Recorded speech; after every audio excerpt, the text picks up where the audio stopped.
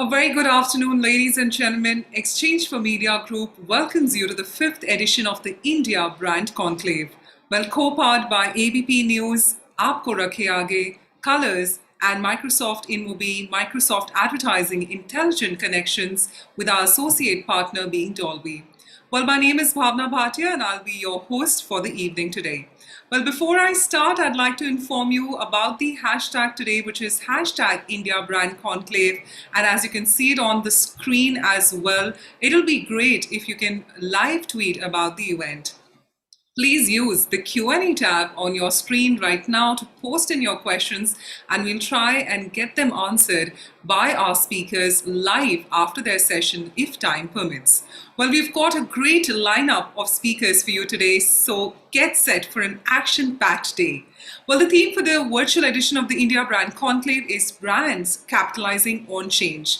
The companies across the board underwent a massive digital transformation in the recent past. Marketing witnessed a strategic shift as consumers adapted to this shift at a faster pace than the brands. However, this shift provided companies and brands with enormous opportunities to engage with the evolved new age consumer. At the India Brand Conclave, we try to understand how brands and marketeers are looking to capitalize further on these changes and ensure they remain top of mind when it comes to consumer engagement and purchase. Before we roll, let me take a moment to acknowledge our partners, co-powered by ABP News, Aapko Rakhe Aage, Colors, and Microsoft InMobi, Microsoft Advertising Intelligent Connections, and associate partner being Dolby. Let's take a moment to have a look at the partner AVs. Could we have the AVs now?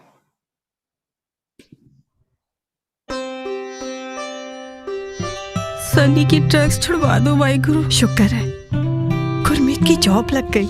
Sentiments अलग अलग पर सवाल एक। इस बार कौन बनेगा मुख्यमंत्री? क्योंकि सवाल सिर्फ सरकार बनाने का नहीं, सबका भविष्य बनाने का होना चाहिए। देखिए कौन बनेगा मुख्यमंत्री रोज शाम 6 बजे सिर्फ एबीपी न्यूज पर। भैया चलो चलो चलो।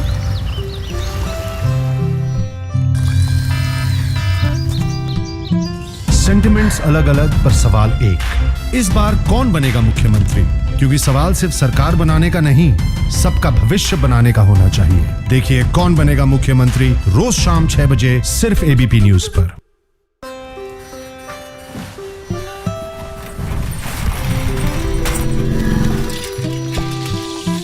सेंटिमेंट्स अलग अलग पर सवाल एक। इस बार कौन बनेगा मुख्यमंत्री? क्योंकि सवाल सिर्फ सरकार बनाने का नहीं, सबका भविष्य बनाने का होना चाहिए। देखिए कौन बनेगा मुख्यमंत्री रोज शाम 6 बजे सिर्फ एबीपी न्यूज पर।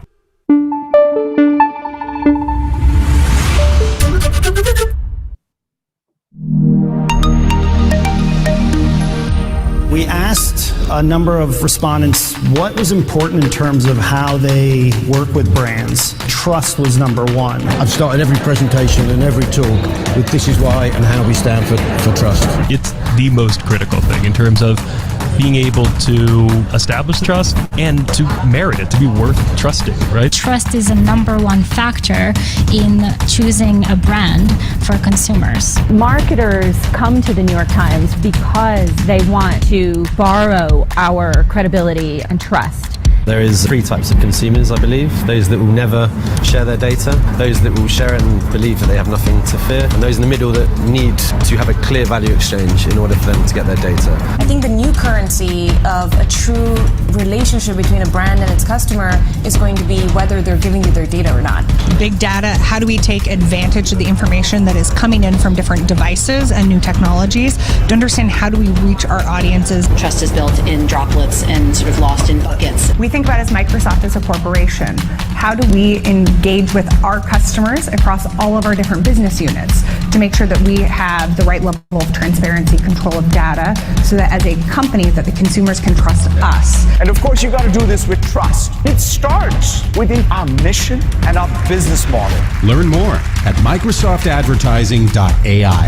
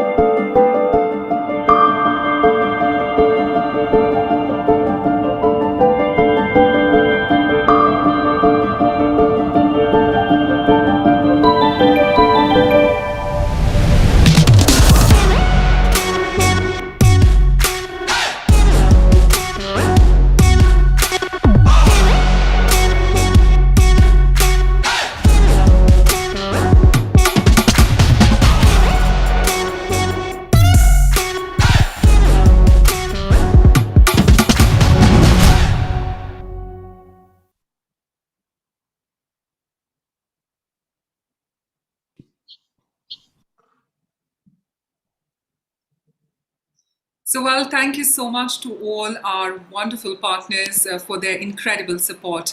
Well, ladies and gentlemen, to get the ball rolling, it is time now for me to invite Dr. Anurag Batra, Chairman and Editor-in-Chief, Exchange for Media Group and BW Business World, to join us and deliver the welcome address.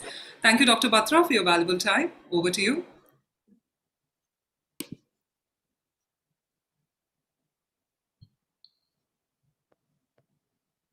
So, ladies and gentlemen, with this, requesting Dr. Batra to join us.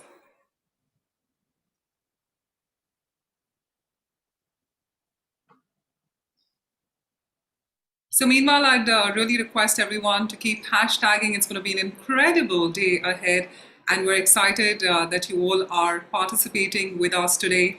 It's going to be a great day of valuable insights. We've got a great lineup of speakers, and with this, it is time for me to call upon Dr. Anurag Batra. Hello, sir. Thank you so much, Bhavna. It's a lovely day. It's a special day for me. But welcome to all of you to the India Brand Conclave. And if you've learned something in the last 20 months, that change is faster than we think. Change is inevitable. And the pandemic has really forced us to change. Some of the change has been welcome. Some of the change is still settling in. So how do business owners, marketers, brands utilize this opportunity to use the change to create something new? And if I may use the metaphor of the Hindu trinity of, the creator, the preserver, the destroyer, I think change is creative destruction. To create new, sometimes you have to, in some way, rebuild. You have to destructively destroy and recreate. So I think last 20 months have seen a lot of creation because we were forced to create because of the change. I would say, I keep saying that we are now in a 4C economy. The first is a compassion economy. C stands for compassion. Everything we do has to have compassion for individuals, compassion for communities, and compassion for the planet. Self-care and care for the planet is very important. Second is contactless. We are doing this India Brand Conclave in a virtual format, in a contactless manner. All the businesses are becoming digital. The success of the IPOs, we'll not go into valuations, but there is tremendous value that is being created for all stakeholders. There is a value for consumers. Third C is, the first C is compassion. Second is contactless. Third is collaboration. Collaboration, even pre-COVID, was very, very big. But I think if we need to succeed in the future, internally and externally, we need to collaborate much more. And the fourth C is change, which is the theme of our conclave at the India Brand Conclave. Now, change sometimes can be painful. We may resist it. It gets us out of comfort zone. Now, what has changed about the environment in India and in the US? One is the fact that Indian consumers, not just millennials, but consumers of all ages, have learned to live in the virtual and digital economy. For the first time, 80 years old, 70 years old, did their first e-commerce transactions. They made payments on their phones. Lots of such age people were doing it, but the numbers really became substantial. And I've said that US, which is the most advanced market in the world in terms of e-tailing, in the last 21 years, it was 16%. The overall e-commerce market was 16% of the overall 100% market. In the last 20 months, 19 months, it grew by almost 12%. So in 2021 years, 16%, and in less than 20 months, another 12%. So the overall e-tailing market is now 28% of the overall e-commerce pie. In India, consumers were spending more time at home. So the in-home category, the word in-home became, we always knew of something called out of home, but now anything that is in-home consumption became big. And I can give you category by category data. In-home continues to be big. Third is very, very importantly, I'll use this sector because this sector is a multiplier sector, the real estate sector.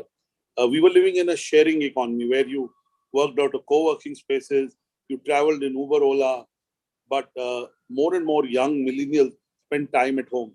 They realize the value of their home. So they also saved a lot during the lockdown. So they're The residential market is doing better than ever. The buyers are actual users. The conversions are more. Now, if the real estate sector grows, it has a multiplier impact on the economy. Fourth is the government. Now, government needs to spend on healthcare infrastructure, on infrastructure to create new, population is an issue in India. I think if there's one issue that plagues India, it's this population. To be able to divide the population, we'll have to create new economic centers. So the government over the next 3 to 5 years and in the immediate future will spend so much on infrastructure that it will create an economy that will create opportunities for businesses and hence brands. It will create new semi-rural, semi-urban centers for economic growth because of connectivity, which will come through infrastructure growth. Last, we've truly become a digital economy.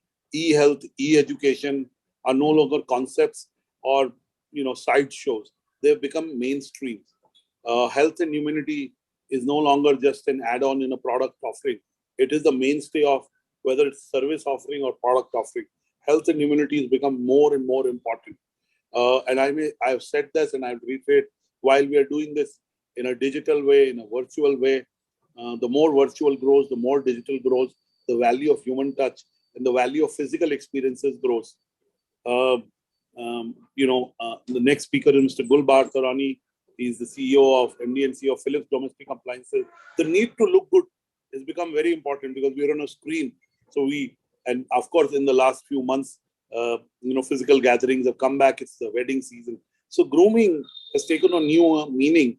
The category of gadgets which help us look better has grown. So, really we are dealing with change, which has lots of positives. And change is all about accepting it and thriving in it. I know that the marketeers and the business owners and brand owners have learned many lessons and are building their businesses in this hybrid economy. Hybrid is the word. The economy, the offerings, the experiences have become hybrid. Whether you take going to an office, seeing a movie in a cinema hall, the educational experiences for children. So I want to end on a philosophical note, saying what matters is 5 things. First, never say never. I don't think any business owner, individual, brand manager, MD, CEO will say, this is not possible. Everything is possible. After COVID, we know if we are forced to do certain things, all the workforce working out of home, it is possible. So never say never. Second is the why is very important. The purpose is very important. Questioning why you do what you do is very important. Many researchers have shown that consumers will buy products that answer their why, that support causes, that live by the purpose they espouse deeply as part of their strategy and as part of their supply chain. Third, self-care is very important. Fourth, the planet is equally or more important. We know what happens in one part of the world impacts us. So sustainability in a deep way is here to stay. We will become more and more sensitive to sustainability and practice it in our daily lives. And last but not the least, we know that we don't know a lot. So I hope we become humble. We know that we don't even know what we don't know. I hope all of us have become humble. When you're humble, you learn new things. You're able to make discoveries and you're able to collaborate better. So on this note, I would wish the India Brand Conclave a huge success. And I look forward to every speaker. We have a host of big leaders who help big businesses and big brands. So I look forward to interactions with them.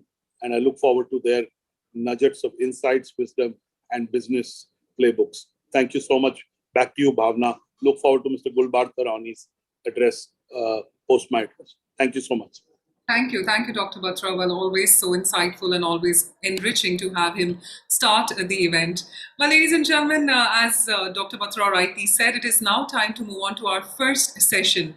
Well, up next is our keynote speaker, ladies and gentlemen, and this is going to be an incredible special session. Well, kicking off the summit is a brand that leads with the tagline of innovation and you, and that has truly disrupted consumer lives across multiple sectors.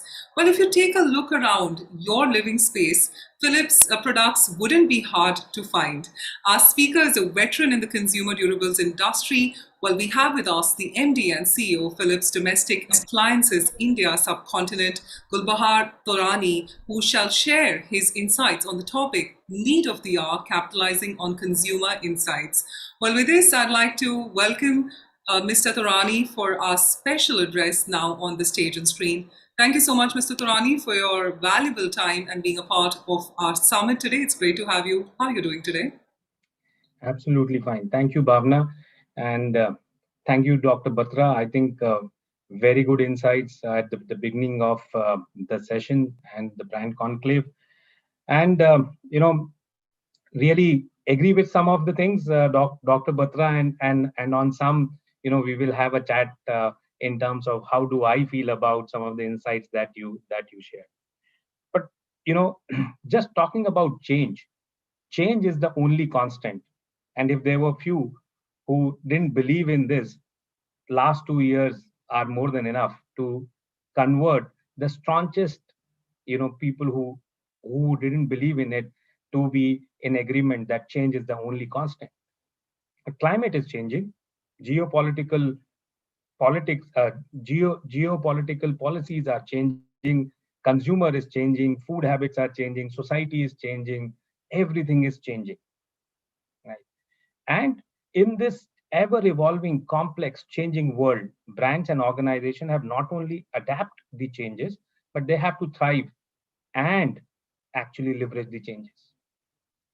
So, you must be saying all this, you all know this is no new news, isn't it? That's great. I am not here also to talk about this because this is general knowledge. Good afternoon, ladies and gentlemen. I am Gulbahar Tarani. I lead Philips Domestic Appliances for India subcontinent. And I am here to talk to you today about how in this evolving, ever complex, dynamic world, few of the basic fundamentals still remain constant. And also I will share few of the tips and tricks that have actually helped me leverage and prepare to be successful in this ever evolving dynamic world. Now let's come to the point. Why do business exist? Is it for creating value for our stakeholders or taking the humanity forward? Well, I believe businesses exist for fulfilling consumer needs. So consumer needs, whether stated or latent, keep organizations and brand relevant and thriving. So in this evolving world, there is even more, requirement for all of us to get obsessed with identifying the consumer requirements and, tailor-made our propositions around it rather than, sharing with them or providing them what we want to. So it is important that we really, really get obsessed with figuring out the consumer needs, the consumer insights, and then tailor-made all our propositions around it. It is very important in this evolving world. And it is very often seen when the businesses grow, then, consumer insighting or consumer data and anything related to consumer and customers is relegated to marketing.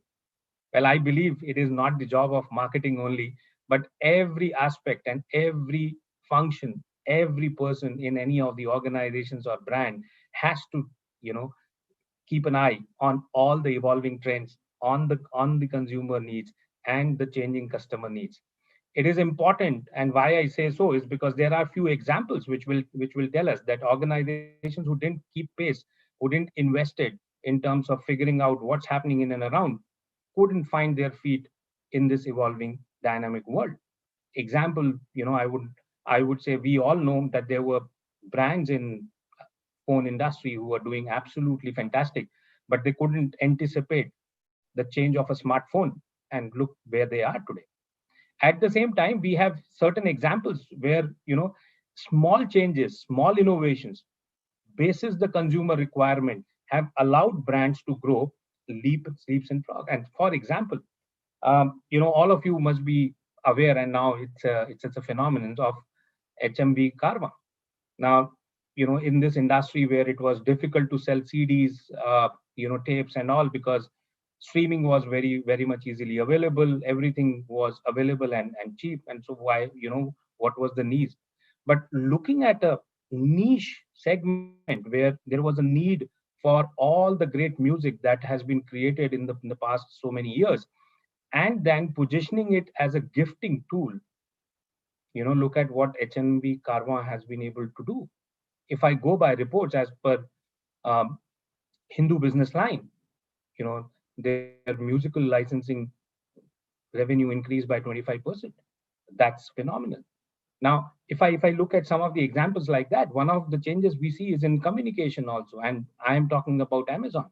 Now, when Amazon saw that there is a consumer and there is a big relationship of that consumer with the retailers on all the neighborhood retailers, then there was a need in terms of what do we stand for, what is so different about it. If you go deep into the consumer psychology, you will understand that the Indian consumer, visits many shops before deciding even for a small piece of cloth. And I think that's what Amazon picked up, and they came up with an communication saying, "Aur dikhao," and this almost gave them a traffic increase of 3 to 5 times. And this is quoted by, one of the web agencies called Digital Vidya. Now, there are so many examples where we will see that brands who have been closer to the consumer, they know exactly what the consumer wants. They have been able to overcome challenges, changes, and they have kept themselves relevant. And also, these are the brands who have actually utilized these changing times as an opportunity to grow faster, because not everyone is able to adapt to these changes. One of the examples which is very close to my heart, and this is what we do in and out every day in Philips, because we have this promise of bringing meaningful innovations which can improve your lives. And innovation is the core of everything that we do at Philips. But we are very mindful that the innovations that we are bringing to the table are meaningful and has an impact, as adds value to the consumers. And you all must be aware of a category called mixer grinders. It is very popular, very common. I don't think there is any urban household which is without a mixer grinder. So the penetration is also very, very high. There was a need that what we can do differently. What can we offer to the consumers which will compel them to replace their existing mixer grinder with a new one? And not only that, it will add value or will solve some of the problems that they are facing with the existing range. Now, for that, we have to stay very close to the consumer. And why I say so? Because if we were not close to the consumer, whatever consumer was saying would have not been audible to us, because there is a ghar noise in all the mixer grinders that you see in the market. And that is why I always say to my team that we have to stay closer, because otherwise you will not be able to listen what the consumer is saying, because the mixer grinder makes that much of noise. And that's when we realize that the requirement of the consumer is to have a mixer grinder which is silent. Now, it's very obvious, but sometimes we take obvious things as common, because the consumer doesn't state it. Consumer says, yeah, this is what is mixer grinder and this is how it functions. While they don't know it, we have to sometimes decode and bring about the innovation. I'm very happy that we were able to decode this consumer insight, and not only that, we were able to convert it into a meaningful innovation and launch the first silent mixer grinder in India. And the response to that proposition is fantastic, because it is bang on an insight that I can't survive without my mixer grinder, but it makes so much of noise that I have to stop everything else and only perform that activity. Although the activity is small in terms of duration, so you can live with it, but still, if you can provide a silent solution to the consumer is more than happy and is willing to pay for the additional feature. And that's why my firm belief is, if we hold on to this entire consumer inciting basic concepts and get obsessed about knowing what the consumer wants, I think we will be able to deliver meaningful innovations and thrive over this ever evolving, complex, changing environment. Now, not only consumer insights are important for making an innovation or something like that, but it is important for our day-to-day decision making also. Look at, if you are launching a new campaign, it is important that you should be aware of the consumer and the consumer needs, because then only you will be able to decide which platforms to go for, what type of content, what should be your media mix, whether you want to be an Instagram forward or a share chat forward. all those things only come once you are aware and closer to the consumer. So it is important for our day-to-day activities also that we are closer to our consumers and we know our consumers very well. Now, the biggest question is how to decode these consumer insights. And, first of all, that is in my humble opinion, that's an art, and you need to learn that art. And second, even when you have decoded one of the consumer insights, what to do with those insights. Now, here are 4 points that I always keep reminding myself and sharing it with my team, that we should always remember while we are looking for consumer insights. The first thing is, consumer insights are not consumer research. And why I say so? So I'm not against any of the consumer research that we do, but I'm saying, consumer research normally are broader in nature, and they are homogeneous. They are done to remove the oddities or the outliers. While my firm belief is the actual insight lies in the outliers. So the hard work at a shop floor or at a store, observing the consumer, observing the customer, observing the shopper, cannot replace a consumer research. Now, both are important, but both deliver different things to the brand. And that is why it is important that when we are after consumer insights, we should always remember consumer insights are not equivalent to consumer research. The consumer research that we do serves a different purpose. But if you really want to know your consumer, you cannot skip, or you cannot, just get it by consumer research. You have to put in that hard work. You have to be at the gamba. You need to observe the shopper, the customer, the consumer, and then only you will able to appreciate what the consumer wants and decode what they actually want. So that's the first thing. The second thing that I always say is, consumer insights are not always related to a new product launch. Normally we say innovation is all about a new product launch. In current scenario, if you will see, innovation is in every sphere of our business. So whether that is go to market, whether that is reaching out to the consumers through different channels, or even innovations in our supply chain, or the way we keep our books. So everything, there are innovations across. So it is not related to only a new product launch. Case in point, we at Philips, we are a brand which is available at almost all the channels that are available for the consumer to go and shop the products from. But still, we realized during this pandemic that consumer wants an end-to-end journey for them on a Philips website.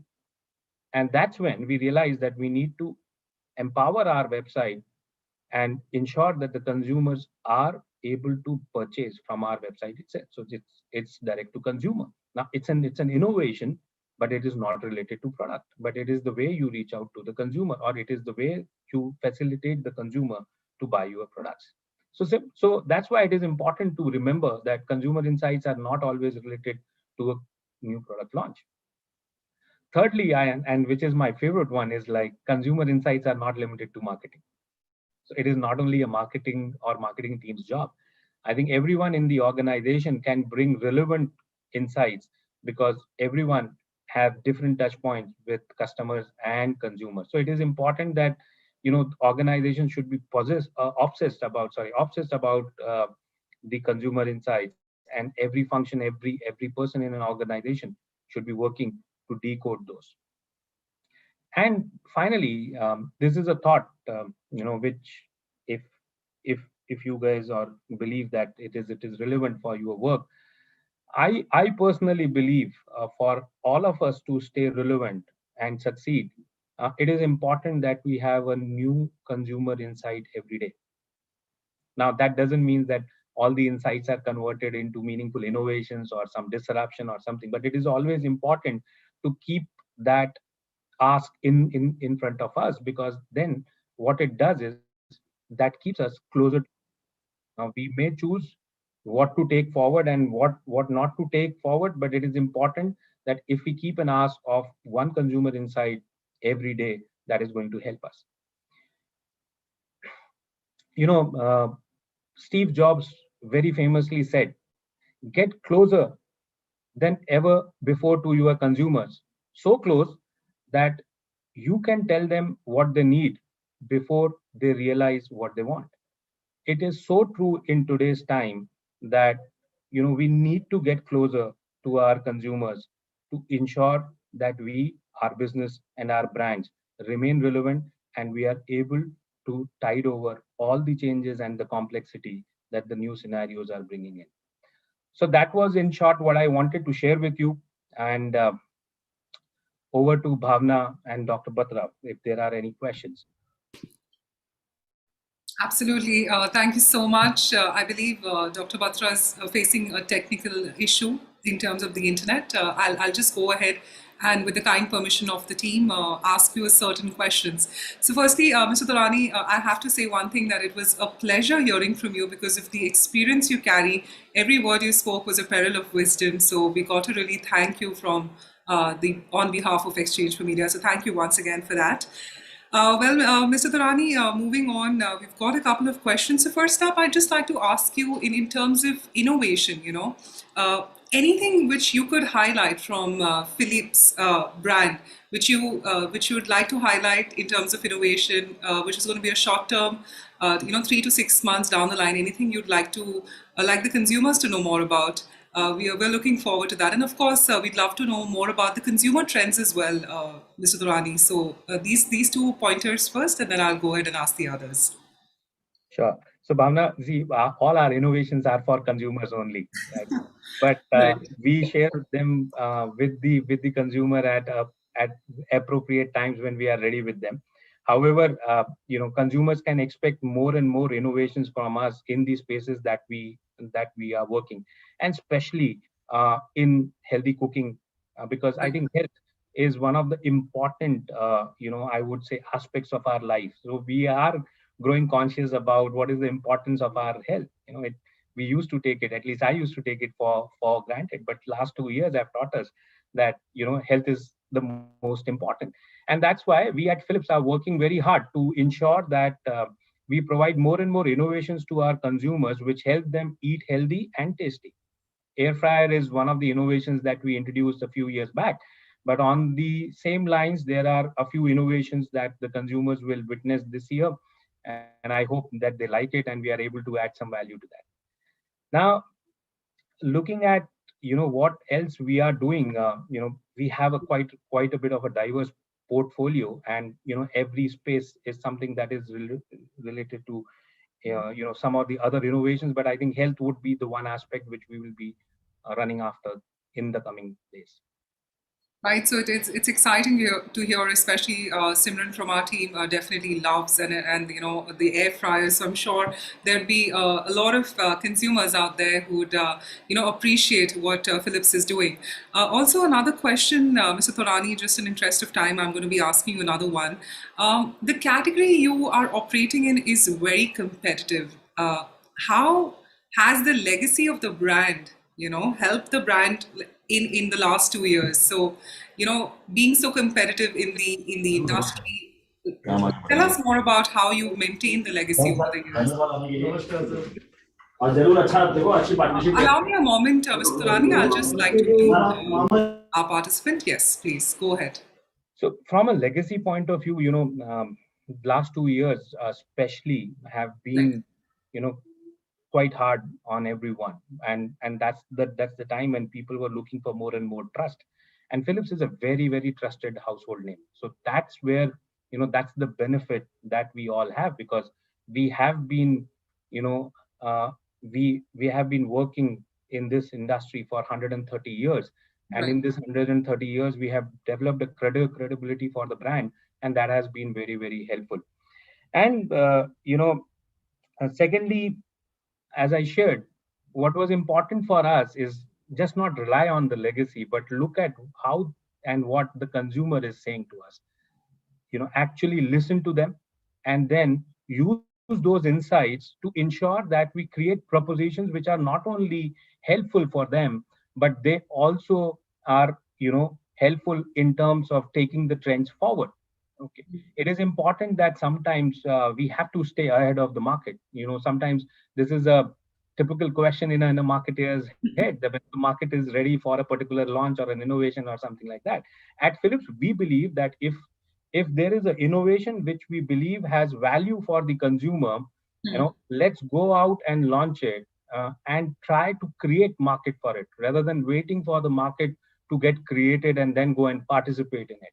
And at Philips, we have been credited with creating so many categories. So whether that's an air fryer, whether that's a garment steamer, whether that are trimmers, even for that matter, many of the beauty gadgets, and so forth and so on. So that's the idea. The idea is that we have the legacy of trust. That's what we all have.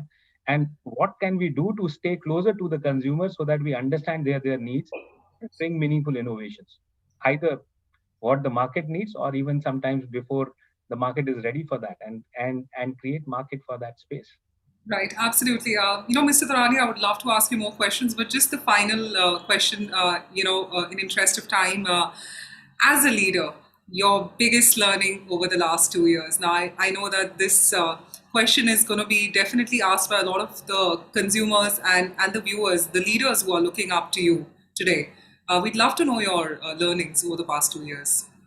See, I think the biggest learning that I have in the past 2 years is, stay closer to your team.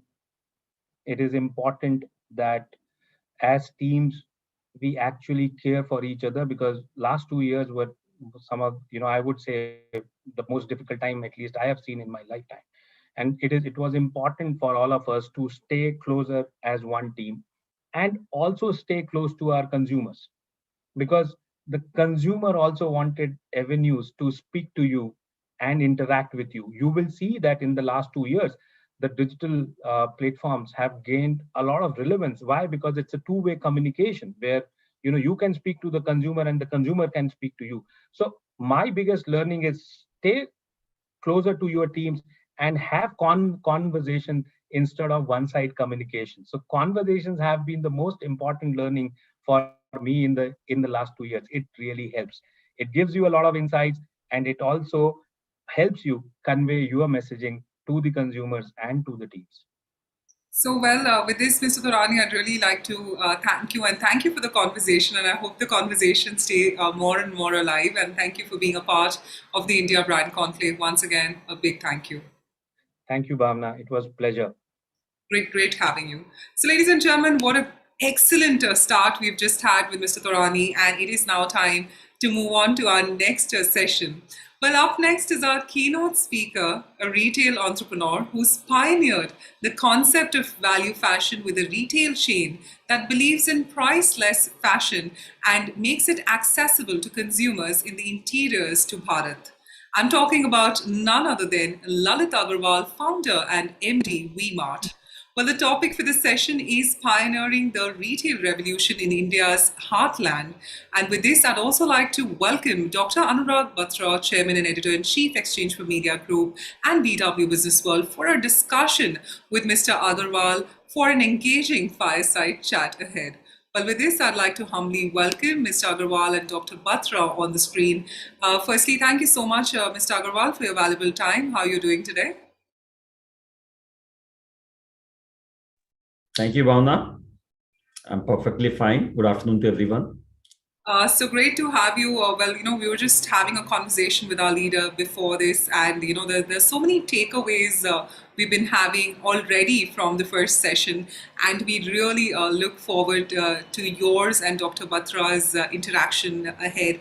But before that, before Dr. Batra joins in, Mr. Agarwal, we'd love to know how your journey's been, and we'd love to know more about you. Our consumers, our viewers are waiting to hear from you. So whilst Dr. Batra joins us, why don't you tell us about that? Oh, thank you, Bhavna. You want me to go back to my journey, and it has definitely been the most exciting journey. I can't thank God for giving me a better opportunity than being in this particular field, wherein you are able to relate to so many people and so many consumers and so many vendors and so many stakeholders and ecosystem people. It is so good to touch base so many souls. So my journey definitely did start right from my childhood days when my father was running a tailor shop, and I used to go into that shop while being a child. It was a fun time managing or dealing with customers those times. But yeah, gradually did get into my blood, and then I was able to also talk to those customers, understand retail from those point of time. But yeah, which helped me when I started this journey. I did set up another retail chain called Vishal Mega Mart in my early days, and then in 2003 the V-Mart journey started, and this is where we are now. We traveled the journey from Gujarat. That is the first store that we had in Ahmedabad.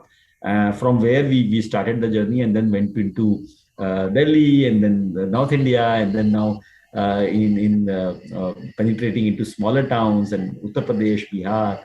Wherein a lot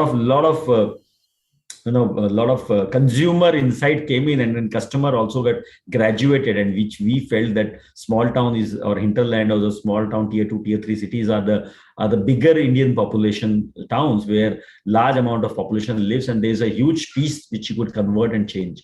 So that is what good things that happened with us. And in 2008, we took our private equity from Aditya Birla, and then went public in 2013. Now we're a listed entity.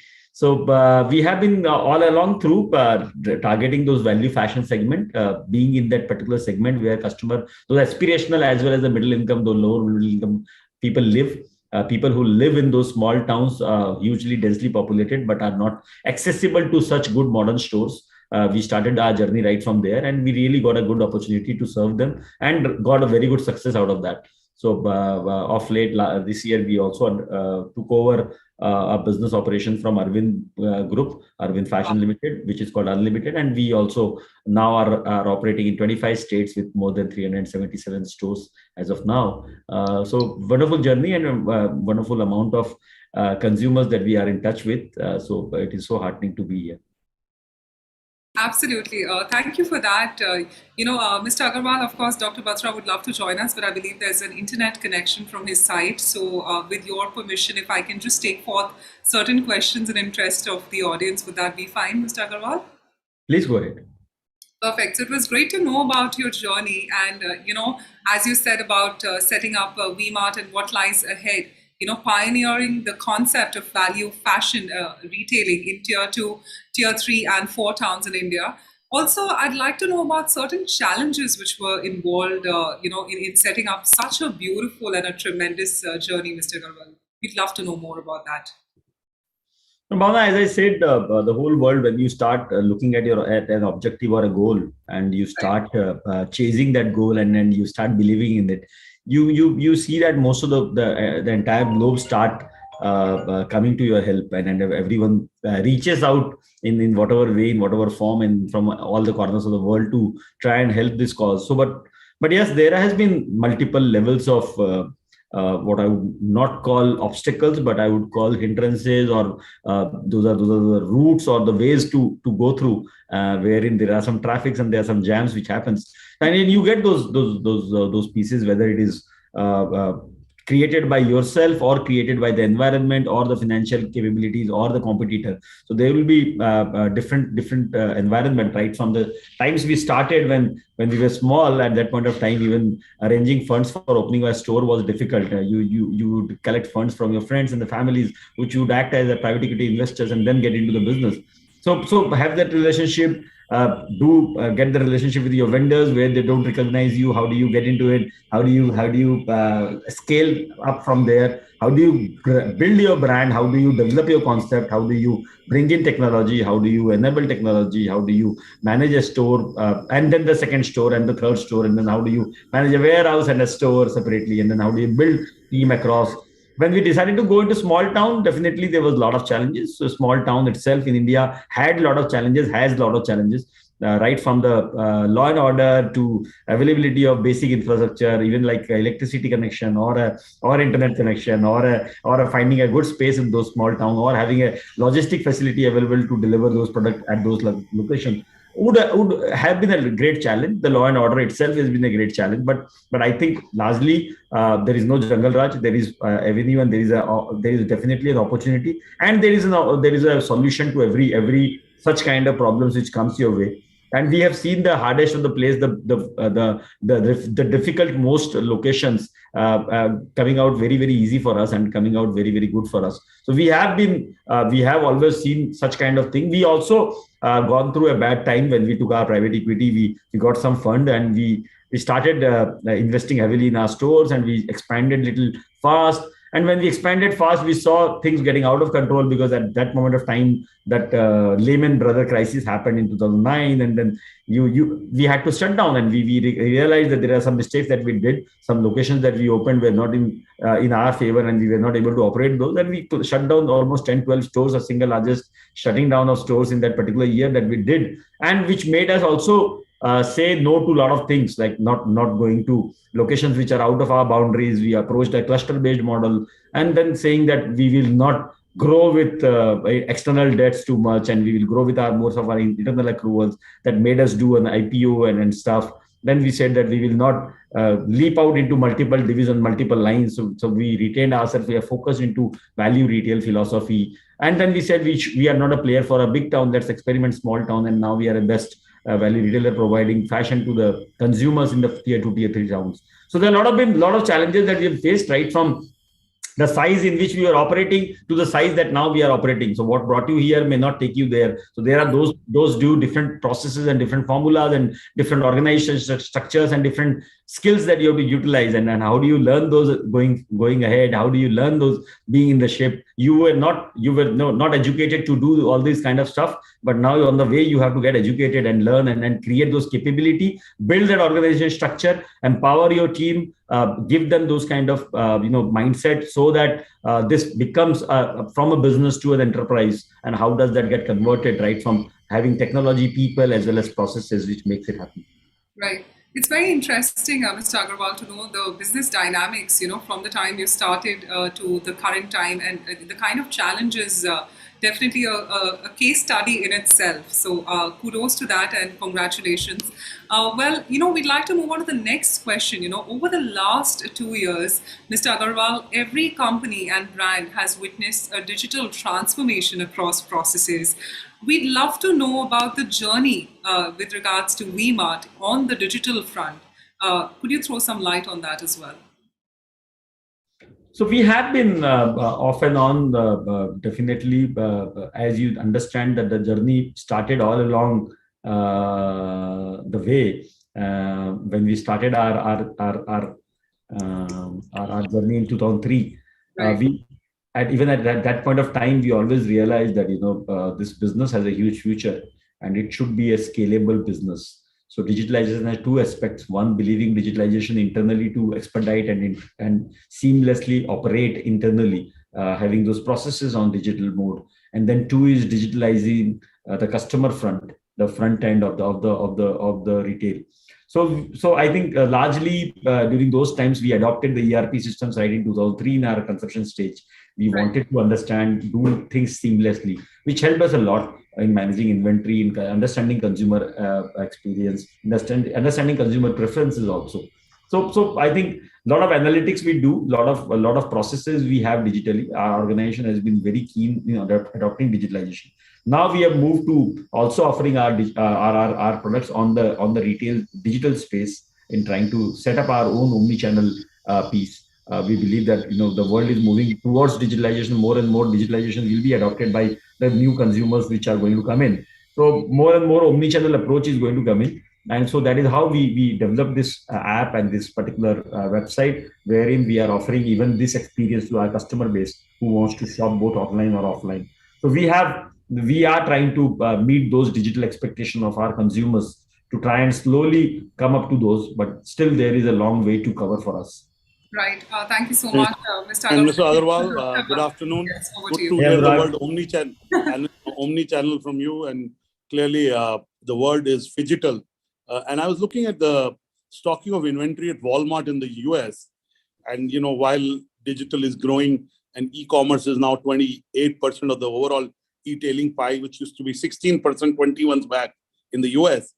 But the enthusiasm of the shoppers in terms of visiting stores seems to have come back in a big way.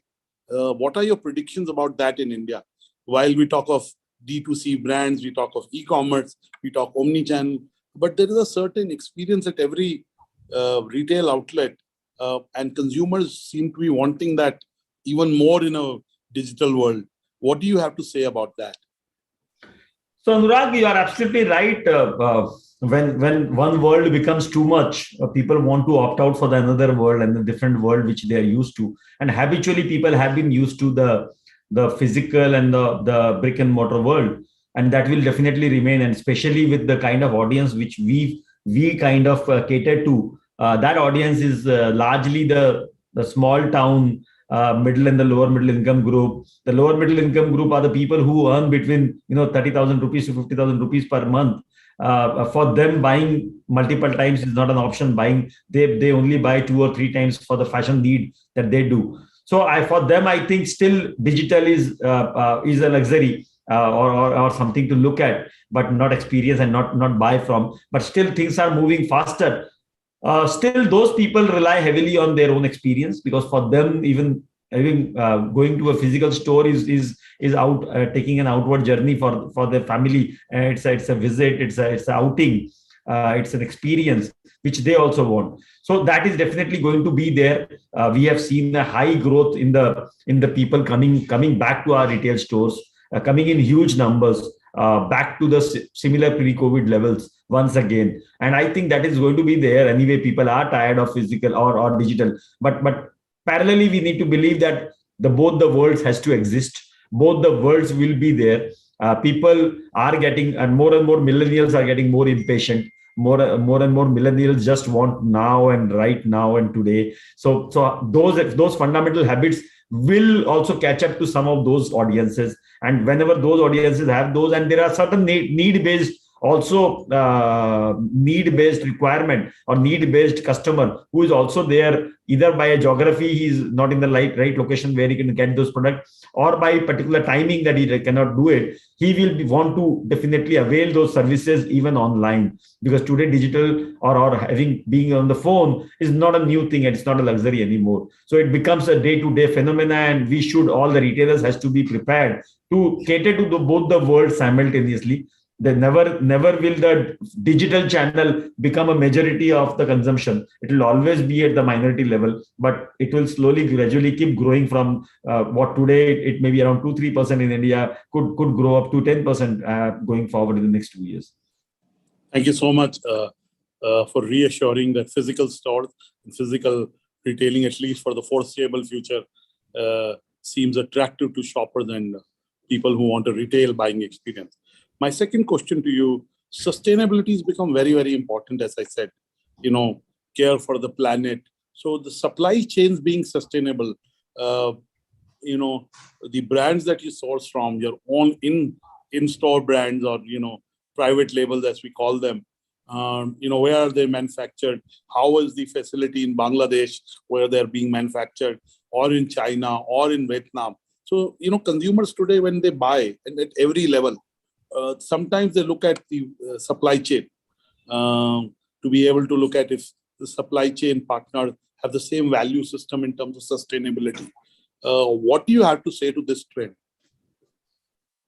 So Anurag, pandemic has really made people much more aware about their own ethos, their own culture, their own value system, their family value systems, their religion value systems, and which is always been in Indian tradition, at least people who are Hindus or people who have been following Gita and Vedas. There have been a lot of speaking about all these value systems on retaining and taking everyone together, everything together, including environment, society, and also the world.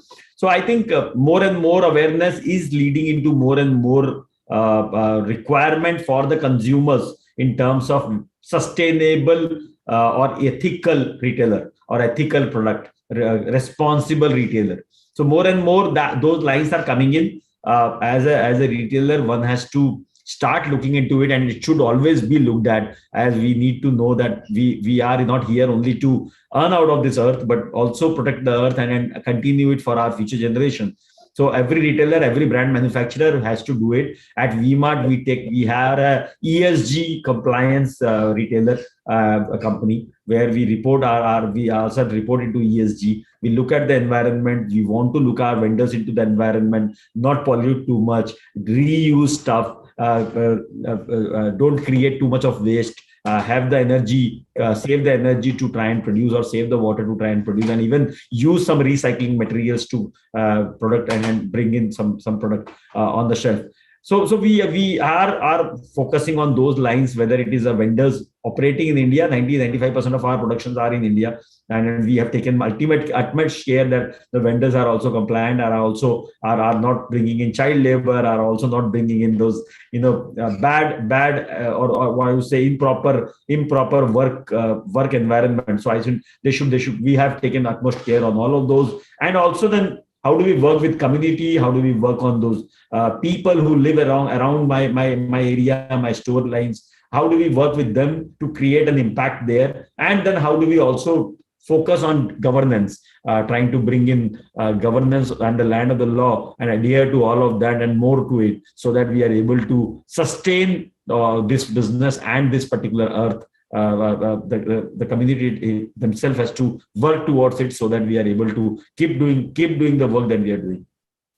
Thank you so much. My last question to you: how does Mr. Lalit Agarwal keep abreast? Anurag, are you there?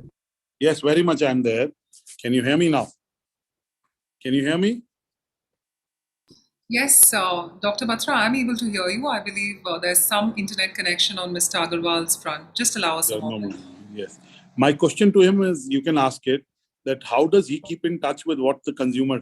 Mr. Agarwal, I was going to ask, beyond data and your insights of being in your own stores, looking at what the buyers are buying, what do you do to get consumer inspiration, to be in top of consumer insights? How do you make sure that you know what's happening in your domain, beyond being at your own stores and looking at the sales data of your own stores?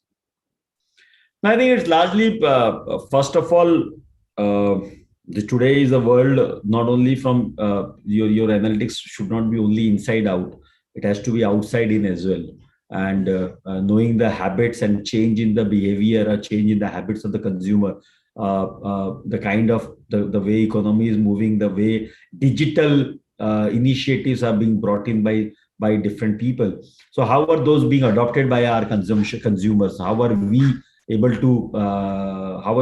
to understand those and then relate to our product lines and our experience that we want to offer to the customer?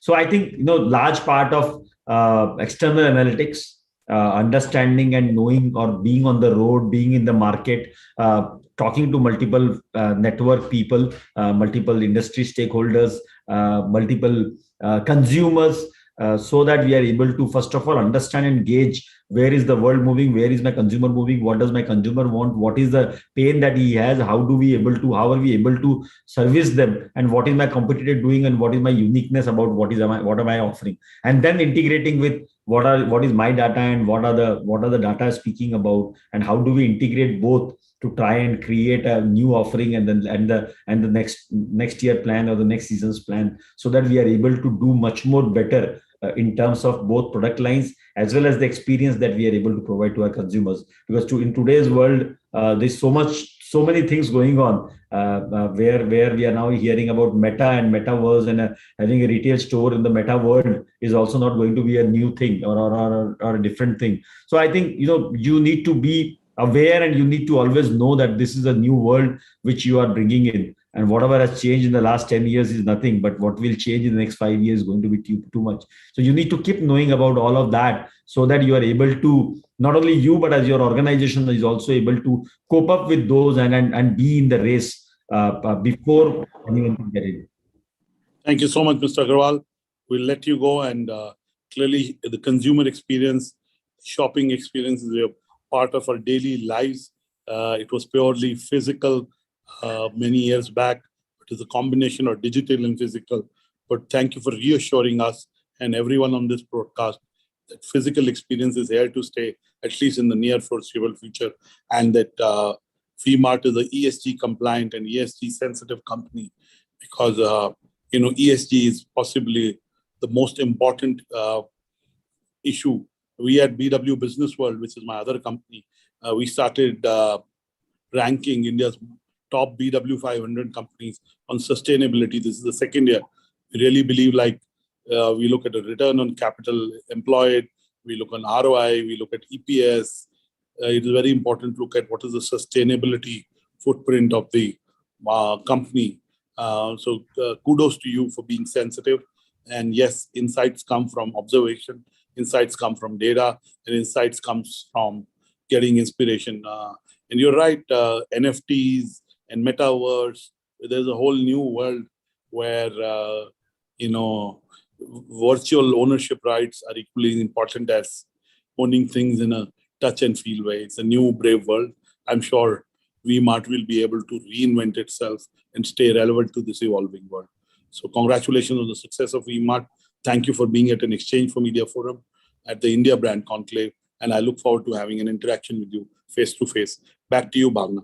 Thank you. Thank you so much, Dr. Batra. And what an incredible session. And Dr. Agarwal, we just request a few more minutes from you because we've got a few audience questions coming in. And, the audience and our consumers and our viewers are indeed very excited to have a conversation via our channel with you. So, Mr. Agarwal, a couple more minutes, would that be fine? Yeah. And then. Perfect. So, Mr. Agarwal, there's a question with regards to the GST bit. Now, the government recently notified an increase in GST on apparel and footwear from 5% to 12%. How do you feel, it's going to impact, the sales, or, what's your perspective with the, GST rates going up? Is there something which I'm sure your team would be looking into? We'd love to know from you.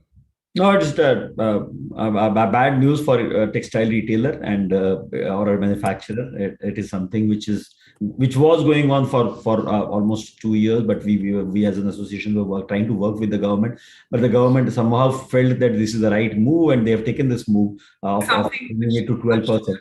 So we'll definitely want to adopt this, and there'll be a pressure on the consumer as far as the prices are concerned. Consumer has to pay more because there are two things. One, the inflation on the commodity, textile, cotton has gone up a lot.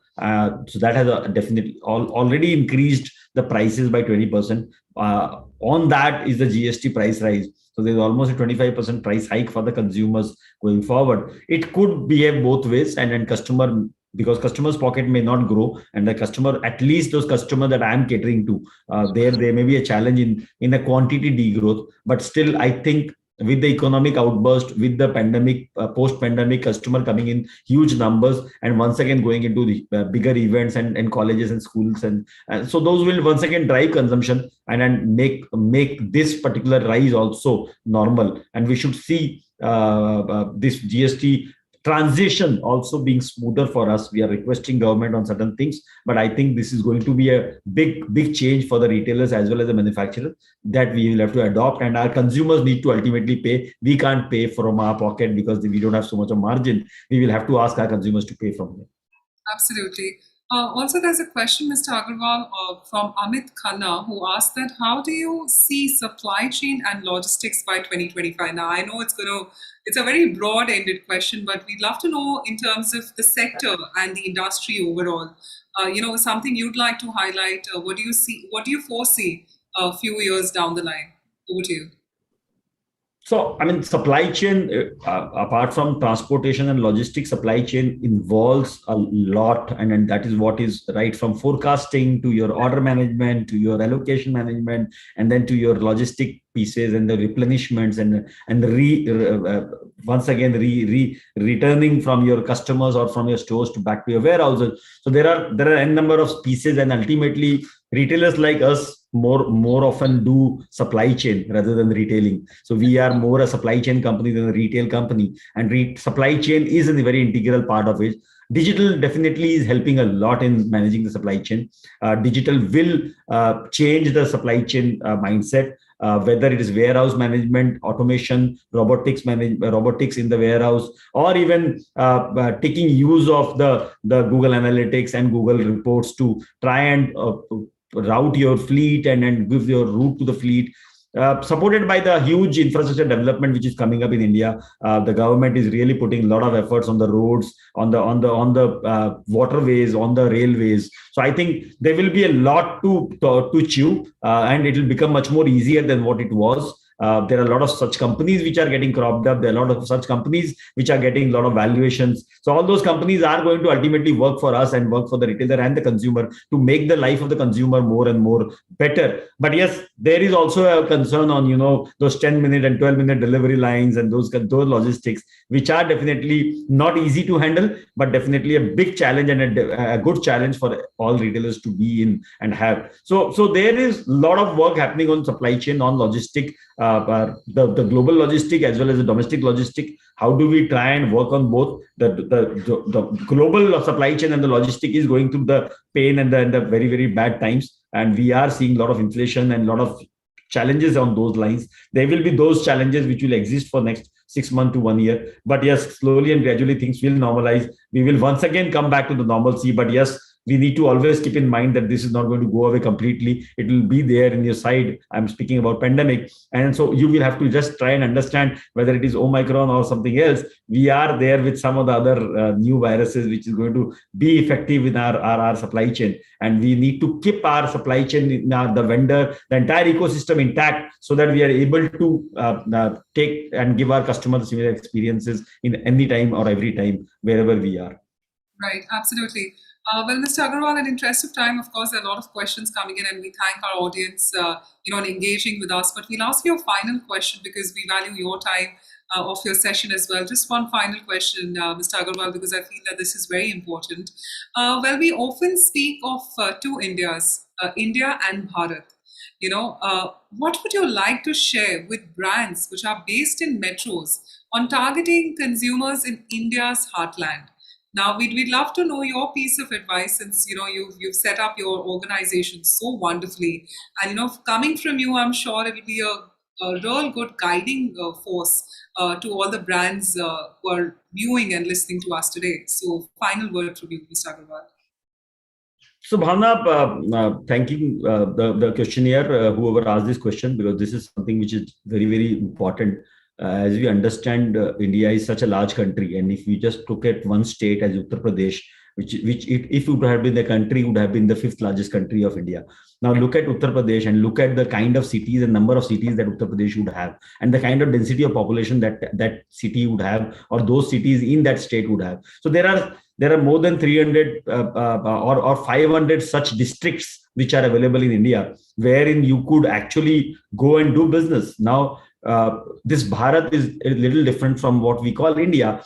This is where people who have hard-earned income, who have large population or large percentage of those audience have their own money, and their large part of them are self-employed people. So we need to understand the taste. We need to understand what works there. Value is something that everyone seeks, whether globally or Indians, everyone seeks, but largely it is appreciated more by the small town consumers. There is a large opportunity. Consumption is definitely there. This consumption is getting inspired and motivated by the digital medium, by the technology, by the information, by the television, by the role models. That particular aspirational consumer want to consume, look like a role model, look like you who stays in Mumbai or Delhi. He knows what to wear, he knows when to wear, but he has only that particular amount of money that is available in his pocket. How are we as a retailer or as a brand or as other business house try to be relevant to them? If we are relevant to them, there is a large business waiting there for every brand and everyone to be there. India is definitely bound to grow. The per capita income is there to be growing. The government is making all the moves so that rural and the semi-urban and the small town grows. So there is a large opportunity. But yes, choose your town rightly, know your customer rightly, create a product or have a product which is beneficial to them, and then make an environment which can suffice them. And it means a large business. The whole world is eyeing that Bharat. So even we have to eye this Bharat, and this is the world ahead, because ultimately this population, even if it doesn't do anything else, will consume. So nothing else will remain without consumption. No, absolutely. Mr. Agarwal, we can, write pointers from the question, the answer you said, because it's so wonderfully put. You nailed the strategy right there. And, I'm sure, as you rightly said, that India itself is so self-sustained.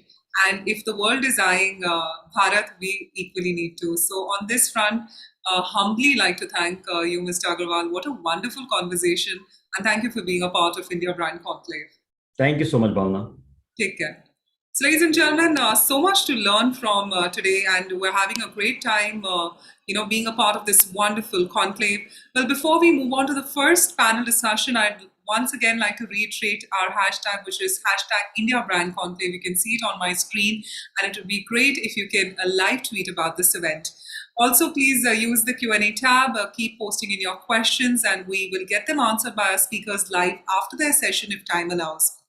Well, let's take a moment to acknowledge our partners, co-powered by ABP News, Aapko Rakhe Aage, Colors, and Microsoft in Movie, Microsoft Advertising Intelligent Connections, with our associate partner being Dolby. Well, let's have a look at the partner AVs.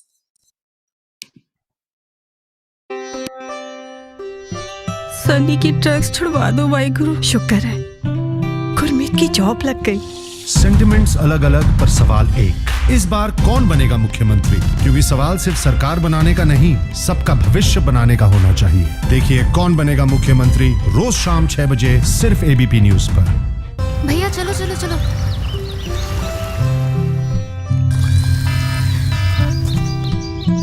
Sentiments अलग अलग पर सवाल एक।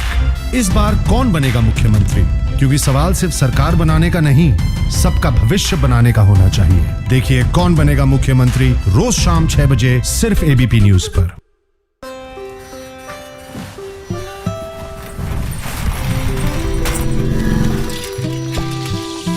Sentiments अलग अलग पर सवाल एक। इस बार कौन बनेगा मुख्यमंत्री? क्योंकि सवाल सिर्फ सरकार बनाने का नहीं, सबका भविष्य बनाने का होना चाहिए। देखिए कौन बनेगा मुख्यमंत्री रोज शाम 6 बजे सिर्फ एबीपी न्यूज पर।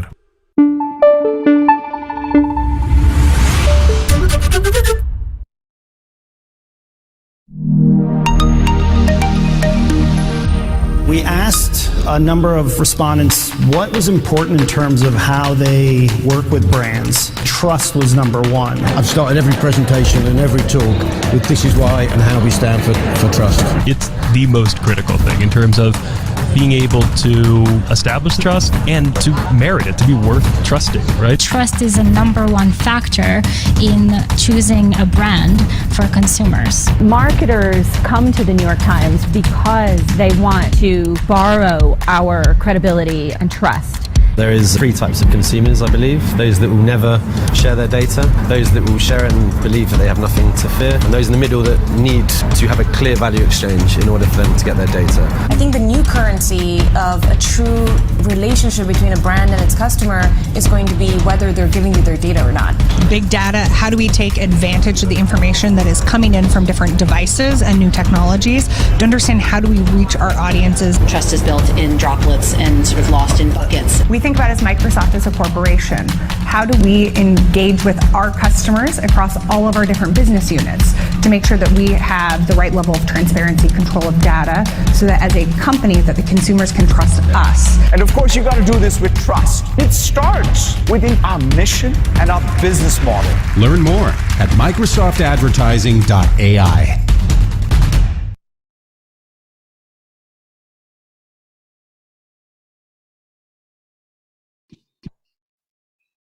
So, well, thank you to all our partners. Well, ladies and gentlemen, it is now time for our first panel discussion, and a truly interesting one on that. Knowing your customer is the key to success for any brand, and brands today have an unprecedented insight about their consumers. However, how does this data deluge help brands target audience better and focus on consumers who may not have uniform needs? Well, to discuss more on the topic, has marketing changed from knowing your customer to knowing your customer segment? Well, we have an eclectic panel with us here today. First up, let's welcome our session chair, Preetha Atre, Head Marketing, Twitter India. Also joining Preeta would be our panelists, Deepti Sampath, the Vice President Marketing and Ancillary Services, Vistara, Kunal Bharatwaj, Senior Director Marketing, Upstocks. We've got Manantar Bali, Head of Brand Marketing, Vedantu, Rohit Dosi, the Director Microsoft Advertising Business in Mobi, and we've got Vishal Sharma, the Head of Marketing, Sleepwell, joining us. Well, thank you firstly to all our panelists for taking out your valuable time. With this, I'd like to invite you all on the screen and pass on the live baton to our session chair, Preeta, to take it forth with her panel. Over to you, Preeta, and I hope everyone's doing great. Thank you so much. Absolute pleasure to be here. And I hope the audience has been enjoying the session till now, and look forward to an extremely interesting and engaging panel discussion. A big warm welcome to the panelists who are here with me today.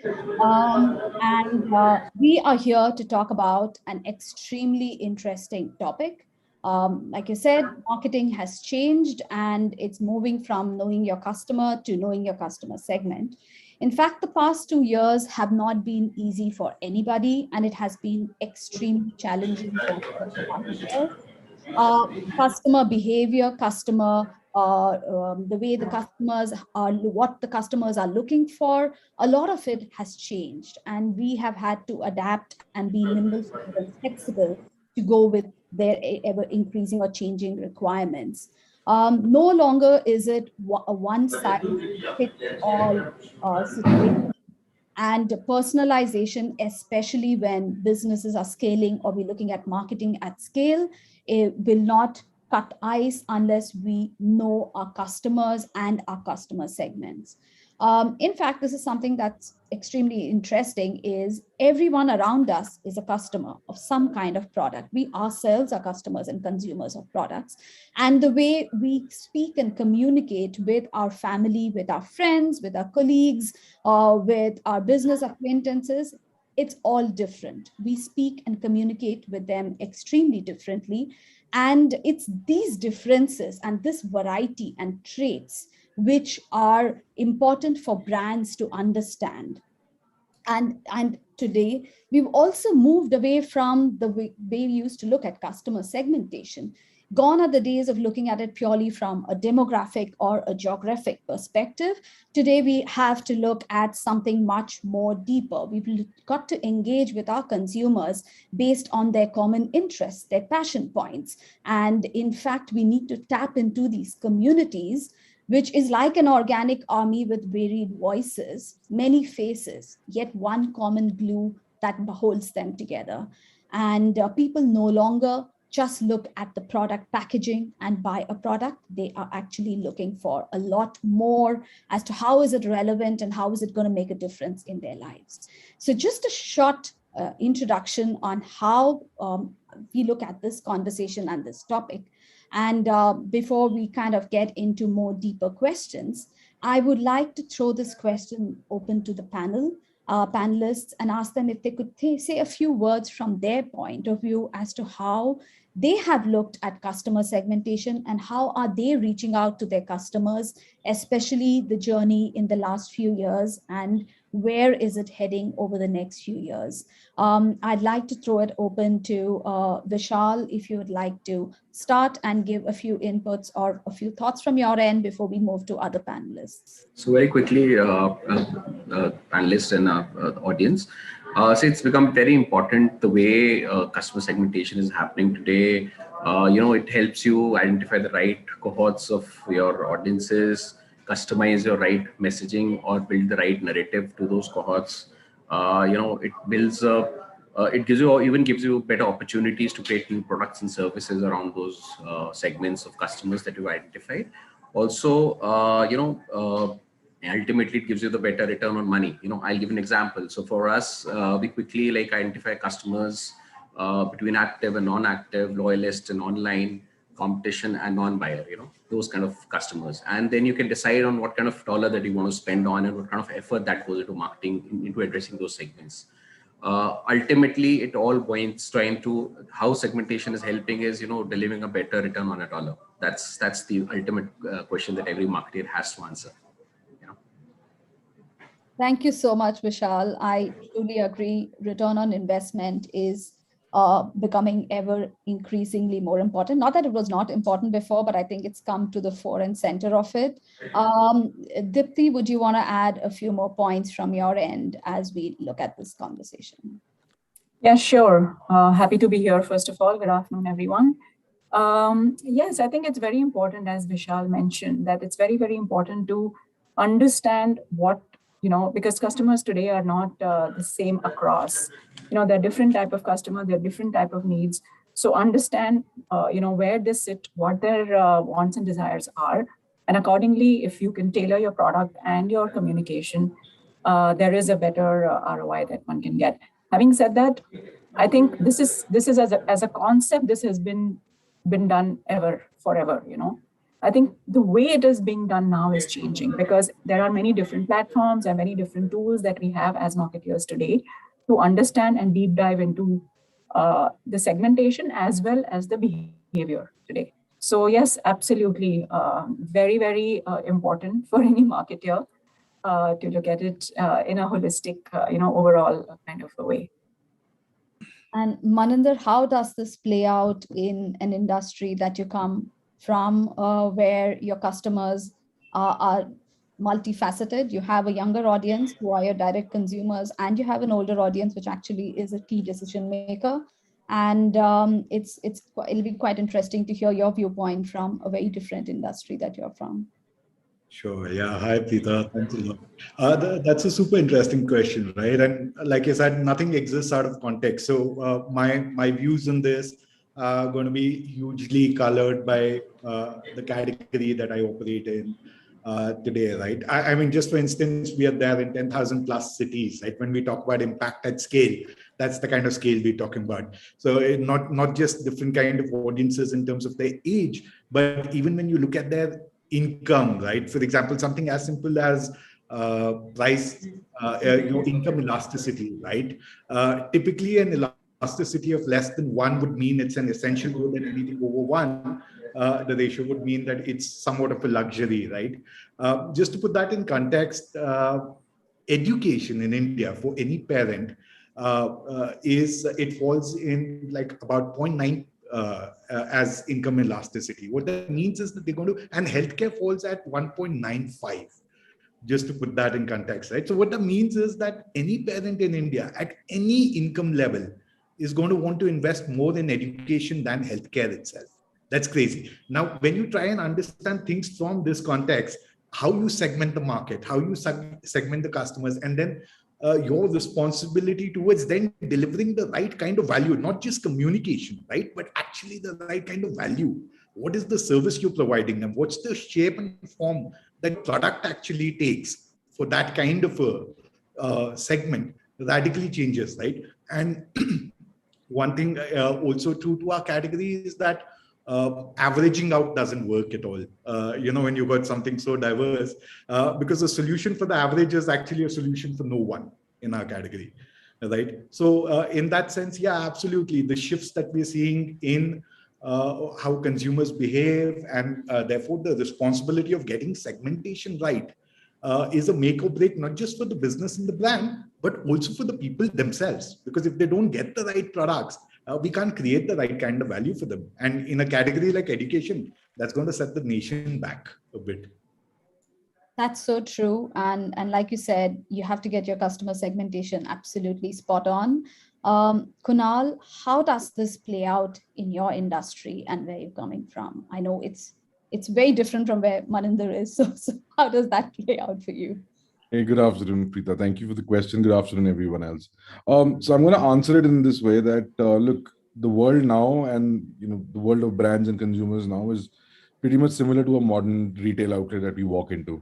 For a particular product, you'll see 100 brands, and it's up to the customer to walk in and figure out what he wants. Our category is that one right in the corner where it's kindly dimly lit right now because only 4% of the entire population knows who we are, what we do. So although rate of expansion is such that pretty soon I think we'll have lights installed and ACs also installed there. But that being said, even in our category, right, it's, and I'm going to quote, I don't know if any of you have seen this movie called Patch Adams. Now, in Patch Adams, Robin Williams is having this conversation with this guy called Arthur. And Arthur puts up 4 fingers and says, what do you see? And he says 4 fingers. He said, no, look, and seriously look. And then he sees 8. So even in our category, we need to look beyond those 1, 2, 3, 4 different kind of product segments and direct consumers and look beyond what their needs are and what they really want. So until we do that, and which we are doing, until we do that, and that multiplied by every other category on the planet, doesn't work. So of course, customer segmentation, understanding their needs, and then delivering to them what they really don't even know they want at a certain point in time is the game. That I completely agree with, because unless you tap into the latent need that's prevalent, but they're not aware of, you're not going to get that first mover advantage. And at the same time, kind of be relevant enough for them to adopt and consume your products. So when you work with brands across, Rohit, how does this play out? I know because you kind of work with so many of them. So what is the shift that you've seen and how does this play out? Good afternoon, everyone. First of all, it's good to be here. I think a very specific question, Pritha. Customer segmentation, I think, is extremely important, right, in the times that we are today. The behavior of consumers is changing a lot. I think their user preferences and behaviors online have drastically evolved. And all brands out there today are dealing with a digital first target audience, right, with extremely unique needs. Now, in order to successfully build brand connect, first of all, you need to identify the needs of your users, right? And then map them to the right consumers. And in order to do this, I think that is where customer segmentation becomes extremely crucial. Customer segmentation can help what we've seen across the brands that we work with, right? It helps brands to be present at the right time and at the right place, right? Which effectively they can use to drive better engagement and conversations. We've seen, customer segmentation helping in different aspects, right? The first one of that being increasing marketing efficiency, right? I think which Vishal spoke about, right? In terms of how to drive better ROI at some point in time, right? So it helps brand to better understand their audience segments, right? To be able to effectively design better campaigns, right? The second would be, it helps you identify new market opportunities. When I say that, I mean, the market is ever evolving and the customer segments are also, emerging and evolving. So the brands need to maintain a competitive edge in the market, right? That is where customer segmentation really helps. And then the third one is, it helps just improve overall distribution strategies or overall brand strategies, right? I think improvisation right now and evolution is critical for everyone, right? And I think knowing the market pulse and then better being able to segment your customers really is the third area that segmentation plays in. And then eventually, like once you have your customers, right, there is an ongoing connect that you need to maintain with your consumers, which is more loyalty and retention, right? That is again, the next area where segmentation really helps and kicks in. Yeah, that's true. Connecting with your consumers constantly, tapping into those special moments that you can reach out to them and be relevant to them is going to be absolutely important once you get your customization right. I know a lot of us have also touched upon how does customer segmentation improvise and help deliver an exceptional customer experience. Vishal, I'd like to hear a little more from your end, especially coming from a business that's been here for so long. How have you actually used customer segmentation to evolve your customer experience and create that unique experience for them? So Preeta, and segmentations work for kind of help us define the propensity of a customer to discover you, sample you, and at the right time of what is the right time of conversion for him, and also kind of it back forms a feedback loop for my own sales team, for my own product teams, for the pricing, for the right value proposition, for the customer care teams, and all that stuff. It also kind of helps in so it has helped us kind of identify unique needs and scale up some of the things which we even didn't know existed. For example, we were very surprised to discover that more mattresses are sold through furniture shops, 45%, than mattress shops. That's the discovery for us also. And then how do I address that channel, and how do I address this customer walking to that channel? In our case, which is a physical led business, and of course now being highly digitized, very rapidly digitized, phygital is a big space that has emerged really truly for us, and how we can deliver, create a lead funnels and deliver to the last mile without a very painless way of discovering and buying to the customer. That has helped us scale up. Also, talking of the scaling up thing, I would say a couple of things. End of the day, marketers are demand creators and enablers of sales. We also need to think like salespeople. End of the day, you have to have some experience of sales and product, and and not just be pure marketeers, and create this opportunity for the business to grow. Things like during COVID, we used the COVID time to actually scale up our physical business and the digital business, whereas the competitors were sleeping, literally in the sleep world. So it really gave us a lot of, market size and volumes, which they missed. We used that COVID as a good time to, we are using Omni very rapidly now to scale up again in that segment, which nobody else has in our segment. But I would also caution, with the scale up also comes the challenge of scaling up your teams, your own customer teams, sales teams, your channel teams, your proposition, and they have to keep pace with your ideas. Otherwise, you cannot deliver the wrong thing to the customer. You scale up for the sake of scaling up, but end up creating a dissonance to the customer. That's a no-no. So, I mean, completely agree on a lot of those points. I quickly wanted to check with both Dipti as well as Maninder on customer segmentation versus market segmentation.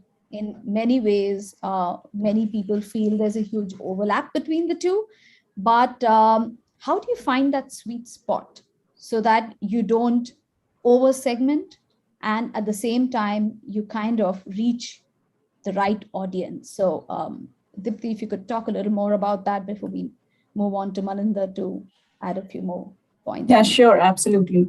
So, as far as aviation is concerned, and I'll give you a few examples from there. So, of course, market segmentation is extremely important for us as well, because we are looking at, going to new market, new destinations, etc., and studying those, in terms of demand and in terms of what is the existing product that's there. So, for example, if we are going international, what kind of product, and by product I mean what kind of aircraft is there, what kind of experience is already there in terms of, so of course there is product parity, and hence comes what kind of segmentation do you want to go after.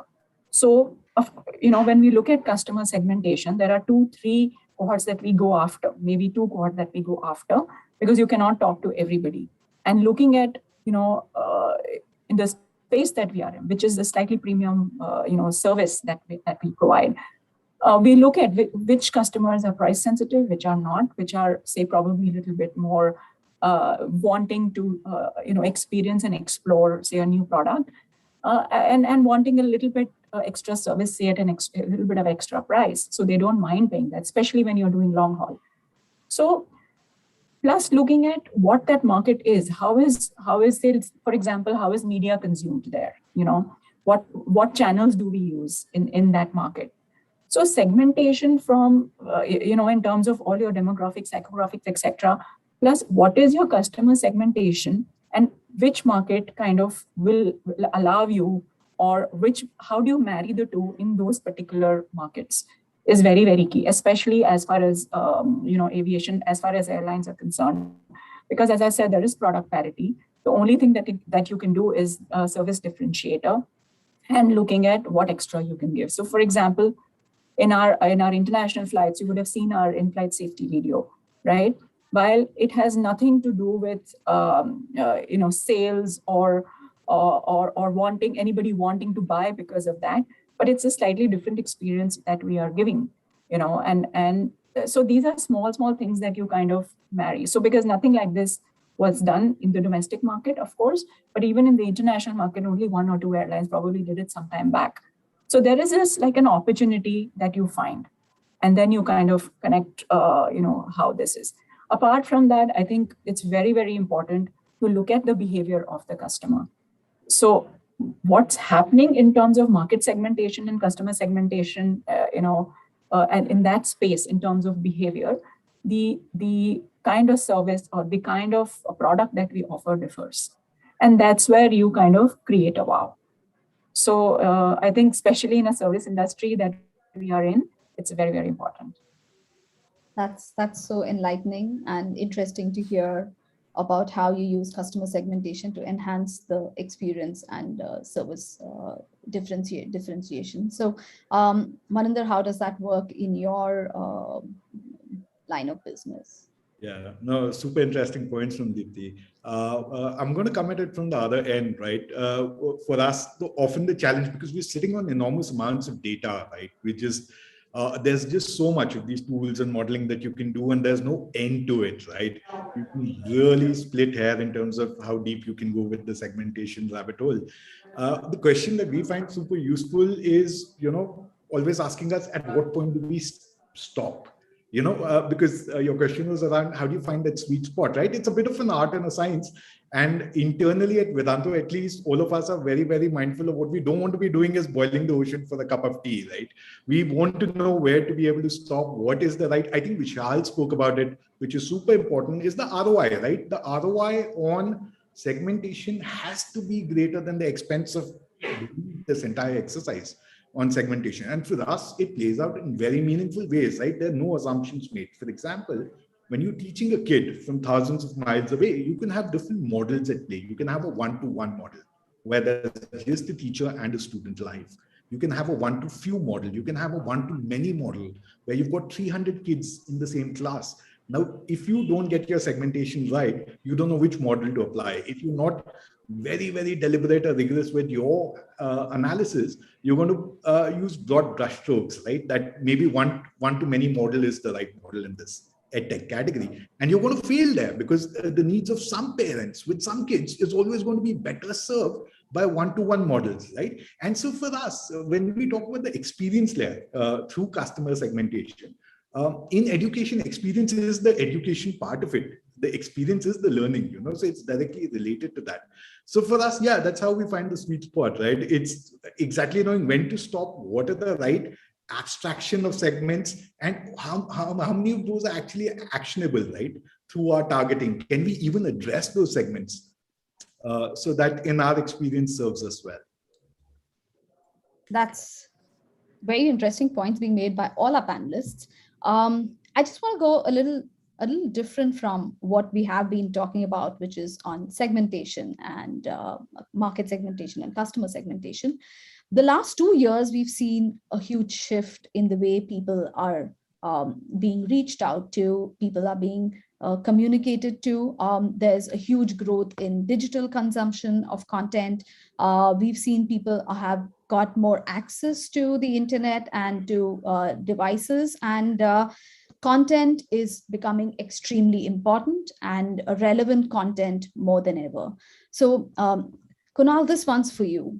In the digital space, how do you feel that customer segmentation and reaching out to customers has changed and evolved? And what does the role of content per se play when you kind of reach out or talk to your customers? Okay, so I'm going to start off from the second part first about content, right? By the nature of the segment that I'm in, it's more about and the nature of the company that I represent and we are working with, and our vision is to expand this category to get more and more Indians to start investing in new financial instruments. So by default, for us, content is super important because especially a conversion of a non-buyer to a fence sitter, and from a fence sitter to a trader or a transactor, that entire journey is kind of covered by the kind of content we put out. So we focus a lot of our efforts, when it comes to content, right? Sorry, what was the other part? And how have you seen the consumption or the adoption to digital, and how has this played out in the last 2 years? I know it's... for us, it was, I shouldn't say that, and I sound very happy saying that, but the pandemic really worked out for us. I think, it worked out in two ways, right? A, people were at home and they were bored. And unfortunately, a lot of traditional income sources dried up. So when you combine both of them, it gave us a potent mixture of being at the right place at the right time with the touch with the right product, which enabled a lot of people to start trading and understanding. And this is exactly what I said right at the beginning as well, right? Content played a huge part, because look, it's like this, dipping a toe in the pool and to see how cold the water is. So content was the temperature graph for us, and then that kind of helped us scale it for further and further and further. And in terms of consumers, I think we haven't seen any massive fragmentation in the kind of consumers coming in. Of course, the largest contributors that we have are the millennials. And among the millennials, one of the biggest chunks where we have, and a dominant chunk, is women. So for us, that's something that, as a strategy and as a brand, that's consistently worked for us. I'm kind of glad to hear that a huge number of your consumers are women. It's a very interesting insight. Also to share that a lot more people are coming onto social media more than ever. They're leaning into communities. They're looking at topics. They're looking at their areas of interest and engaging with people across passion points. And Twitter provides an opportunity for people to virtually join into these conversations and be a part of communities.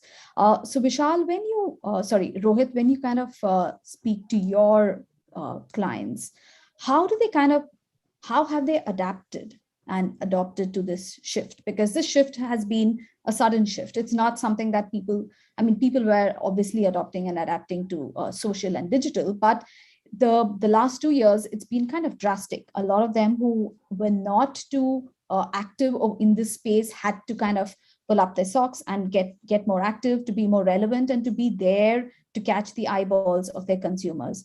So how have your the people that you work with, how have they kind of embraced this change, and what is it that you're seeing which is there or going to stay there for the future as we move along into 2022? Sure. So I think to start with, right, I think we all agree that, I think the last couple of years where we saw a lot of digital transformation happen, right? So, I mean, the clients that we work with, right, they were pretty advanced clients, right, which have moved from, I think, even beyond personalization, right? I mean, they're talking about hyper personalization, right? How do they start segmenting more and more. And there were a lot more traditional brands, right, which have now started to kind of come in, online. So I think depending upon where or which life cycle or stage, at brand is, we've seen all of them, rapidly move towards the digital marketing or digital, platform funnel. I think we've done a lot of work, right? For example, we worked with clients like GCPL, right? They went from kind of, launching just not a video communication, but then they went from doing video communication in local languages, right? To kind of build interest, with their hyper personalized local audiences, right? Is what, what happened. I mean, similar examples, were spotted where, I mean, for at least household stuff, right? Women were the primary decision makers, right? But then brands went ahead and started targeting men, right? Because I think they were spending a lot more time at home. And then that is where they kind of, needed to target different audiences, right? So this is more, in-depth, movement towards how do we personalize better, right? I think while all of this has happened, right? I think Kunal was speaking about, how their audience is millennials and how they've done a lot of work in kind of, putting the content out there, right? We've seen a lot of brands face challenges, when they tailor their marketing communication out, right? What's the best way to do it? I mean, sometimes how much personalization is too much personalization, right? I mean, that is the question that everyone keeps asking, because they want to be relevant, but they don't want to be intrusive, right? And I think that's we see majority of brands kind of solving for that. Everyone does want to target relevant folks and get the better ROI, and as well as reach more and more audiences, right? But they do want to be kind of, very, careful about how they are being pursued with their customers and existing on new. So yeah, a lot of changes have happened, I would say, in the last couple of years on all multiple fronts. And Vishal, how do you see this being played out? I know you said that you've kind of expanded during this phase, but have you kind of redone your whole communication mix and looked at it from a different lens? We have completely redone our communication mix. We had to do that. In fact, women are becoming an important targeting segment for us also, whereas 90% of the audience was men. And we've looked at women products, we've looked at new things. Instead of talking of comfort, which is essentially what we sell, we talk of health and hygiene, and things like mattress cleaning, and new services have been born out of that. Things like so it's also important. I feel what Deepti said. What is the consumer behavior right now? What space in the mind space or the life space in his lifetime at this point of time, and then customize your products and your value propositions and your pricing and offerings around that. Set the right cadence in the narrative, set the right messaging. Also I feel you have to feel there's a person behind that entire segment and data. There's a living person behind him, behind that data set. So how do you value his time, and what he needs at this point in time? It could be safety, it could be need for more regionalized communication or regionalized way of reaching him. It could be things like cultural markers that he keeps, feels more comfortable with. It could be people like today getting more environment conscious. Is your product or services that you're offering is more environment conscious? So things like that is what is helping us kind of segment it and make more customizable messaging and products, more snackable content, if I may call it, and drive that to the customers. Yeah, and it's really paying off now. That's interesting. The shift that marketeers had to do and how they had to adapt. Dipti, quick question. How do brands now move beyond personalization in tailoring their communication? Especially, you come from an industry which has had its fair shares of ups and downs in the last 2 years, and things are, travel is coming back in many ways, and I think people are longing to go back and travel. And how do you kind of look at your communication? How do you kind of make sure that what you say and do is extremely relevant today, and it's constantly changing and fast changing? So how do you kind of keep pace with that? Yeah, sure. So let me go a bit step back, because this has been really, really dynamic for us. So our business is based on movement of people, right, which did not happen for the last 1.5 years or 2 years. And then when it started to happen, it was almost like we restarted the airline, because there are slots and there are so many things that you need to kind of again redo or kind of reapply and things like that. Having said that, in terms of communication to the customer, there are two types of communication as we see it. One is what is your transaction, which is around your ticket, around your any other ancillary product that you have bought, around your flight and things like that. And the other is how you engage. Having said that, now when COVID happened, of course, a lot of communication around transaction kind of dipped. That was not happening, or if it was happening, it was very, very relevant to that specific flight or whatever. But at the same time, we had to kind of really talk about, what we are doing as an airline when we restarted. So after the 2.5 months of lockdown, we restarted everything, right? We started to fly, but with a lot of, say guidelines and tests and things like that, which had to be communicated. So that had to become very personalized. Just to give you one small example, if I'm taking a flight from Delhi to Bombay, and actually that is relevant today as well. If I'm taking a flight from Delhi to Bombay, there is a certain requirement of Maharashtra. If I'm taking a flight to Delhi to Bangalore, there's a certain requirement for Karnataka. And how am I to personalize that communication? So it's a big challenge, right? Plus the journey on our website in terms of communicating what needs to be done.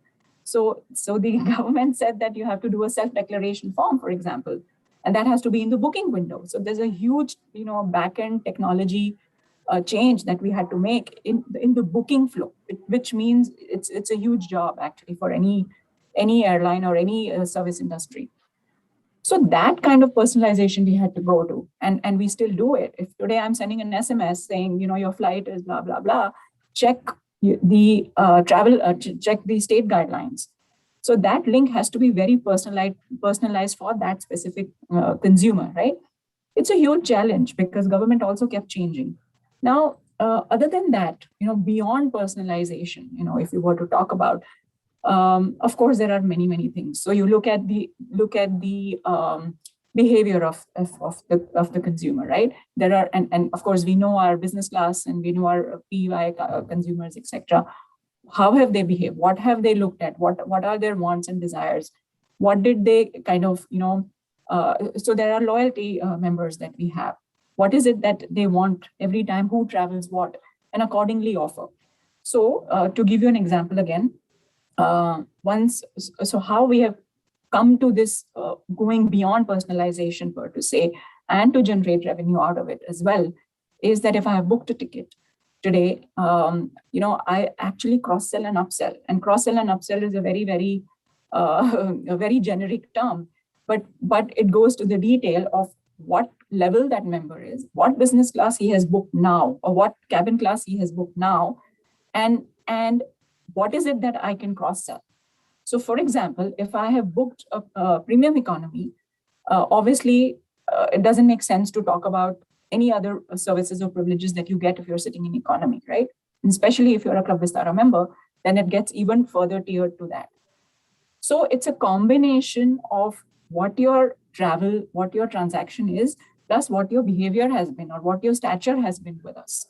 So that's on the transaction side. On the other side, which is typically on the communication side, you basically go a little beyond personalization and you take a higher stand. So for example, during COVID, like when after the second lockdown, before the second lockdown, second wave was just about coming, and we said, stay home, stay safe, don't fly, even though it's counter to the business, but you have to kind of take a higher ground, and you tell your customers. And it was not just a mass campaign that we ran digitally, but it was also, we communicated to our members and we said that don't travel if it's not essential.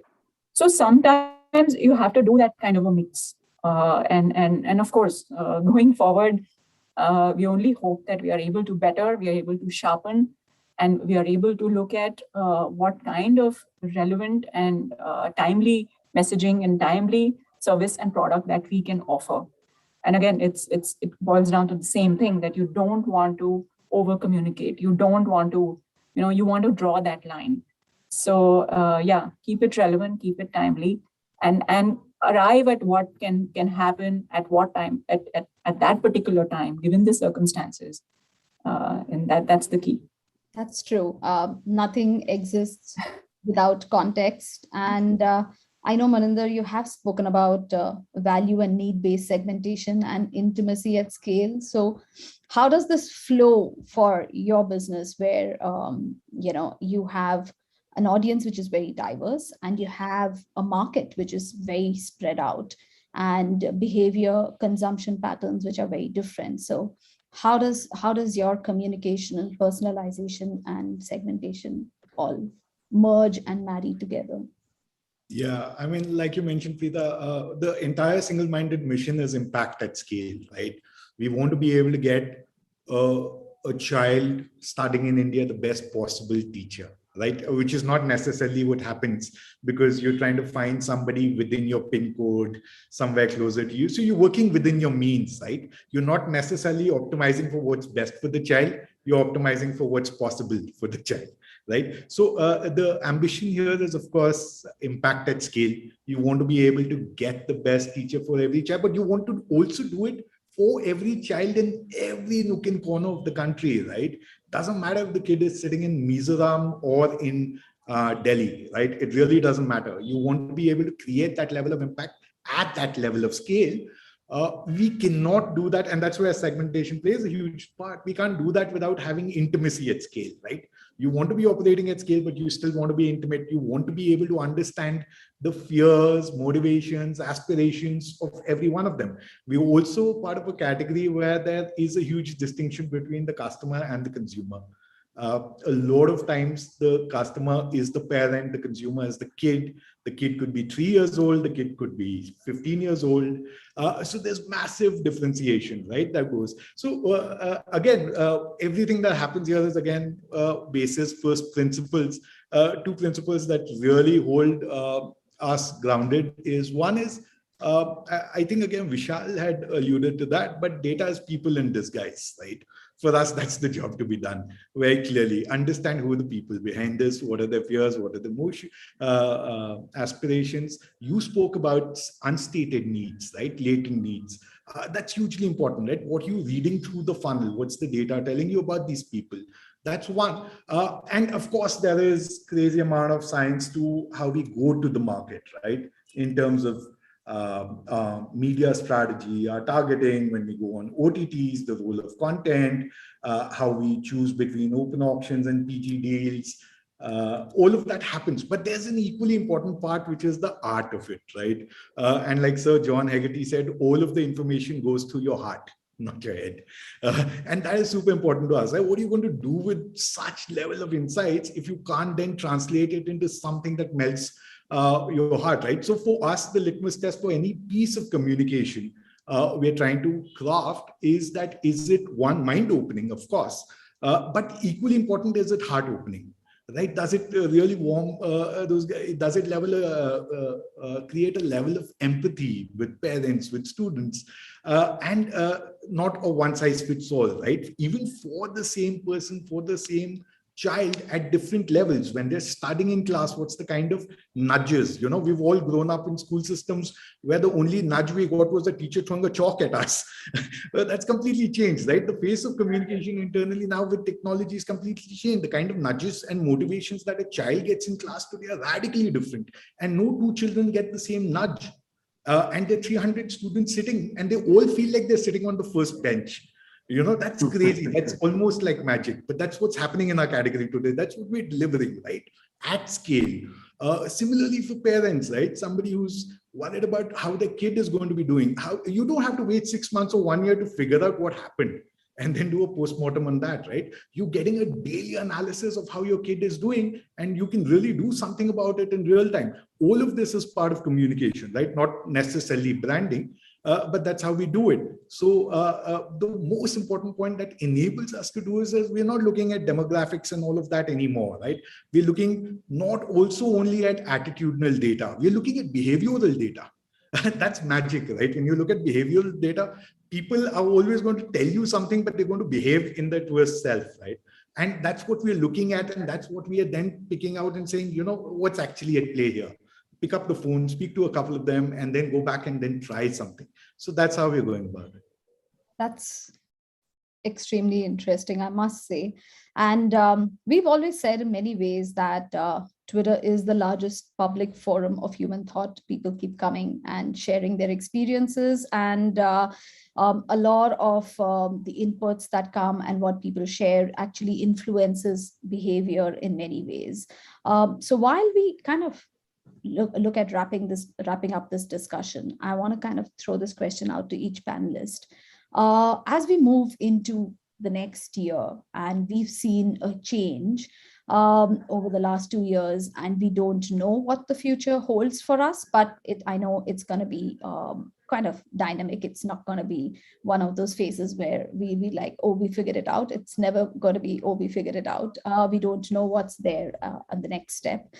So I want to understand, I'll start with you, Kunal, on how do you think this whole customer segmentation, communicating to customers, as well as identifying those needs of those customers is going to evolve and change as we move into 2022? And what are the pro tips you would give to our audience and marketeers who are listening in to, you know, kind of keep in their mind as they plan their way into the next year?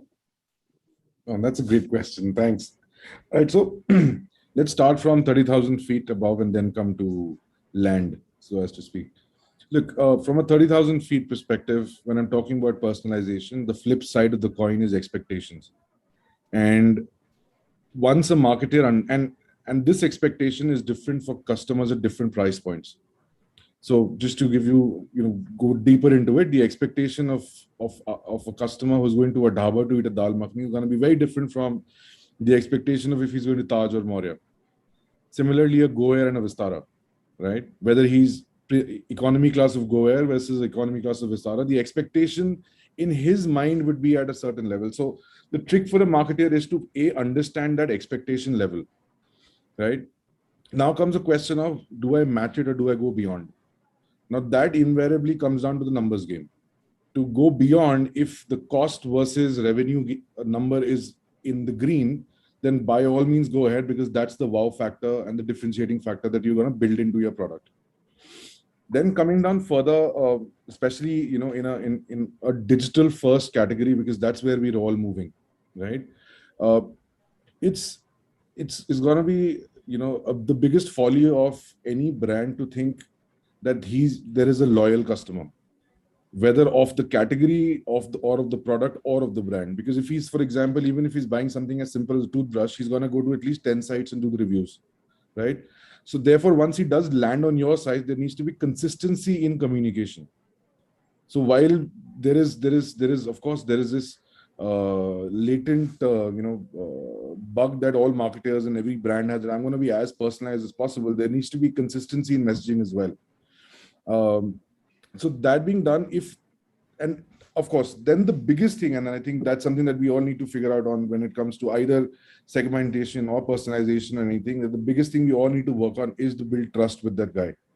Because unless that is done, anything or the other that you're doing is not going to work.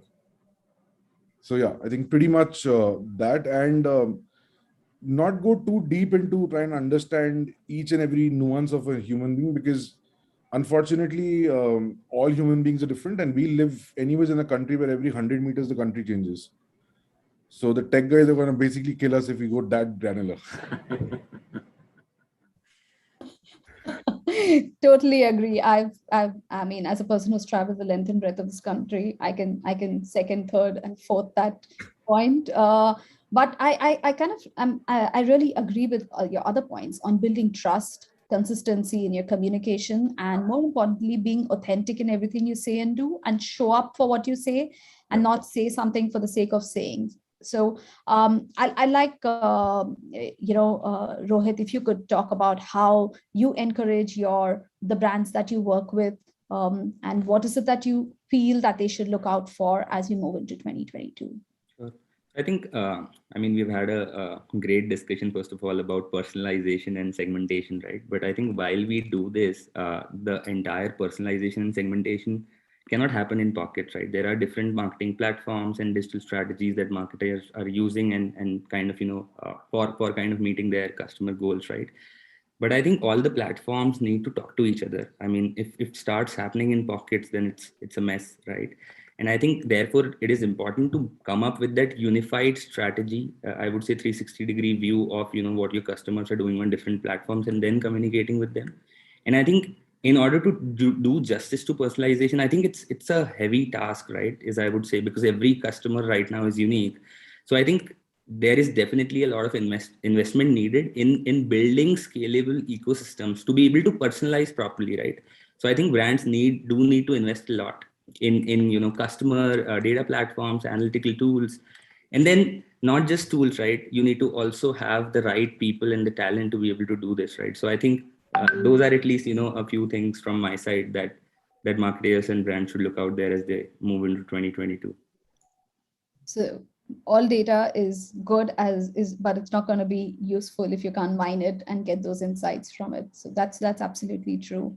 And I like the idea on synchronous communication, so that what you say and do is consistent across the board. So how would you look at it, Vishal, as you look at your business going into 2022? What are the few things that you think you're going to be? A couple of things. I'll take it from the other speakers. What Kunal spoke about, you have to, to build trust and credibility, you have to be consistent. You have to be, you have to really at the intersection of the physical and the digital world, how seamless and painless the journey you can build for the customer. That's extremely important, either in discovery, sampling, or purchase, Secondly, I would say, the data we all use, we all say data is God and segmentation is even better. But, over all that data and what Maninder said, you can't do really micro segmentation. You as a marketer, you've had your failures and successes, and you have to use your marketer's instinct.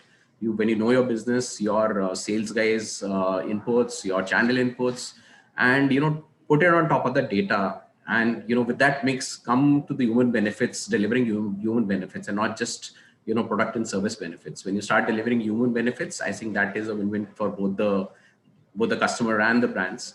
Finally, I would say And as again, what Maninder said, with the micro segmentation and too much of data, there has to be a minimal viable proposition, viability to the business or whatever you're trying to offer. I mean, that is very, very important. That's the only way to succeed in the next year. Thank you so much. I know brands need to show their human side, and it's important.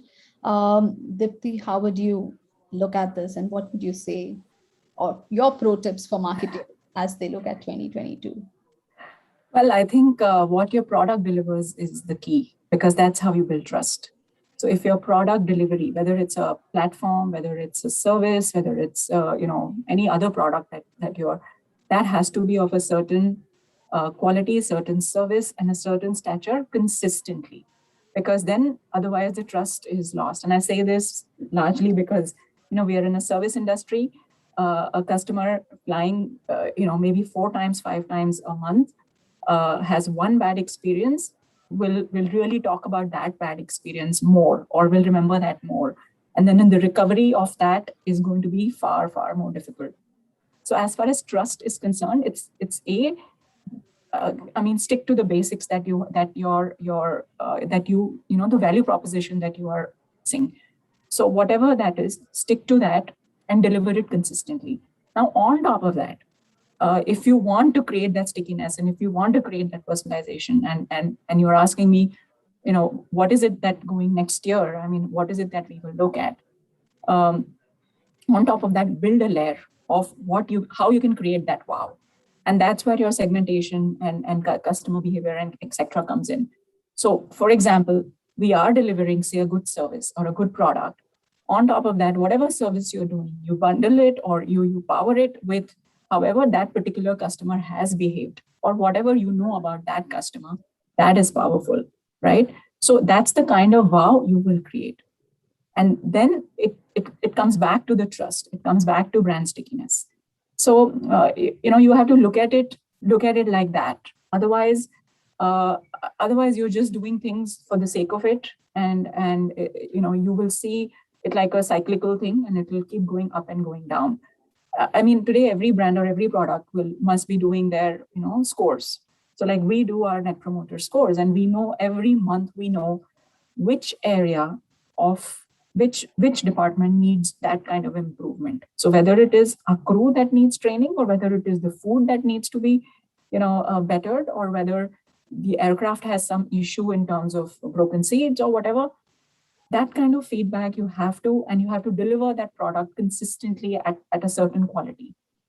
And as I said, then back it up with as much personalization as you can to create that wow. But don't go overboard, because customers also don't like to see that there is a lot of. So when I say as much personalization that is relevant, so stick to that. So that's what I would say. Use data in a way that you are reaching to the heart of the customer, as you said, that we are all humans, and we need to. And travel is a very, very involved category. I mean, you will get, you would want to book yourself. You would want to make a choice of that airline or of that hotel. So it's very, very critical. Thank you so much for those thoughts. I'm sure they're going to be invaluable. Maninder, closing thoughts on how brands and marketeers should look at 2022? Oh, yeah. I'd speak for myself, and I'd maybe at the risk of being too boring, focus on execution, right? There's a whole lot of theory around all of this, right? Going to what Mike Tyson said, right? We've all got a plan till we're punched in the face. The rubber hits the road, not in the boardrooms, right? The rubber hits the road when the academic counselor is calling a parent and talking to them about what the brand is, what Vedanta stands for. If that counselor does not understand segmentation, does not understand who he's speaking with, who she's speaking to, what are their, what's driving them, what are their fears, motivations, if they don't have a sense of that persona, it's all going to come undone, right? So the big part for us, the focus for the next year is actually going to be having done all of this exercise, having invested so much in it. How do you actually transmit this? How do you actually cascade this to the front lines? How are they going to talk about what they've understood from this entire exercise and then use that meaningfully to actually deliver the right kind of value to the right kind of families who are coming to us, right?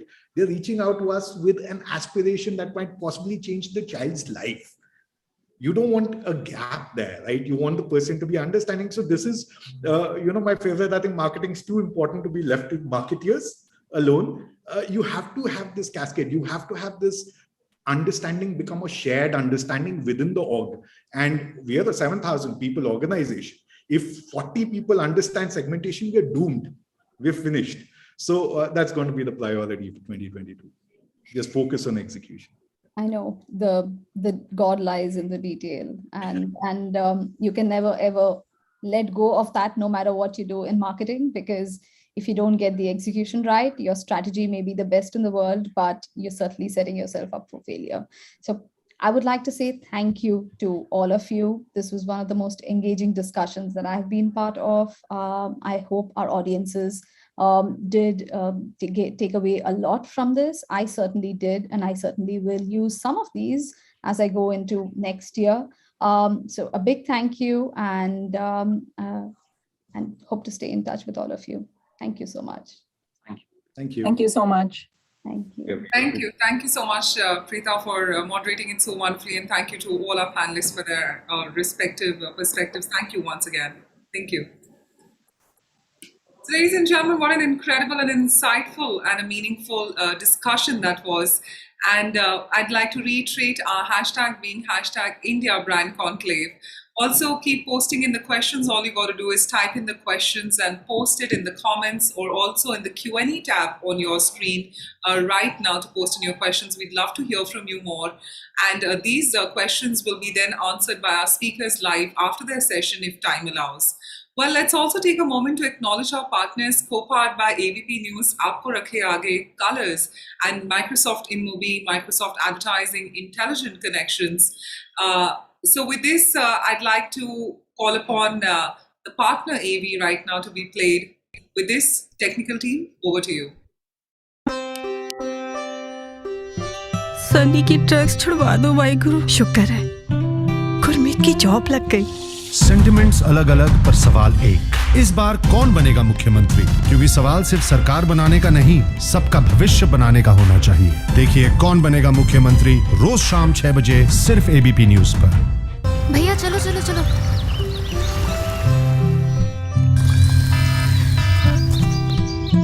Sentiments अलग अलग पर सवाल एक। इस बार कौन बनेगा मुख्यमंत्री? क्योंकि सवाल सिर्फ सरकार बनाने का नहीं, सबका भविष्य बनाने का होना चाहिए। देखिए कौन बनेगा मुख्यमंत्री रोज शाम 6 बजे सिर्फ एबीपी न्यूज पर।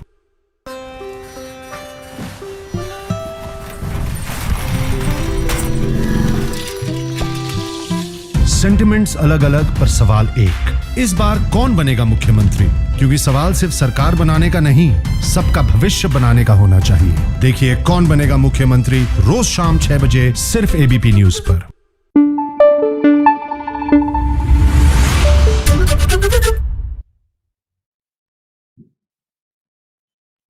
So, well, with this, we'd like to humbly thank our partner. Well, it is now time to move on to our next session. The increased penetration of the mobile brings marketeers overarching the opportunities for tech-enabled, user-friendly features.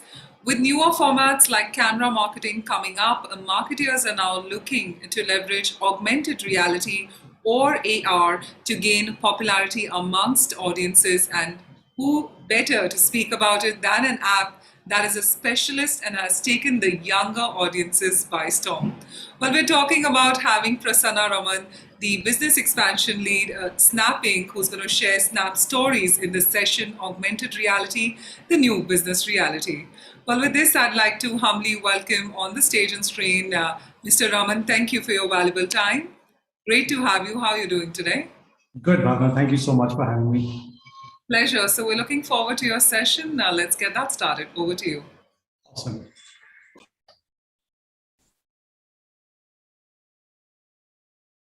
Bhavna, I'd like for you to confirm if you can see my screen all right?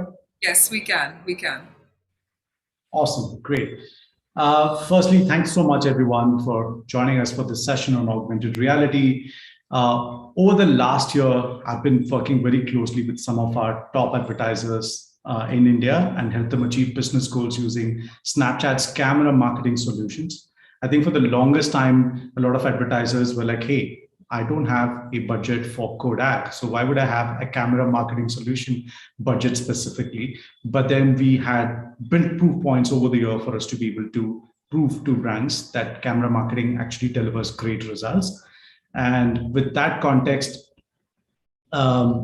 this has become an integral part of our lives on where we spend our time. So increasingly, brands are discovering impactful ways they can connect with their customers and develop authentic, immersive experiences to drive their business objectives through the camera. This, ladies and gentlemen, is the power of camera marketing, the power of cutting through and building experiences, not just ad exposures. I am Prasanna Raman, and Business Expansion Lead for Snapchat India. And that's like an official way of saying I work with brands such as yourself or your clients to help them demystify and appreciate the magic and the utility of augmented reality and other Snapchat ad formats, to be precise. With that context, in India specifically, currently we are over 100 million users on a monthly active basis.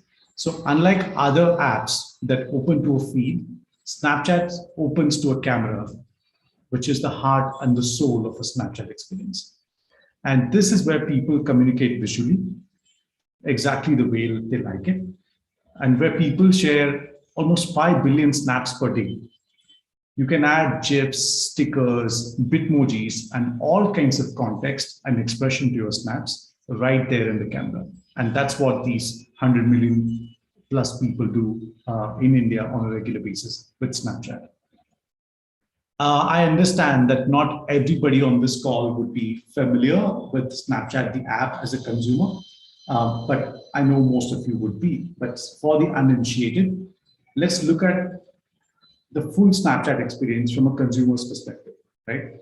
This is Snapchat, essentially, if you go into the app right now. So I'm going to take you to Snapchat in a super quick single slide tour. With this, you can, understand what Snapchat feels like for a consumer when they open the app. You can take what you do in the camera and chat with friends. So essentially, if you break it down, that's what Snap and chat means, right?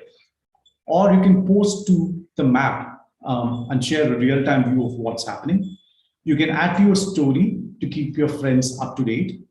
Or you can sit back, relax, and watch and learn on Discover, where mobile video consumption is picking up with every passing day. So essentially what you see here is the 4 different tabs that we have spoken about so far. And the 5th and the newest tab on Snapchat is a tab where you can post to Spotlight to participate in a bigger world of creative talents. So in this tab, the most creative and engaging content from the community is featured, and they also stand a chance to win big using the kind of content that they put in this. So like you can see, it's camera is at the center of not just this slide, but everything that Snapchat does. With that context, right?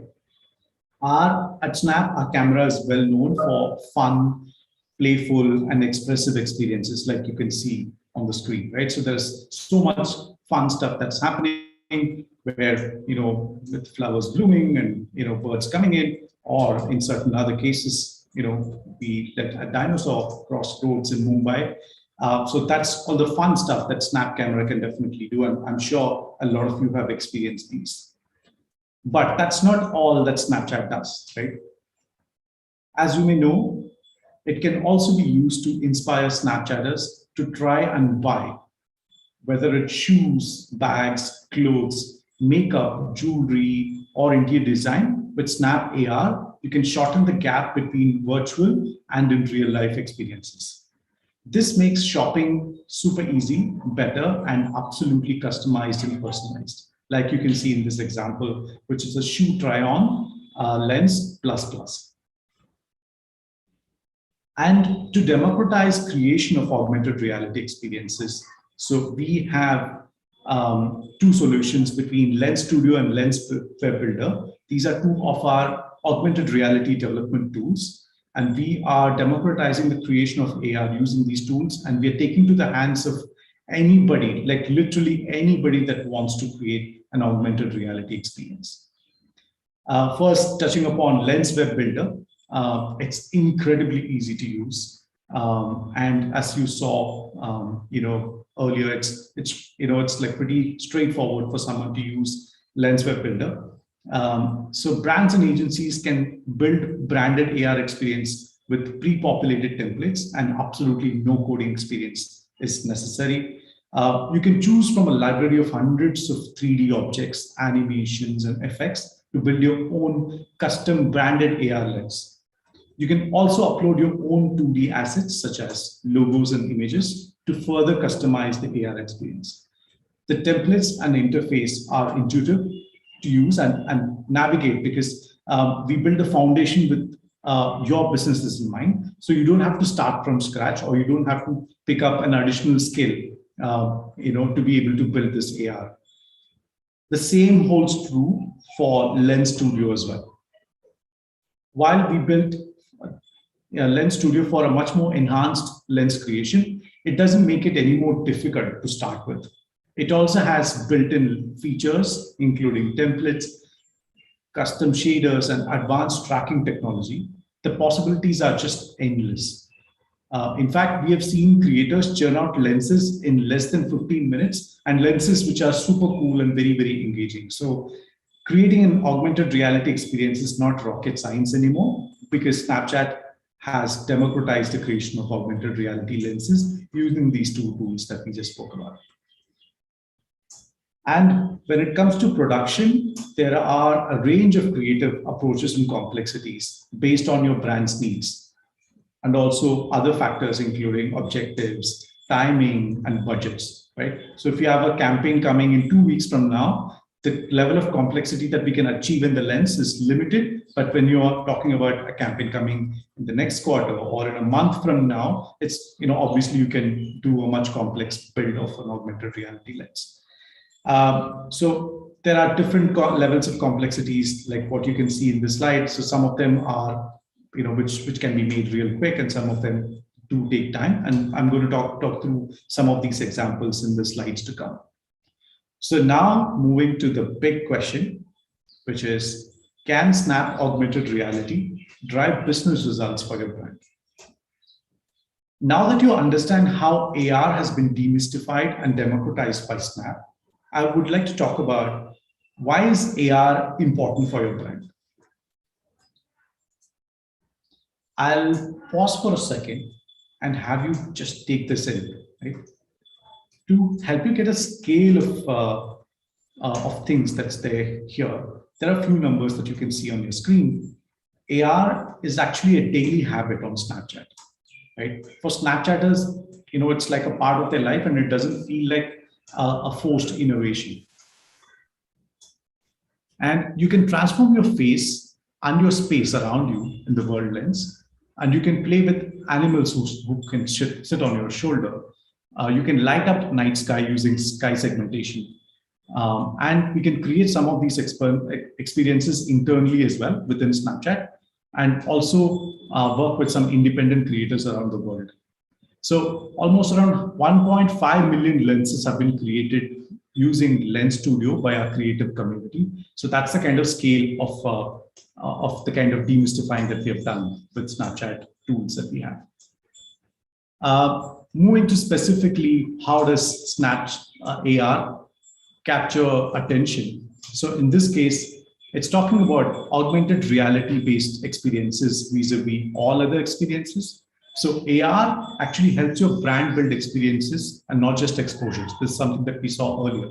So, somebody is watching some content which is important to them, and we interrupt that content and showcase something to them, which is a brand puts out. However, when it comes to augmented reality, the experience is such that they voluntarily decide to place themselves in an augmented reality-based experience sponsored by the brand. And that results in the user, in this case, an augmented reality user, these AR experiences actually manage to capture 2 times the consumer attention than all other communication formats. And the reason is pretty intuitive, right? Because of all the reasons that we just mentioned.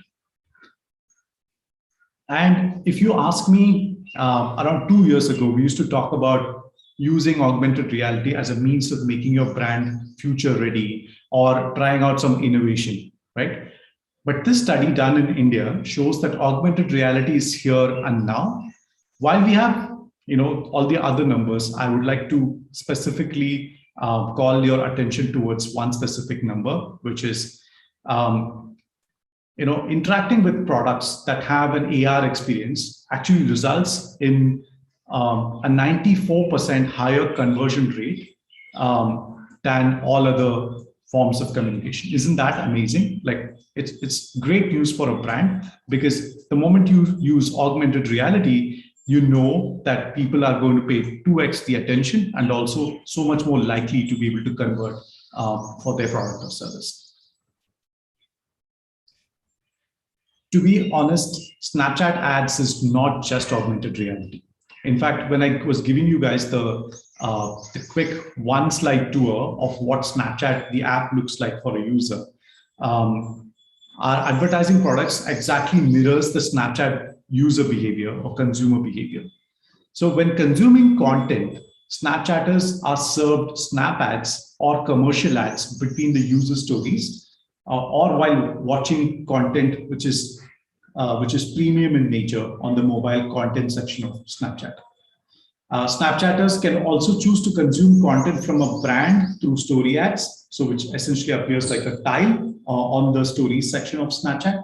And that allows for longer storytelling and resides along our curated content in the form of a tile which can be tapped on to be able to open more things. For those creating snaps, we have lenses and filters. So now we are talking about the camera side of the user behavior. So we are like I said earlier, we are exactly mirroring the user behavior and giving you advertising options on both sides of the user behavior. One is on the content side, the other one is on the camera side. Moving to the camera side of things, right? One, lenses is possible for a brand to have sponsored lenses. And these lenses are, like we discussed earlier, or augmented reality experience from Snapchat, and it can be used by brands to build engagement, and it kind of becomes a shareable augmented reality experience with your friends. And similarly, filters are creative overlays. Essentially, I want you to think of filters like stickers, right? So these can be used to add context or some humor, or just simply to creatively elevate the snap that you've already taken. And these can be branded filters as well. And these are very easy on production, and it can deliver great brand awareness for your campaign stuff. So now that we have spoken about all ad options, I'm going to deep dive into augmented reality as an advertising solution. It's true that augmented reality is just one part of the strategy, but it's an incredible way to increase your impact of your ad campaign. So campaigns that add AR to their videos, increase the reach of the campaign by around 31%. And what it also does is it results in 2 times the effectiveness of the campaign. So therefore, adding to the efficacy of the campaign as well, both in terms of the reach it delivers and also in terms of ad effectiveness. So that's the kind of force multiplier effect that Snapchat augmented reality have, along with the other ad formats that's there on Snapchat.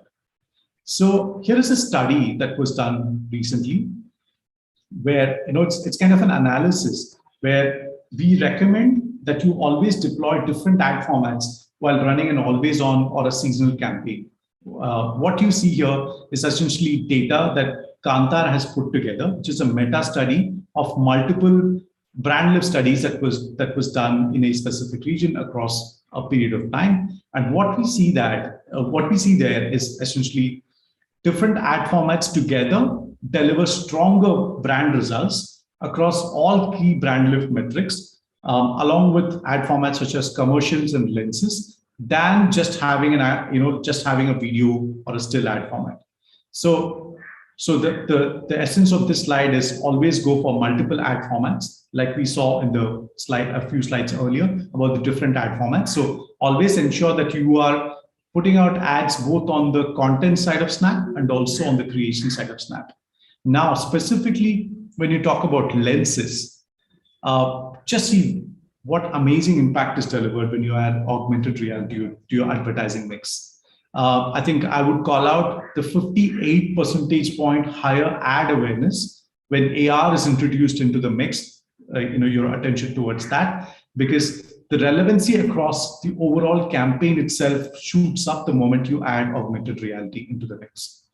And the most powerful combination of ad products are leveraging the camera and the consumption products together in tandem at every stage of your campaign.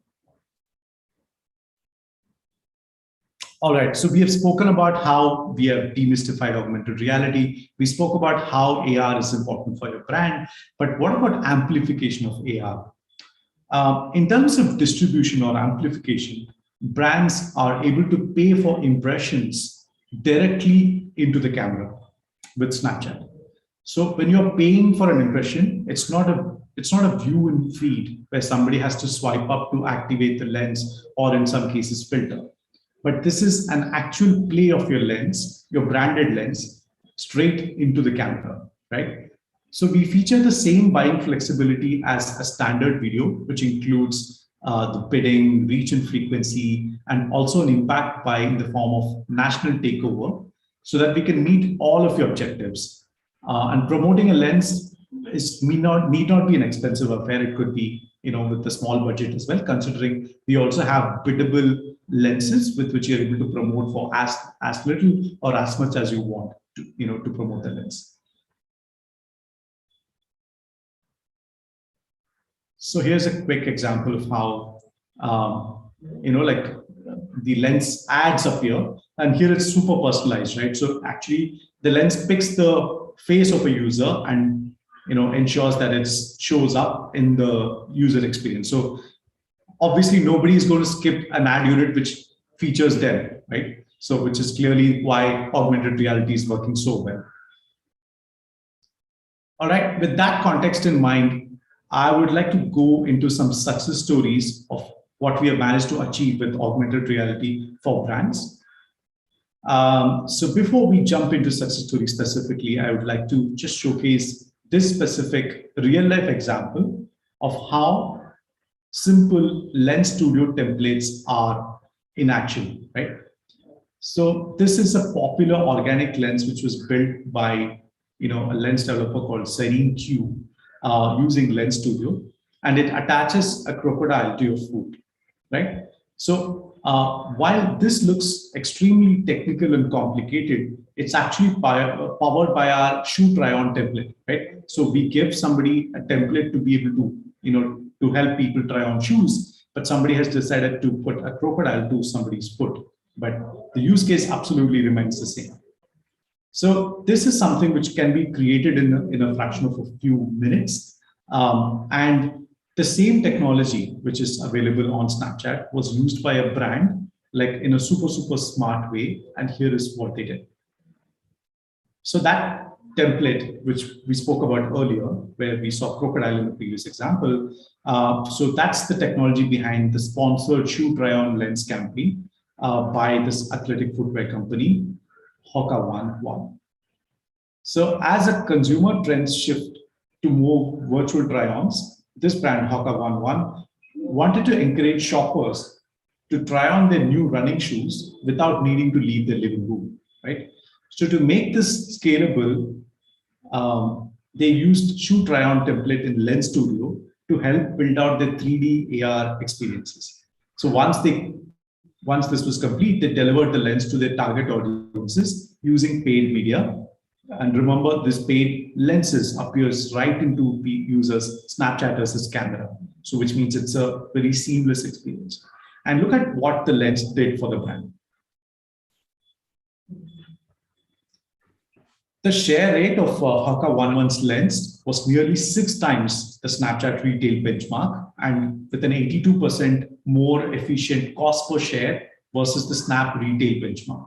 So people just love using this lens, and obviously, I think the first and foremost reason for so much share is, everybody loves their own feet. So, and they like to try on different shoes and they like to share this experience. So it's super cool for someone to be able to do that, and for the brand to be able to build this lens, in a jiffy and promote it efficiently right into the camera of Snapchat users in India. In this case, globally as well. India brings me closer home to an example of what we did with one of the tech OEM brands in India. So OnePlus came to us with a question around how the tech OEM can help Indians celebrate Diwali during the lockdown. Take a look at what we crafted for them in this film.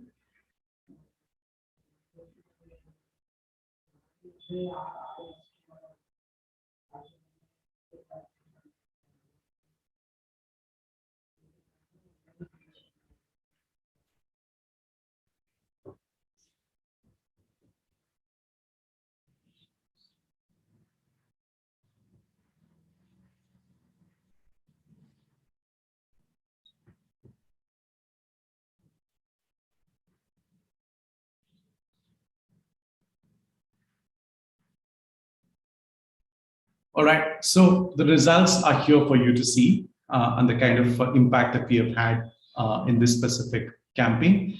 And the reason for that is augmented reality, like all the data points that we saw earlier, resulted in 9-point lift in ad awareness and 7-point message awareness, because the lens was super immersive and people loved using this lens to be able to wish their friends for Diwali during the lockdown. So there are a few more examples, in this case. So essentially what, we are seeing here is a case of ITC India using, for their specific brand, which is Yippee Noodles. They wanted us to deliver brand association for their Mood Masala variant, and we delivered just that using a mood meter AR lens experience, and the results are here for you to see. So essentially, the point that we are making with all these lens examples is that we fundamentally believe that every business needs a camera strategy. Ultimately, we don't want to be just your advertising partner or just help you come up with cool face filters. We want to help transform the way you use camera for your business to solve real problems. Sometimes that's with the marketing team, other times it's with operations and merchandising. Independent of what the case may be, we can help you deliver fun, useful, convenient, and extremely hardworking experiences for your customers and for your brand. So we have the largest community of augmented reality users with Snapchat. So this far-off future of AR being integrated into our daily lives is here and now, and it's embedded into the culture of Snapchat generation. So with that, thank you very much from both my Bitmoji and I. Thank you so much for your time. Thank you so much, Mr. Raman, for that wonderful presentation. We thoroughly enjoyed. Thank you once again for joining us. My pleasure. Thank you for having me. So, ladies and gentlemen, after this, it is time to move on to the next session. Well, ensuring a wholesome consumer experience while catering to changing consumer patterns can be tricky. But our next brand, which started in 2018, is definitely doing something right to be succeeding amongst those with the competition to become a unicorn in this process earlier this year. Well, ladies and gentlemen, we're now joined by Dhruv Dhanraj, the Chief Operating Officer, BharatPe, to share his insights on the better consumer experience, a game changer for companies.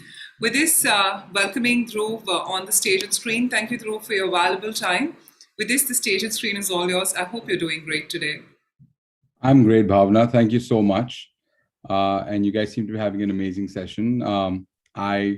I didn't think I would enjoy Snapchat that much. I've never used it, but now I think after that last presentation, I'm definitely going to be picking it up and using it, and maybe even considering adding, as he said, a camera to our brand strategy. But that was very insightful. Thank you so much. Great to be here. It's an interesting topic that we've picked up, right? It's very volatile times, very uncertain times. Things are changing, in these changing times, we necessarily want to sort of build excellence in consumer experiences that transcend in some regards, the transactional nature, but create a brand identity and create something that people can associate themselves with. And especially in financial services, that becomes extremely relevant, right? So I'd like to just put on my presentation. If you'd give me a second, would you guys be putting, why don't I just put that up and share my screen? Just give me a second. Sure, through. Just share my screen.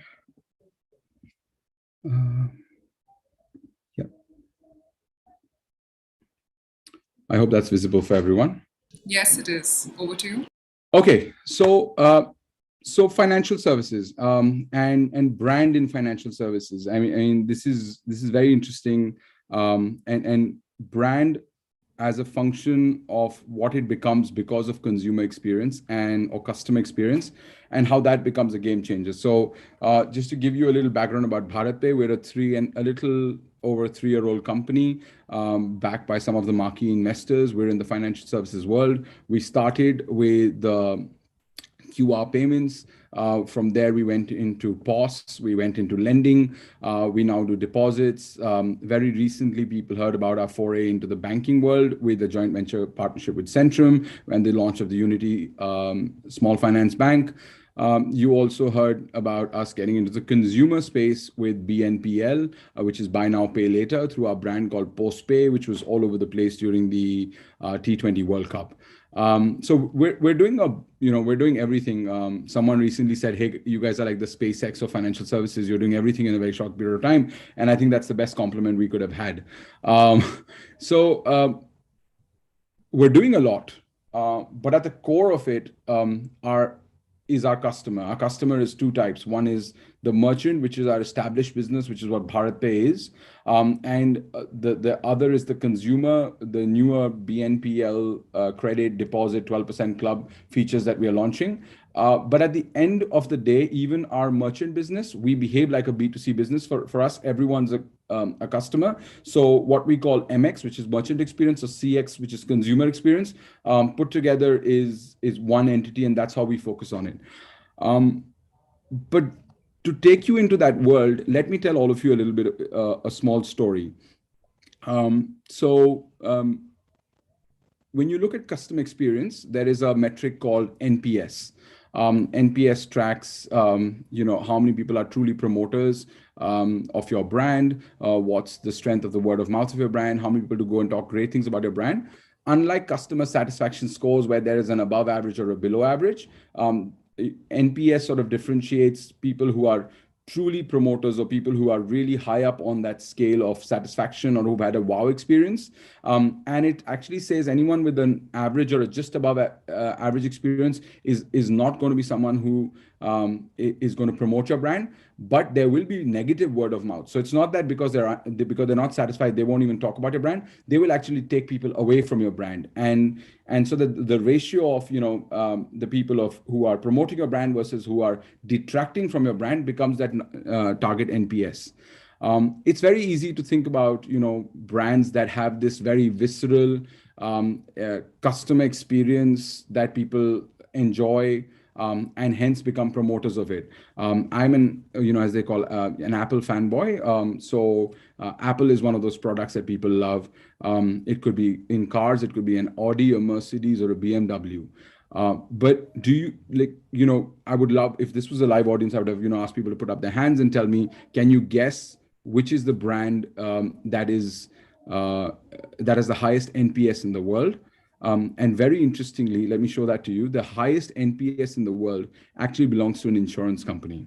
And that's very, very surprising for people who track consumer experience, customer experience. and the world of it, because there's three reasons why insurance is actually a terrible industry to deliver a wow experience. First, you pay for a product upfront that you may or may not consume. So insurance claim rates are virtually 4 to 5%. So 95% of the people who pay for something don't actually claim it. And also when they're buying that product, they have to imagine the worst that could happen to them. So it's not a great experience. It's not like buying a 75-inch Samsung TV and thinking about the amazing Avengers movie that you're going to watch again on it. It's actually thinking about, oh my God, if I was in a car and my car got totaled, would it be insured? What if I died in that? Would my family be taken care of?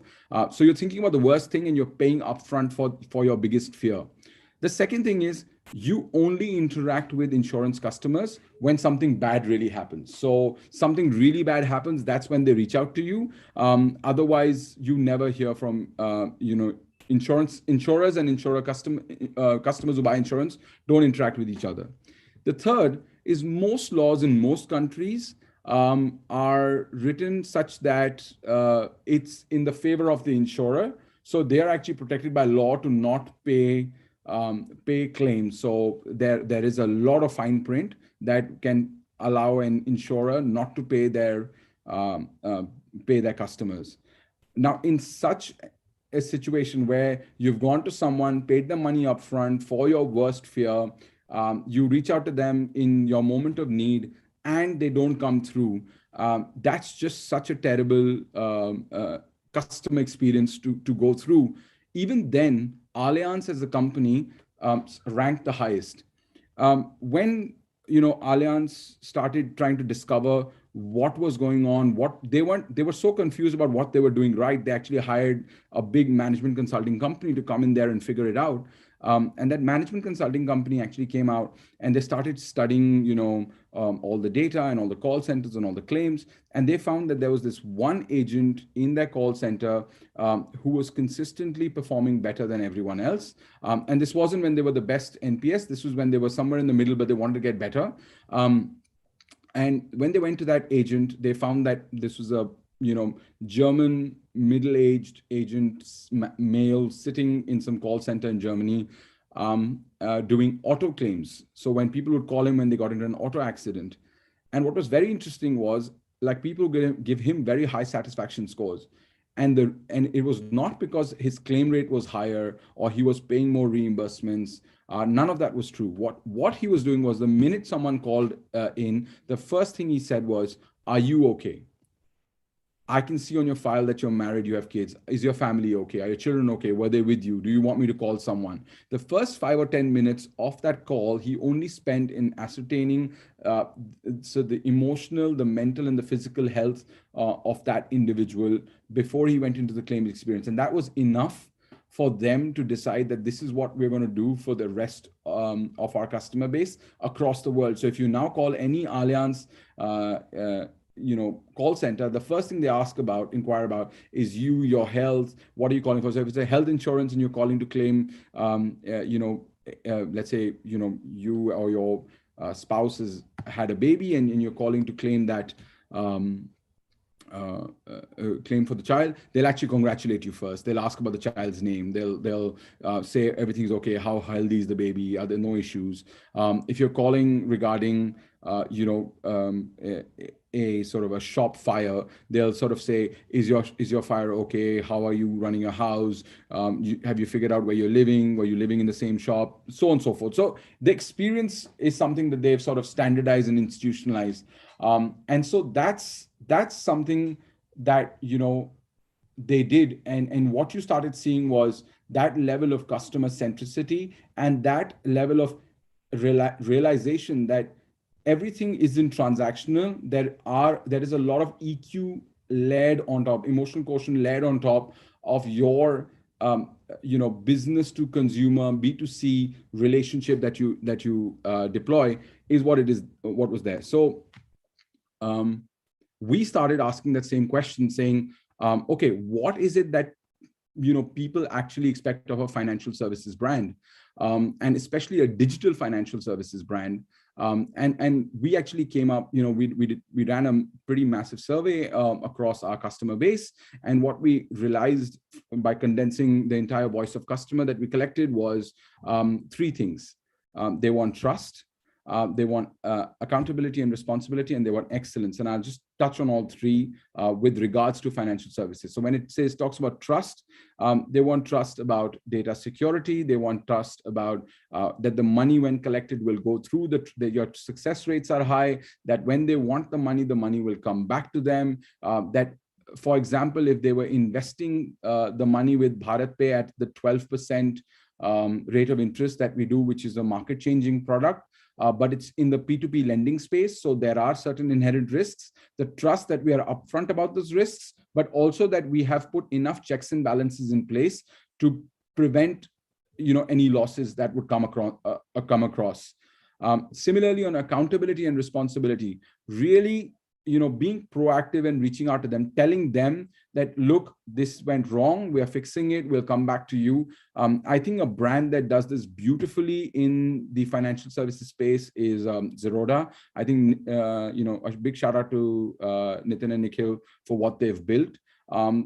They proactively reach out and explain when something goes wrong, even if it has nothing to do with them. Even if there's a problem at the exchange, they take responsibility for it by saying, look, it happened to the exchange, but because you're using our platform, we are as responsible for this problem, and we're accountable to you to explain to you what happened, and we will. And I think excellence, people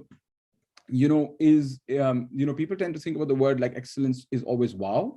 I think excellence can also be condensed into a very simple word. I think that's called consistency. So if you can do something consistently without error the same way, that's the only way you can repeat that transaction or repeat that behavior. And that's the only way you can scale. So if it's repeatable and it's scalable, then only it will be sustainable. And for that, excellence is extremely important.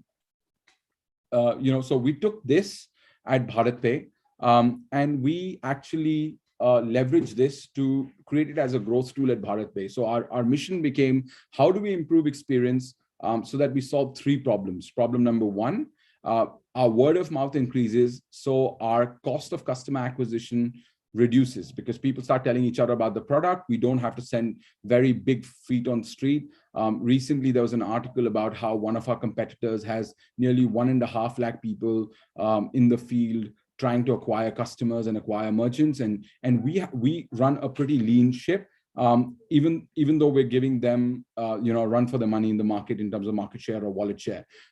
So we realized that the word of mouth, the advocacy of the brand, its products, its services is what is going to fundamentally lead us into a more efficient customer acquisition pipeline. The second piece of it was around success, technological success. So the fact that our product can go through, that our services are foolproof, or at least have an uptime of, let's say, 99.9%. And if something were to go wrong, that brings us to the third part, which is where we are proactive, and we know what it is, we identify it, we communicate it. So as we started building these levels of acquisition, consistency, and sort of proactive service or proactive reach out and proactive communication, we built a two-phase approach. So till about January this year, which is the first 2.5 years of BharatPe's existence, we were growing very fast. We were growing roughly to the tune of 8 to 10x a year. Every year, the first year was even significantly higher. And then what we saw was that, look, in this situation, we were continuously building new products. Just last year, we launched lending, swipe, deposits, card, our debit card, credit card, our postpay, and our 12% club. So all of our big products got launched in the last 12 to 15 months. And that too during the peak of the pandemic. So what we really saw was that as smaller programs tended to grow, we would start experiencing these problems. And we were reactive, and we had to go and, sort of solve these problems, be curative in our approach. So that phase one, what we started doing was we would pick up a problem, and we would first say, how can I eliminate this problem? So we did a 4-step process. How can this problem not come to our customer? For example, if I have applied for a loan, but my loan is currently on hold because you require me to do more transactions on the platform because I don't have a very strong CIBIL score, but you will give me the loan, but only when I continue to use the BharatPe QR and as a company, we use payment data as a signal to underwrite. So as we get more signals, we're more sure about that loan and we're able to give it off.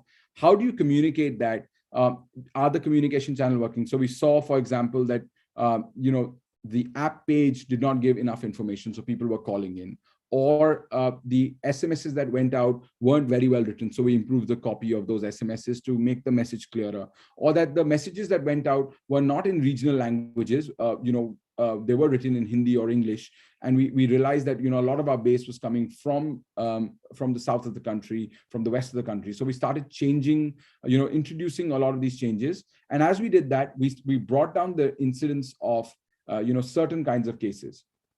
Now, imagine we're not able to completely eliminate it and the person still needs some help. What happens? They call a call center and then they go through the whole process. What we did was we actually took a page out of Zomato's book and we built a very, very good chatbot system. This chatbot system works both within our app, but also works on WhatsApp. So we have a strategic partnership with Facebook and WhatsApp, and the same experience that you get within the app, if a customer if a merchant says hi to us, they get that same experience. So all they have to say is hi, and we'll say, hi, how can we help you? And they'll say, okay, when did I last get my money from you guys? How much money have I collected this month? And then we'll just send them a summary saying, okay, in the last 30 days or in the month of November, you collected so many payments, and all of these payments were deposited in your bank account on these and these dates. So that clarity of sort of trust is there. And if they open the app, the same information was available. So, if you're not able to eliminate it, if it comes in, you self-serve. But let's say even then, we live in India where people like to hear someone's voice, where they like to speak to someone, they want to put a name and a voice to a problem and who's giving them the answer. So they will then still want to speak to a call center agent. And at that point in time, when the call center agent picks up the phone, the worst experience in the world today is you have to start explaining the same problem all over again, which you might have explained, might have typed in the chatbot or had a WhatsApp chat with someone, or you'd explain it to the previous agent. So what we did was we created something called the persona world. So now if Dhruv calls into the call center, they know that Dhruv uses the QR actively, has never applied for a loan. So if I press loan on my IVR at the call center, the person who picks up the phone and says, okay, sir, the only problem you could be experiencing is that you don't understand our loan application or don't know how to apply for it. Which of the two it is? If you understand the loan, I'll help you apply it. If you don't understand it, let me send you a WhatsApp, read it on your own time. I'll also send you a video on how to apply from the app. It's all self-serve. And even then you want to call back, feel free, then I'll assist you on that. So by targeting the solution to what the other person was looking for, and really just answering their question right off the bat, we actually track a metric called first time resolution. So what we track is like how many times did we answer the right question off the bat as soon as the phone got picked up, and that number is over the last 2 years has gone from something like 60% to 85-86% now. So then you ask me, where does the remaining 14% go? The 14% is not that we don't give the right answer. The 14% is that the front line is not enabled for that answer because we still have newer products that are evolving. We sometimes experience technical bugs. Sometimes there are bank outages. Sometimes there are platform outages. So that's where we, have an escalation team. So if a call came in, that call immediately gets escalated through, so we have a ticketing system within the company. It immediately goes to the tech team and the product team of that product or service, whether it is lending, QR, swipe, card, and the various 7 to 10 other products that we have. And it will go to that team. that team will immediately pick it up. And then there is a dedicated person in that team to just do problem solving. So they drop all businesses as usual work or anything new that they're building, and they first fix the problem that the merchant or the customer is experiencing. And I think that's also been one of our tools to drive customer centricity and customer first behavior within our employees as well. Telling them that it's not just the salespeople who are on the ground who are responsible for what's happening, or the call center guy who picks up the phone, because sach baat boli jaye to, Ashneer often says this to us, right? Do hi log gali khate company mein, ya to call center wala ya sales wala jo ground pe hai. So it's not their ownership only, it's everyone across the board. And so that's what we did. About a year ago, we realized that, this was a very interesting problem, but we were still solving everything downstream the way we were approaching.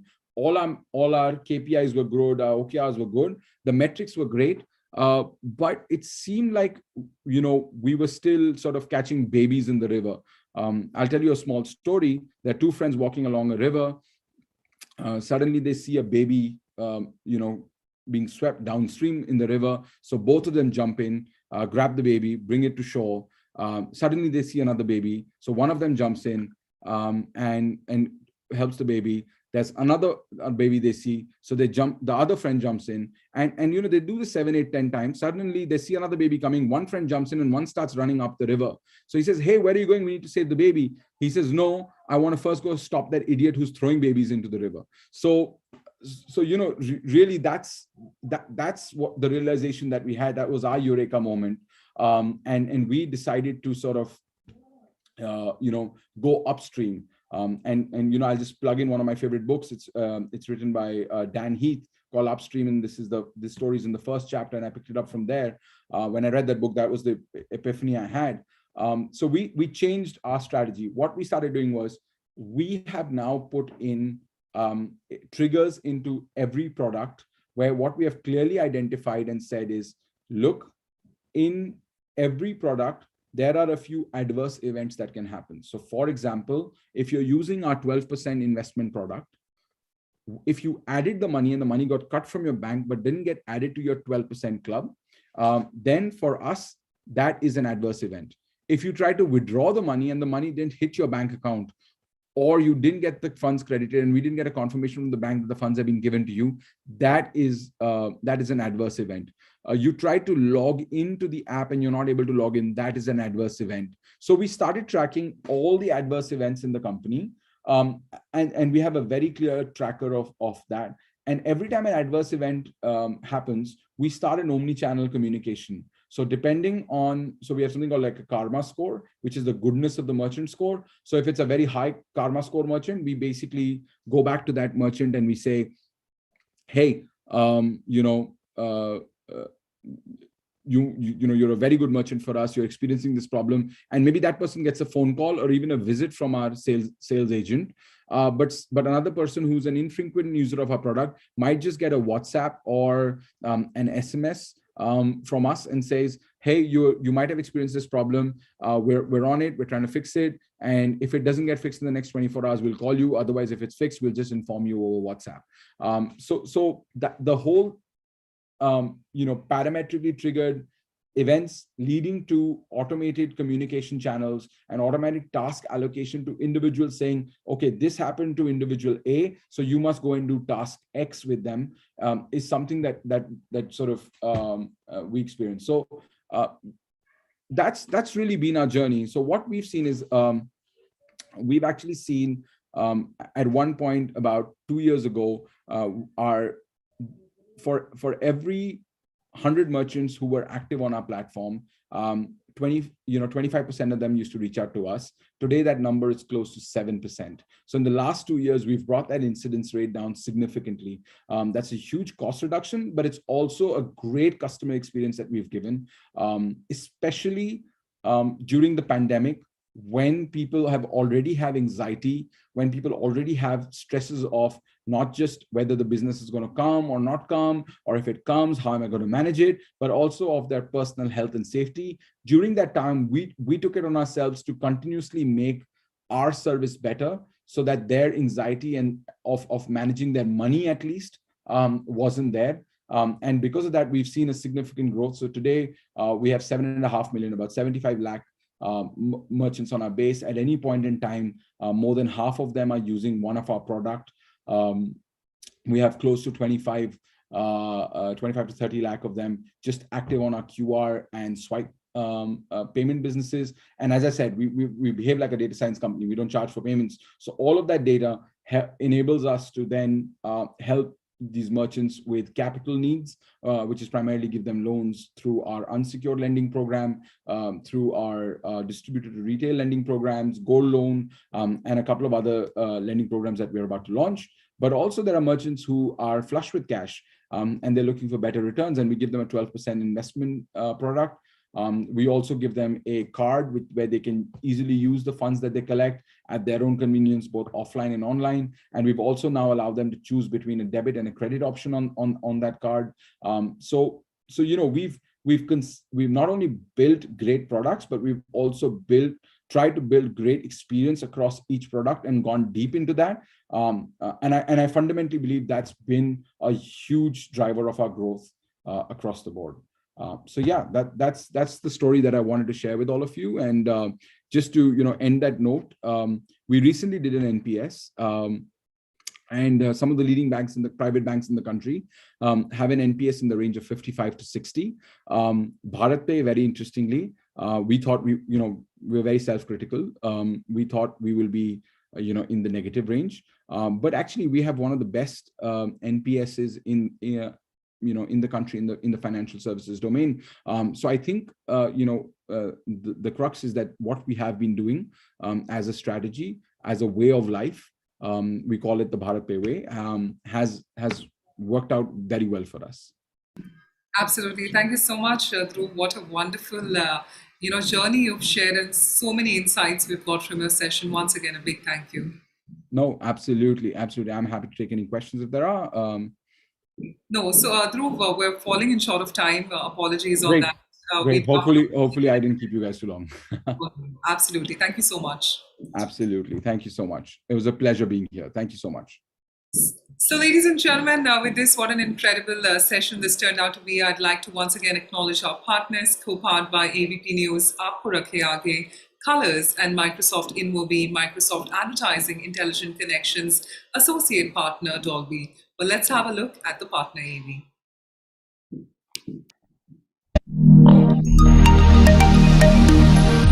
We asked a number of respondents what was important in terms of how they work with brands. Trust was number one. I've started every presentation and every talk with this is why and how we stand for trust. It's the most critical thing in terms of being able to establish trust and to merit it, to be worth trusting, right? Trust is a number one factor in choosing a brand for consumers. Marketers come to the New York Times because they want to borrow our credibility and trust. There is 3 types of consumers, I believe. Those that will never share their data, those that will share it and believe that they have nothing to fear, and those in the middle that need to have a clear value exchange in order for them to get their data. I think the new currency of a true relationship between a brand and its customer is going to be whether they're giving you their data or not. Big data, how do we take advantage of the information that is coming in from different devices and new technologies to understand how do we reach our audiences? Trust is built in droplets and sort of lost in buckets. We think about as Microsoft as a corporation. How do we engage with our customers across all of our different business units to make sure that we have the right level of transparency, control of data, so that as a company that the consumers can trust us. And of course, you got to do this with trust. It starts within our mission and our business model. Learn more at microsoftadvertising.ai. Well, thank you so much to our partner right there. Well, ladies and gentlemen, with this, it is now time to move on to the next topic. Well, next up is a brand that houses the most iconic FMCG brands in Indian households today. Taking the center stage next is Kapil Pillai, Regional Marketing Director, South Asia, Hygiene Reckitt, joining us. Well, Pillai shares the stories from Reckitt's brand portfolio, such as Harpic and Vanish, are navigating through the changing consumer behavior. He speaks on the topic, finding constancy in variability. And with this, I'd now like to humbly invite on the stage and screen Kapil to join us. Thank you for your valuable time. Over to you. Thank you, Bhavna. Good afternoon, everybody. Today, we'll just talk about one topic, which I think is there in everyone's mind. When there's so much variability, how do I find some amount of constancy to build my marketing plans on? And in doing so, how do you build a sustained connect with consumers? So before we start, just a quick quiz. Versus 3 years ago, do you find your consumers, and you can interchangeably say customers as well, less likely to switch to competition on promos or any pricing actions? Do you find them clearer about what your brand proposition is? Are they less likely to confuse your message with that of your competitors? Are they more likely to respond positively to increased ad spends? And do they have a higher likelihood to repeat purchase? Chances are, of course, there will be people who get a yes answer to everything. But chances are that for most brands, established brands, the chances are that the answers are mostly no. And that's the crux of what we want to talk about today. The fact remains that there is increasing clutter. There are a whole lot of brands which say pretty much what you're saying because, well, imitation is the best form of flattery. And how do you ensure that your message cuts through stronger and more distinctly than your competition? So if you look, there's a lower trust in brands and in institutions versus a year ago. And you look at it, on the average, global companies have a negative endorsement on trust. Well, it's slightly better than government, but it's not wonderful at all. The other thing that's there is that consumers tend to reward companies who put on good behavior in their mind or who mirror the behavior that they have. And consumers tend to punish companies who do not mirror the behaviors that they have. So this behavior of the organization versus brand choice is something that's been going up steadily. And now it's at a level where we cannot ignore it anymore. When you look at a brand journey, right, it has to move beyond a transactional relationship. The very definition of a brand is that there is some value that's being created. Simple definition of marketing is there's value creation at both ends for the consumer in terms of enhanced propositions and in terms of the person selling, which is the entity, in terms of higher realization for their product. That's essentially marketing, and therefore that value buildup has to move from product functional superiority to actually moving to a solution, to creating stronger experience, and then higher meaning. And these are the axis for value buildup for the consumer. When you want to do this, right, consumers tell us that they prefer purpose-led brands and are more loyal to them, right? An Accenture Group survey told us that 63% of people are buying, and this is a global survey, are buying goods and services from companies that reflect their personal beliefs and values. 62% want companies to take a stand on social, cultural, and environmental issues, which is close to their hearts. And this is just not simply saying that you are attuned with the consumers or the customers. Authenticity matters. Now, if they feel that you're just tagging onto a purpose, which just from the point of view of creating distinctness, that doesn't work, right? And the people do believe that their actions can influence the company's stand. So this activism among consumers is what is actually driving the landscape today. And when you think of the consumer who looks at brands, they are 4 times more likely to buy a brand which is got a strong purpose.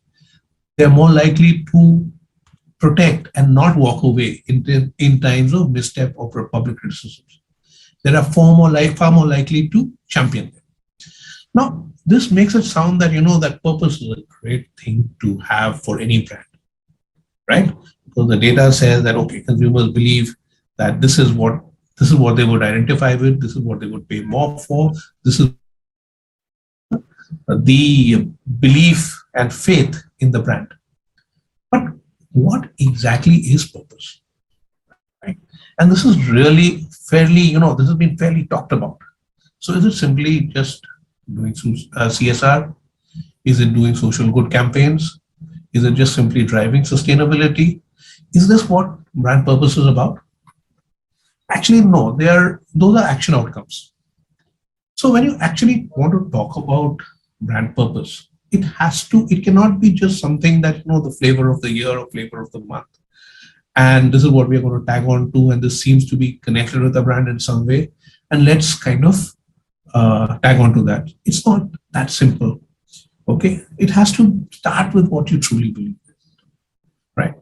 So whether it's belief in the organization that the organization has, or whether the brand has, that has to be the first part of it.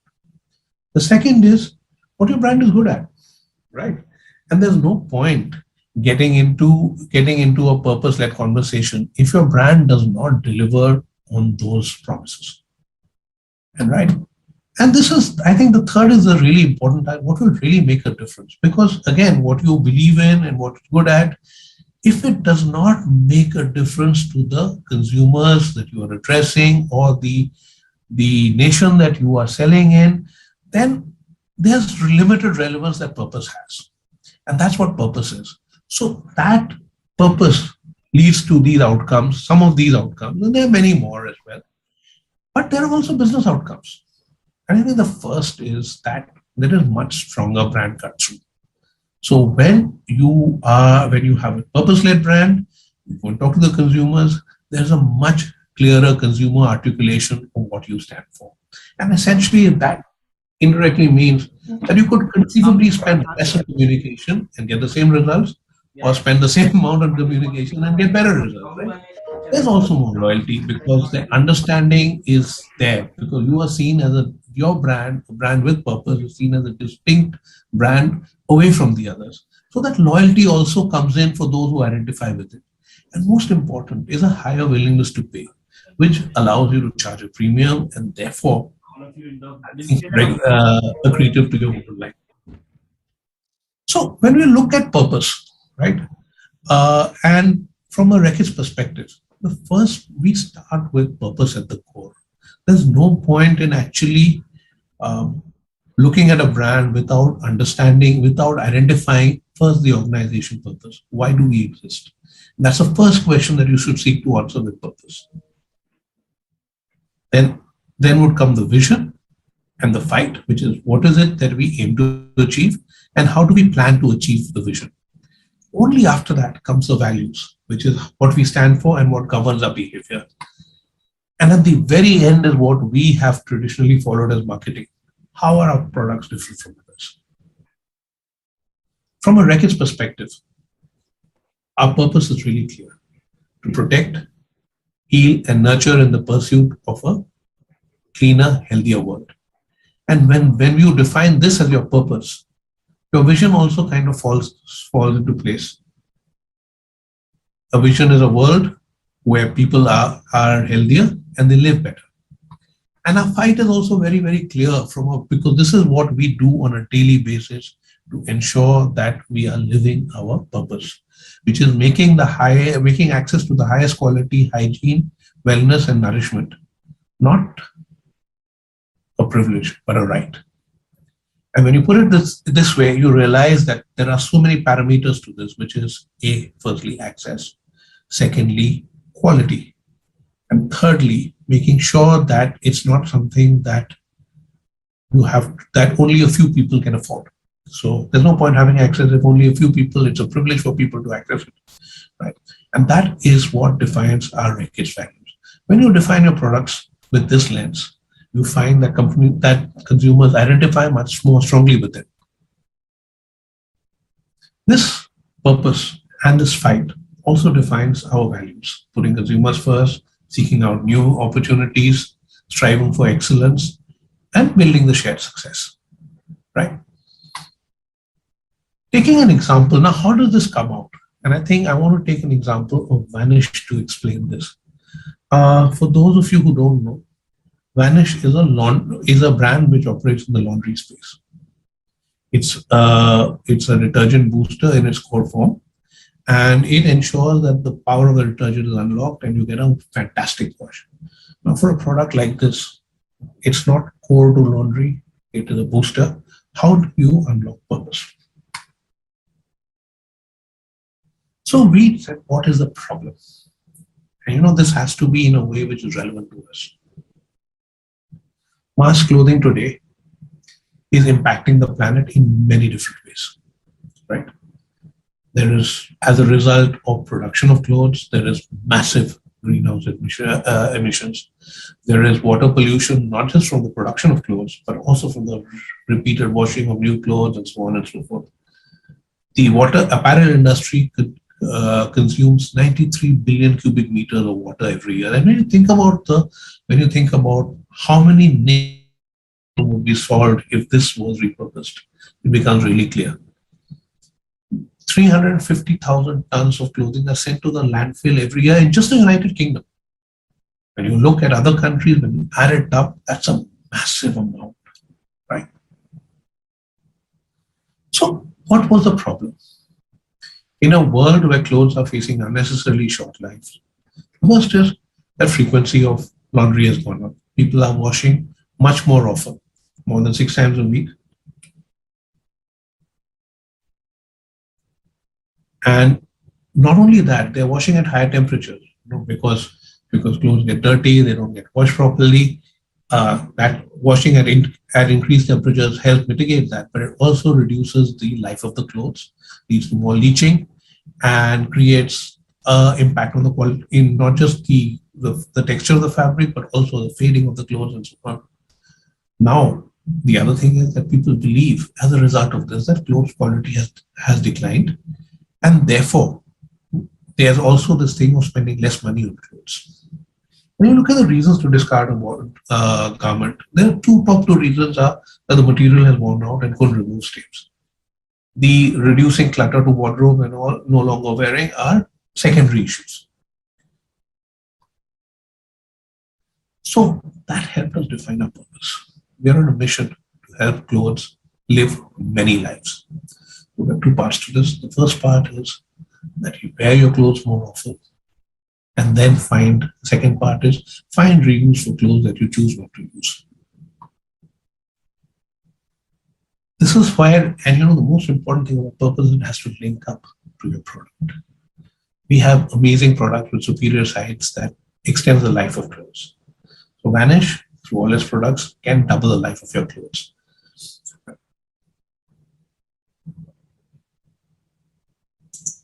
Meet Daisy, the teenager who loves hand-me-downs. That jacket from her older sister, those jeans from her auntie. And that paysuit, it was her cousin's, then it was her sister's, and now hers. A scoop of Vanish powder in every wash is the one-stop solution that gets rid of stains, odors, and keeps colors bright. Keeping clothes looking great, making those hand-me-downs easier to love. Clothes live longer with Vanish. So we started the purpose journey. When you start a purpose journey, you typically would start it in one country, and then when you find the resonance, then you see how it's relevant for other countries. So we started it in the UK, and the first part was explaining what the problem is, and this is how we did it from a communication. Vanish has always been there to make little problems vanish, but now they're taking on a bigger one. Too many of our clothes are worn just 10 times before they're thrown away. But by taking care of the clothes we love for longer, removing stains and protecting colors, we can all waste less and we wear more. See, Vanish is still helping problems disappear. Just bigger, more poor ones.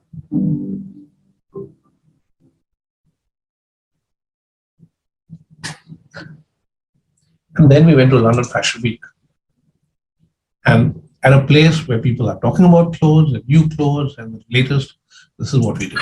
To be asked to do anything for London Fashion Week is hugely exciting and a real honour. Fashion is known for setting trends, and sustainability is something that fashion needs to get behind.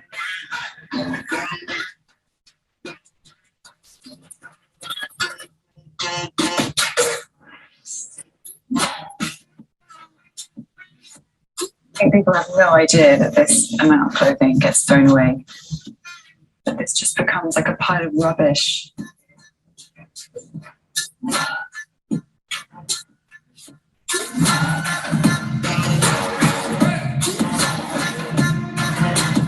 There's so many great things in here that we can wear again and again. It can still have a second life.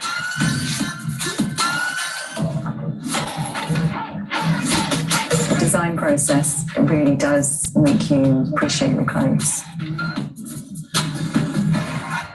Sometimes you think something's had its life, but there are ways to remove stains, wash clothing, steam it out, and it's going to look like brand new. You definitely wouldn't think this just came out a pile of what people think is rubbish.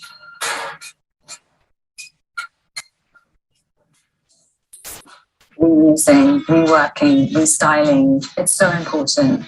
A little love, care and attention, it can look just as good.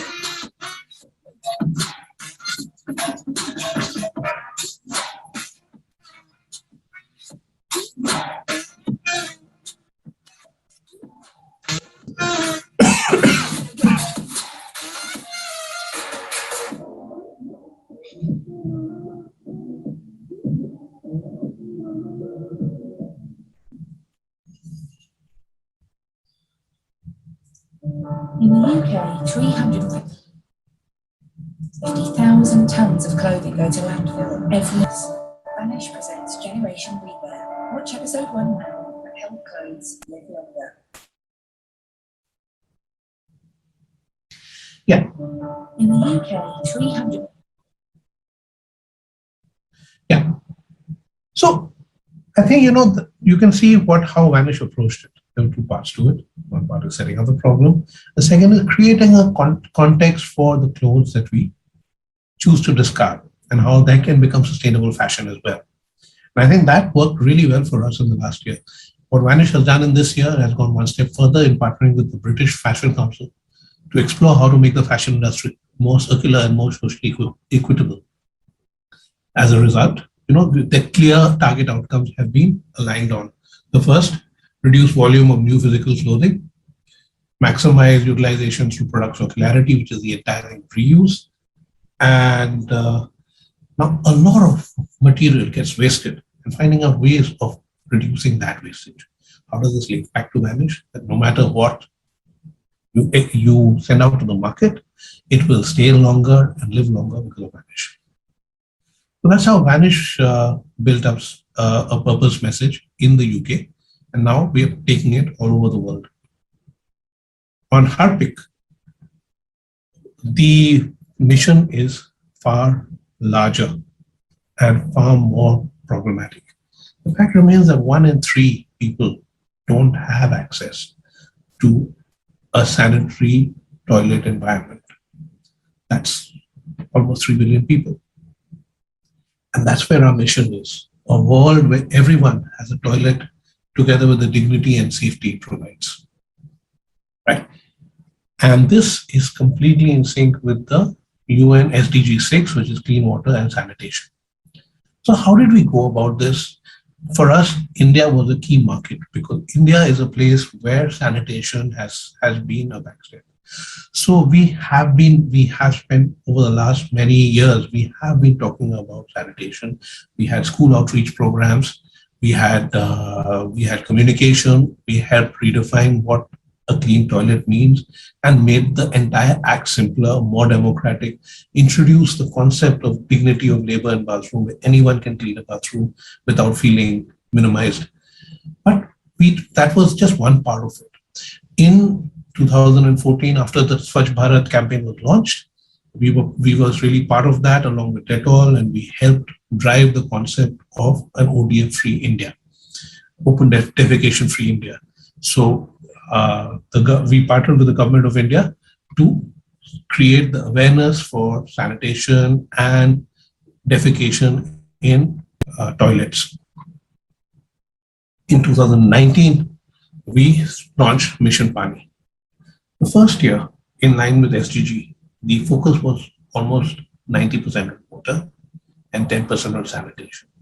The point being that water is required for sanitation, right? However, the pandemic allowed us to pivot a little bit more, and we started talking about hygiene as the key enabler and how water is a key enabler for hygiene in the first line of defense. This year, we are focusing towards a more omnibus approach, which is water conservation, sanitation, and indigenous and tech-based way to catch, hold, and store water for better health. Now, how has this come across? How has this come about? What we did. So there are many angles to what we did from a purpose. The first was we launched a World Toilet College in Aurangabad. In 2 years, we trained 7,000 sanitation workers. In this year, in 2021, we launched an additional 5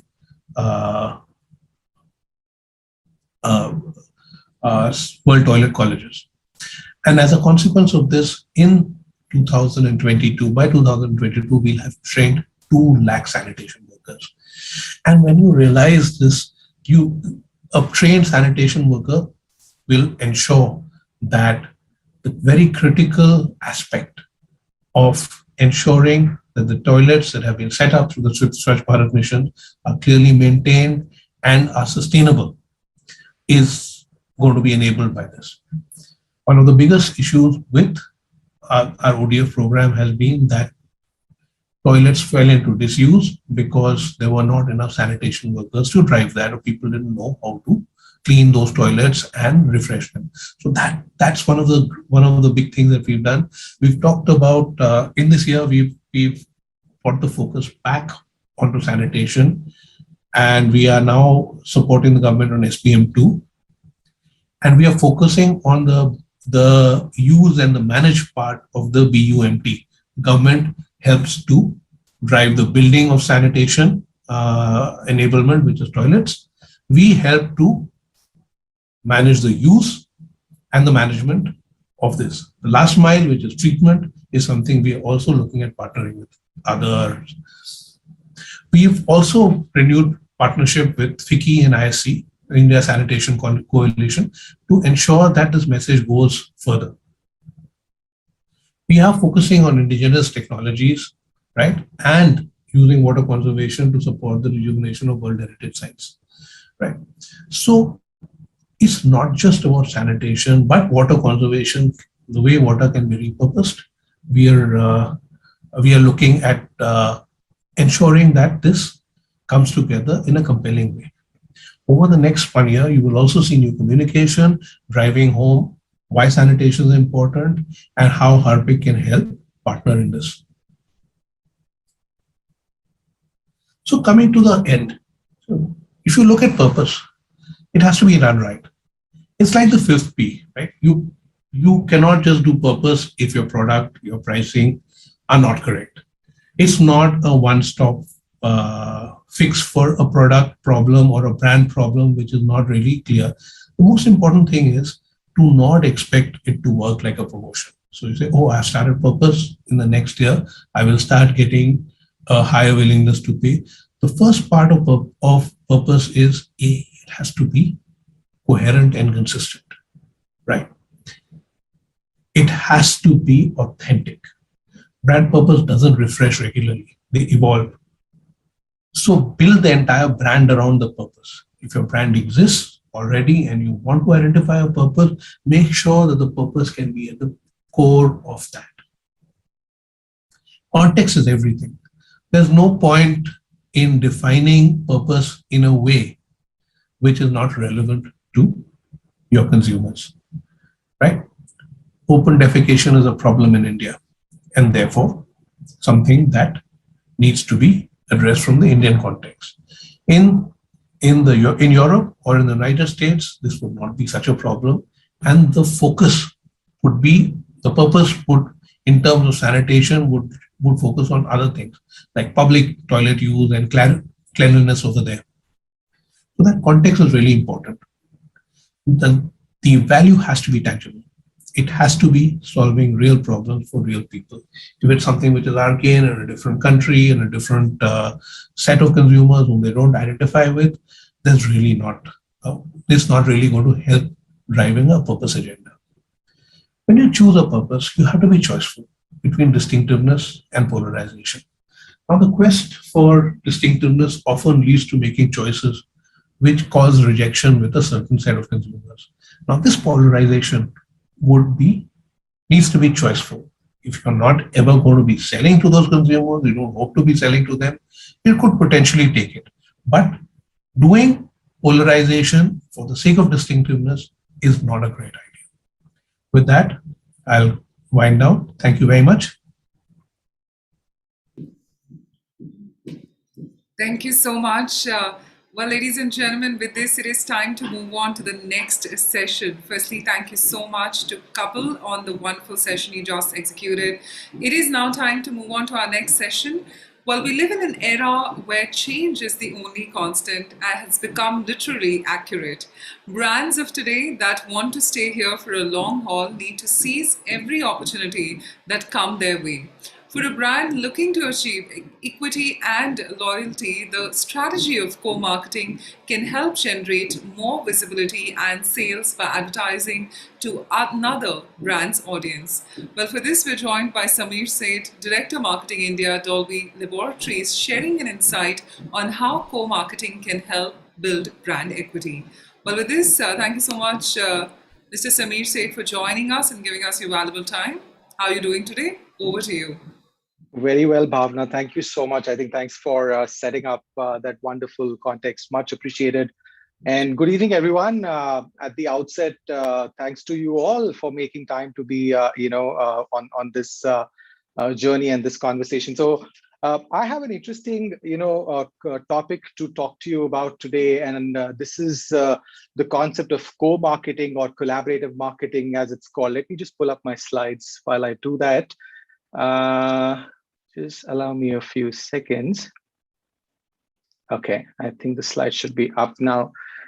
So this concept of co-marketing or collaborative marketing, as it's also called, is a very efficient marketing tool that marketers like us can deploy, not only to co-create value, which I think is the new currency. How could brands, like-minded brands, come together to co-create value, and in the process, help build equity for the brand that the marketer kind of drives. With that, let me just take you back in history and let me talk to you, about the popular marketing mix that we all marketers, like talking about.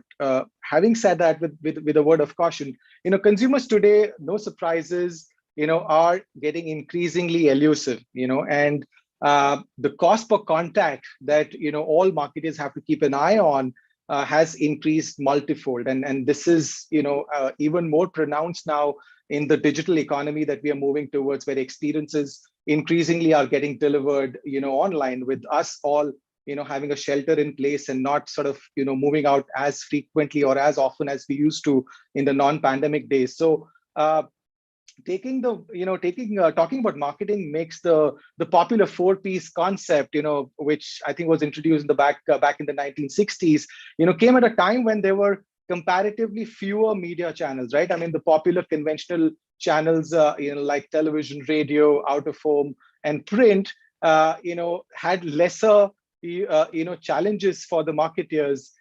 In the digital world that we live today, consumers would, engage with you or with your brand across multiple channels, and this really, creates a dispensed consumer journey that you as a marketer or we as marketers need to sort of tie back together and bring it all together. And this really muddies the dimension of, the place and the promotion of the two important Ps of the 4P framework, and makes the whole process even more complex. So the need of the hour really is to, look at marketing campaigns today, that need to be, sort of re-engineered. And this is where, the whole concept of co-marketing, which I will talk about shortly, comes in. So talking about marketing in today's context, I believe, an effective marketing campaign definitely is one that really can act as a bridge between the consumer and the product. And of course, create a relationship that gets mutually gratifying. And that really is the key of an efficient marketing strategy or a marketing plan that, a brand could, possibly create and deliver. And the key to a successful marketing campaign also is to develop a very clear, insight. I think I've been hearing a few conversations from my other, colleagues who presented. Everyone's talking about, be clear in terms of your objective, have a purpose to begin with, have a, objective then to deliver, and then, make it measurable. But base all of this on an insight, which again is a typical trap that, often marketers fall into, because, you don't really, differentiate often well between data and insight. So you can basically, get excited with a lot of data and not sieve out the insight basis which you should, be working on a campaign, and that really will not sort of create, much value. And especially in this pandemic-induced economy, another interesting thing to keep in mind really is that relatable content, especially, through video, enables, I believe, to strike a better chord with the consumers. So campaigns which are, video-based, content which tell a story or which solve and not sell, definitely will leave a mark in the minds of the consumers. And I see these as opportunities more than a challenge to really connect with the consumers. And that really is the marketing, in today's context, in this whole, pandemic-induced economy that now we sort of live in. With that, let me transition into this concept of co-marketing or collaborative marketing, which I believe is a great way to co-create value. And how could you co-create value as a brand with, by partnering with like-minded, partner brands, as long as all of them, have a common goal that they're chasing. And you can really use this as a tool, to do effective storytelling. At the end of it, we all marketers are storytellers, right? I mean, we create stories and we deliver our stories in a meaningful manner, which again helps bridge, the bridge that I was talking about between the consumer and the experience that you're trying to deliver. And in this process, you can build, value around a shared product or a service, and I'll give you an example. In our context, I represent, Dolby as a brand, and Dolby as a brand is something that advances the science behind, sight and sound as two sort of experiences to create and enable spectacular experiences. And we don't have a consumer product of our own, and we create and deliver these experiences through collaborative partnerships that we have with a lot of brands. I mean, when we bring our innovations to people through collaborative marketing or through collaborations that we have with artists, with businesses, and of course with consumers worldwide. And this is where, this whole genesis of co-marketing or collaborative marketing, sort of comes in. And I have an example to share, especially in the Indian context. So as most of my, fellow colleagues were talking about, the campaign or a campaign thought really needs to be on the premise of an insight. And let me draw your attention to the impact that the pandemic really has had on entertainment habits. And from there, came a few insights that we pulled out through some consumer studies we did, basis which we, conceived this campaign called Dolby Everywhere, where we used co-marketing or collaborative marketing, as a tool for storytelling. So, a recent consumer study that we did, which talks about changing entertainment habits, consumers are spending more on quality, to better connect with content. Gone are those days when, Indian consumers would consume entertainment content in a passive manner, right? I mean, the TV is kind of blaring in the background while my dinner is being served, or, I am trying to, practice economy of motion by, taking a phone call while the TV is kind of blaring in the back, and it's kind of passive viewing that I'm doing. It's not the case anymore. Consumers are increasingly engaging with, content purely because, there is a shelter in place. I'm spending more time. I want to consume this content in a better format, in an enhanced experience that I could, drive. And that really was, an insight that we picked up. And just throwing some numbers here, from a primary study we did, with Wakefield, which is a global research agency. And in the Indian context, what came out was the fact that 94%, of the respondents we spoke to, and this is a fairly sizable, population we went to, mentioned that they are willing to pay more for a premium subscription, as long as that subscription, gives them an enhanced video and audio quality, experience in their living rooms. And this upgrade is not limited just to content, but the research also pointed to Indian consumers planning to even upgrade their entertainment gear or devices for a better enhanced experience, purely because they're seeking an active they're consuming content in a more active rather a passive sort of manner. The same insight is reflected on the other screen, or the popular screen, India being a mobile first nation, no surprises here, and that really is my personal entertainment device.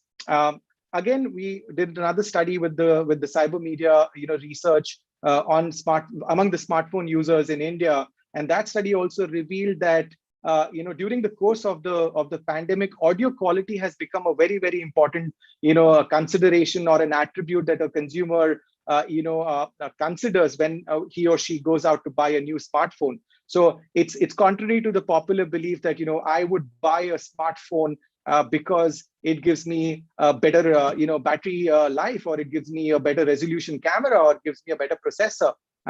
It's audio quality now, purely because whatever you can think of doing on your smartphone today, even if it's a voice call, it is audio. If it's AV content, it's audio. If it's streaming audio content, it is audio.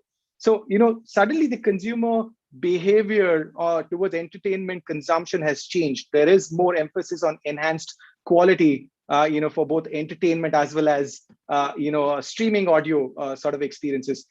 Last but not the least, another study we did with Kantar, among music, consumers in India, and that again revealed the same fact. 9 out of 10, active music listeners believe that a premium audio experience or a premium audio quality experience is extremely critical when it comes to streaming music.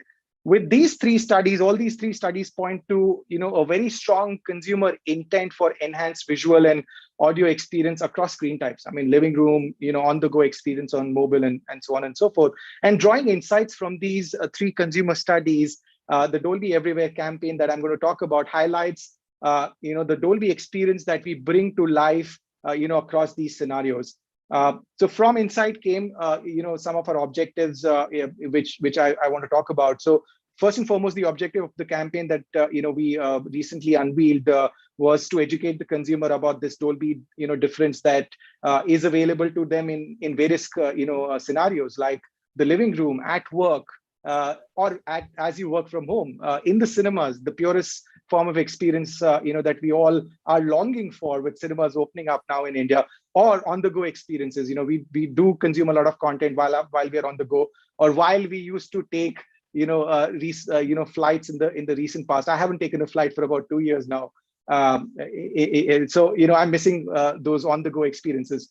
The second objective of this campaign really was to also create awareness about lifelike experiences that Dolby sort of powers up by connecting with the consumer through content. We all buy these devices for great content experiences that we seek, and we connected with by connecting with the consumer through the passion point. So for example, my passion point is sports, or my passion is music. So if I am able to connect with you to explain how you can get your sports or your music experience in a better manner, I think I'll have a better storytelling experience. And that really brings me quickly to my reference to co-marketing or collaborative marketing. So with that objective, campaign objective in mind, drawn on the insights that I just spoke about, we came up with this whole Dolby Experience campaign, and we created a hero film, which is a fairly long film, purely because it was aimed at driving,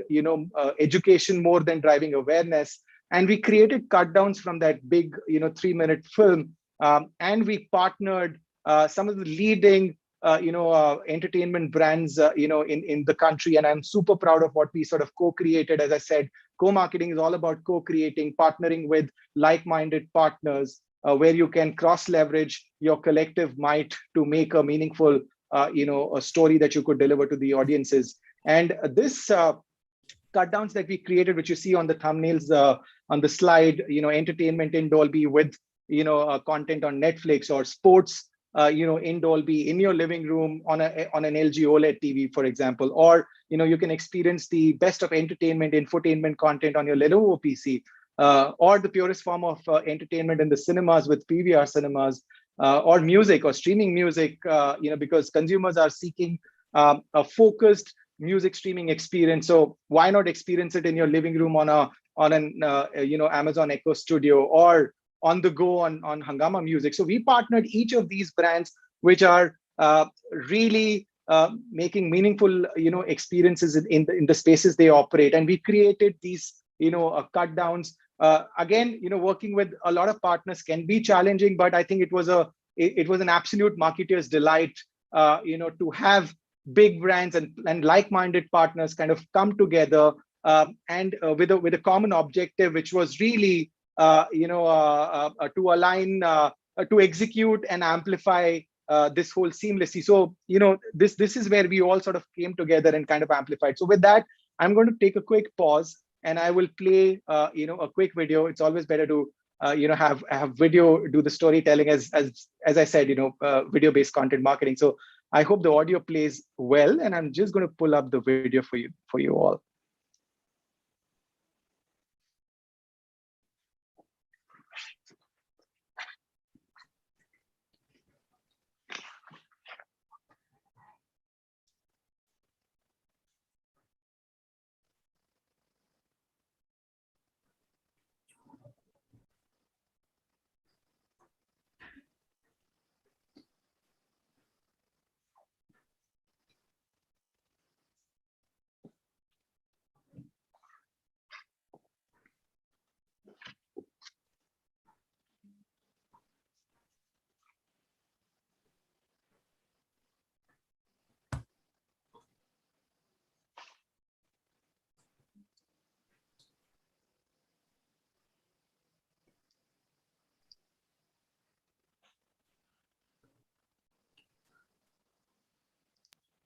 Believe that he's somebody who can confidently attack any ball. And here's a big one.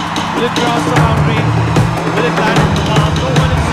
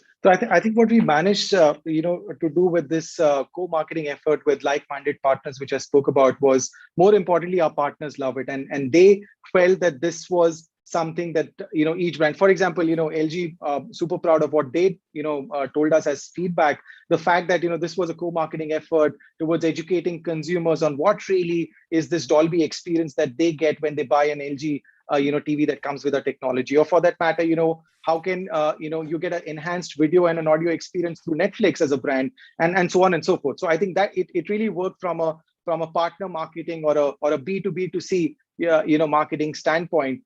Having said that, the consumers at the end of it, I mean, we are an ingredient brand which is wanting to be, and we are increasingly, working towards being more consumer facing. And this really kind of worked well, where we used two, levers, digital, marketing lever, which really delivered, video views. For example, we were quite, delighted to see 100%, full video view consumption happening for a long form, content like this, which you saw. The first part of the AV really was the long 3-minute film that we ran, and there were 100%, video views, which meant that there was something meaningful, or meaningful storytelling happening there. And of course, from a PR standpoint, I think that really was the aerial cover that came in here. This is my last slide. Just want to do a quick recap, on this whole concept of co-marketing, which I said is definitely a marketeer's delight, because co-marketing campaigns really allow brands to firstly broaden their audience set. Just imagine the collective might that we had with the brands that I just spoke about, versus had we just chosen to go solo, right? Had we just chosen to go direct to consumer ourselves, versus the collective might that we had partner brands kind of collaborate and amplify at their end, use their audience set to deliver this experience. Of course, as I leverage cross audiences and increase awareness by tapping multiple channels at once. Another interesting aspect from a co-marketing standpoint really is that it allows the partners to capitalize on strengths of each other and use this whole collective might to further amplify a common message. So I see co-marketing as a concept being used increasingly. I see that happening across media and entertainment as a category, definitely, where you can co-create value rather than you as a marketer just focusing on creating equity or relevance just for the brand that you represent. So use collective might, bring like-minded partners together, define a common goal, and you'll have a successful campaign, which could work both from a B2B2C and a D2C sort of perspective. And that's all I have to share. I'm just leaving behind my coordinates in case I'm being prodded that I don't have much time to take questions. So just leaving my contact behind in case there are any questions. I love to engage, fairly connected, would love to respond to your questions. Back to you, Bhavna. Thank you. Thank you so much for that. Well, definitely I'd urge our audience to stay in touch, connect with you and your team on LinkedIn and other social media platforms, and let's all have a great conversation ahead. Thank you once again, Mr. Seth. Pleasure. Thank you. So ladies and gentlemen, with this, it is now time to quickly move on to the second panel discussion. Well, in the last year, various studies have shown that the shoppers have altered their brand preference and loyalty due to rapid changes that have taken place due to the pandemic. Our next panel looks at how brands are adapting the consumer behavior shift and combating the urges that challenge brand loyalty and much more. Well, the topic is brand loyalty eroding? A very interesting topic, and for this, let's welcome our session chair, Prasad Shirale, founder and CEO, LogicServe Digital, and joining would be our esteemed panelist, Rahul Gandhi, CMO, ID, Fresh Foods, Pradnya Popare, Head Marketing Communication, Samsonite South Asia, Ram Suresh Akela, the Executive Director, Marketing, Maruti Suzuki India Limited, Dr. Ipshita Chatterjee, the Head Innovation Development and Brand Strategy, Lotus Herbals. We've got Ruchika Gupta, CMO, Luminous Power Technologies, and Siddharth Tawade, the Managing Director, India and SAARC, MIQ, joining us. Well, with this, I'd like to humbly welcome all our panelists and thank you for joining us. Prasad, the stage and screen is all yours to take it forth with your panel. Over to you. Thank you very much, Bhavna, and what great sessions. It got me thinking a lot of stuff. Some of the things which are really going through my mind. That sometime back we heard about consumer being elusive, how data natives are working. There's the previous one about co-marketing. So good evening to all, and welcome to India Brand Conclave 2021. This is a panel discussion trying to answer one of the most critical questions that every marketer wants to decipher, and that is brand loyalty eroding? Okay, I am quite sure many of us are like every day morning that something like some of that question really gets to our mind. But you know what, we are very lucky today to have panelists from different industries, catering consumer needs from food to travel accessories to mobility to beauty and skincare to power backups and solar solution to agency helping the brands to drive through the new normal in the post-COVID world. So I'm quite sure everyone has talked about it, but just in March 2020, the world within a few days changed.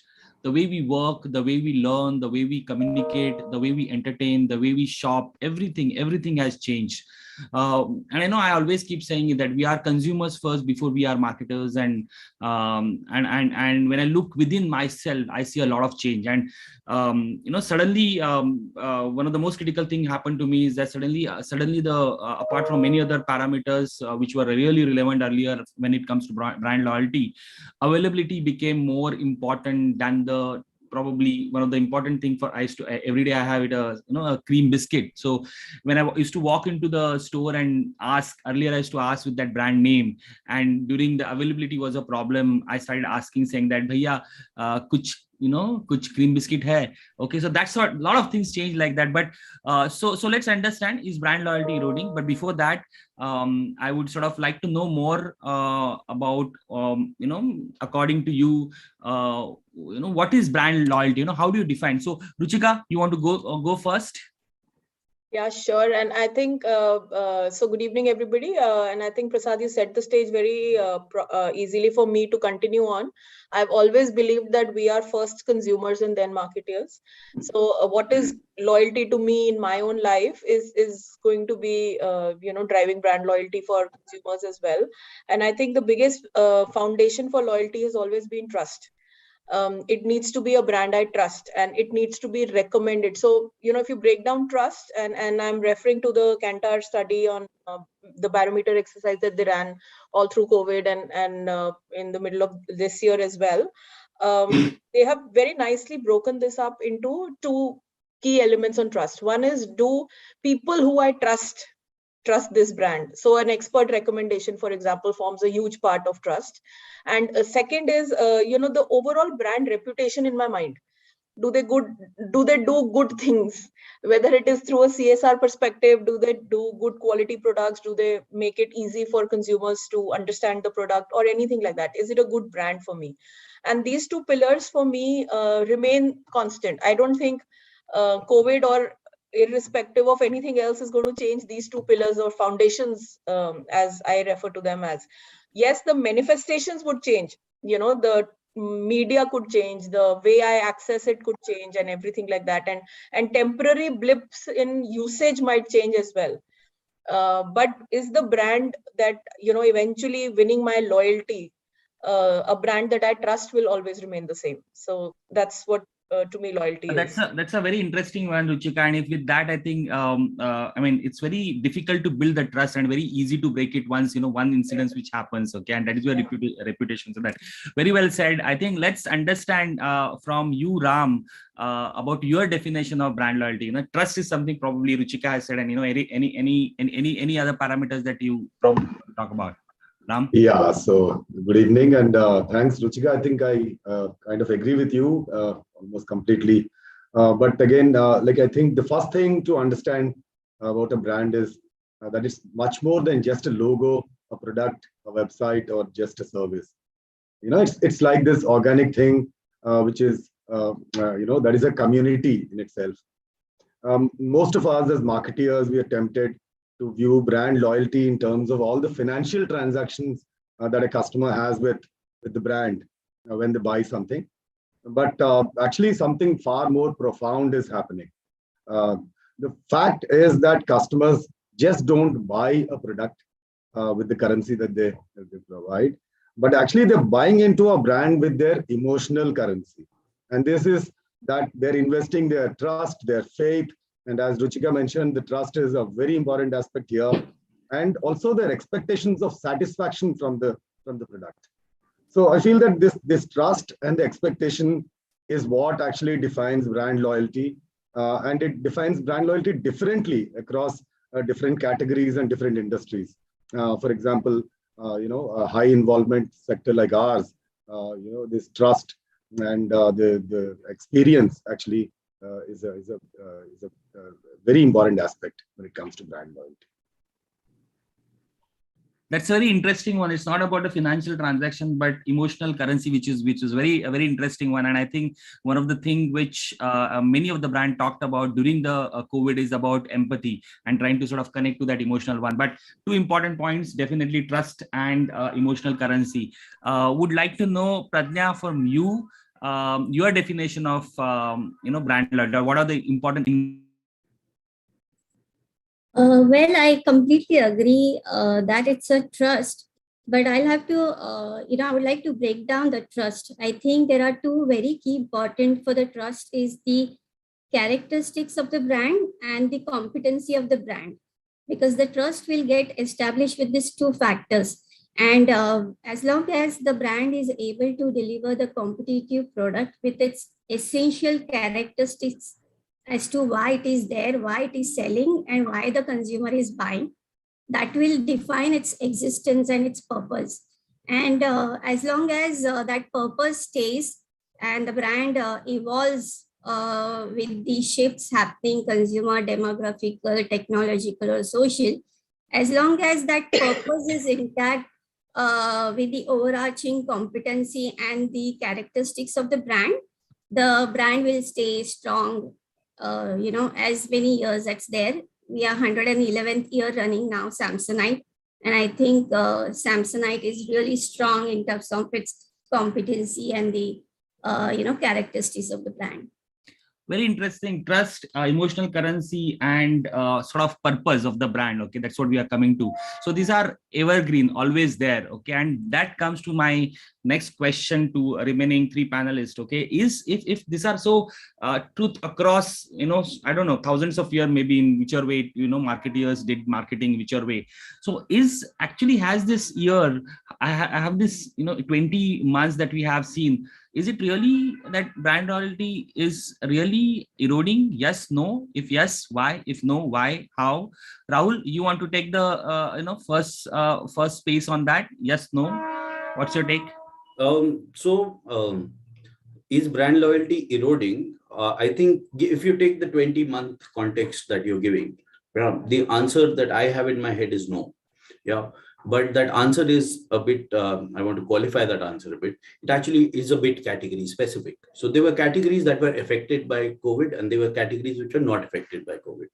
Now, almost every category was affected by COVID. But when I say affected, health and hygiene, food and nutrition, general sanitation, these were categories that were core and revolving around the COVID phenomena. However, something like a perfume or a pencil or a matchbox was not.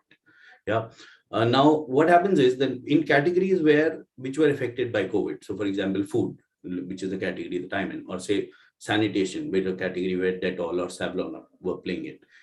In those categories, actually brand loyalty shot up. And if you look at the data of these categories, you'll actually see that the market leaders have actually consolidated their positions because of two primary reasons. One is, of course, they were available. Most of the market leaders were large companies who had, distribution networks which were still active, whereas the smaller players disappeared from the market. And, you were giving the example of cream biscuits also. So smaller players disappeared and the larger ones, the Parle-G and the Sunfeast and the Tiger would have stayed. So in categories like food, where ID was also available, ID never disrupted, we actually consolidated our market position.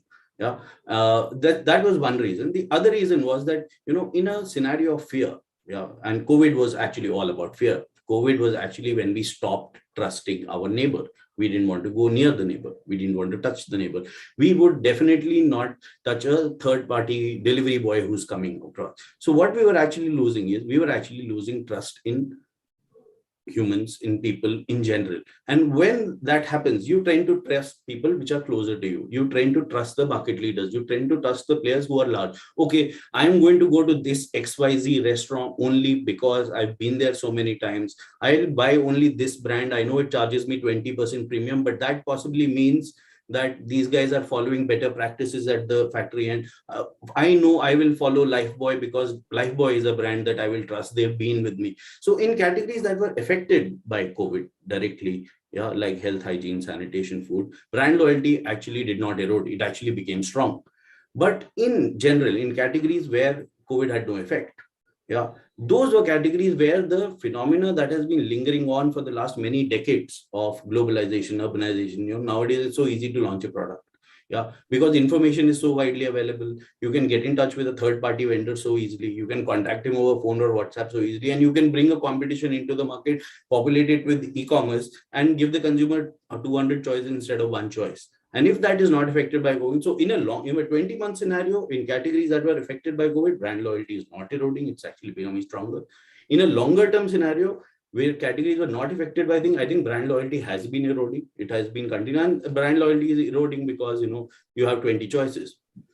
Yeah. So, and if not affected by COVID, people would like to get the best value from them by flirting with goods and seeing which one is giving them the best perceived value versus whatever cost. Yeah, Rahul, I think it's very interesting take, when you put a filter of a category, it starts making a lot of sense. And you also talk about trust and connection with COVID and the categories which have sort of got affected that way. But good one, Siddharth, what's your take on this? Because you've been interacting with so many brands, I would really want to know because you would have exposure to multiple categories during this time, right, Siddharth? Yeah, absolutely, Prasad. So I agree with what earlier Pragya and Ruchika were saying, and now Rahul is saying. So a bit of contrast in the views, but also there is a lot of similarities as well. Just to add on my take on this is that I think one is the biggest one which we are seeing is that digitalization has really accelerated during this time, these 2 years, right? And there is fragmentation, and brand loyalty overall in many categories has been eroding because there are so many choices which have come up. And I'm not saying just from a pandemic perspective, but also happening in the last decade or so, when obviously consumerism has increased, consumption has increased, plethora of brands have come in, and there are so many choices which consumers are having. So obviously that way, then brand loyalty will go down to that extent. And then within that, what is happening is that what are the touch points for the consumer, right? What are the channels by which brands are accessing or consumers are accessing these brands? And then it's basically what's called, Nazar Hati Durgatna Ghati, which is basically, if you are not on the new channels where consumers are, right? And it's not about, I'm not just talking about digital, I'm just talking about any and every new channel which consumers have adopted during these times as well, during the COVID time as well. If you are not there during that time, then there is, and if you are in a category which is, not related to wellness or related to health or safety, etc., then definitely there is a huge chance that you will not be able to capture consumers' attention, and consumer will start flirting with other brands in your category who are present on those channels, and then from there you might see your loyalty eroding in a very, very strong way. And just to add one more thing here, when I was at Google 10 years back, that time there was a big discussion which we had internally that there are so many countries where there is no print media now, but of course in India print media continues to thrive throughout the last decade, and I'm definitely sure that print media is going to do well. But at the same time, if you see the way pandemic has accelerated the digitalization, I feel that there are so many new channels which will come up. For example, the analog TV will become digital. Connected TV will become a very, very big channel in coming years. I think we are going through a tectonic shift in the media landscape as well, and that is something which all of us will have to keep a watch on and see if we are being relevant in terms of channels for the consumers.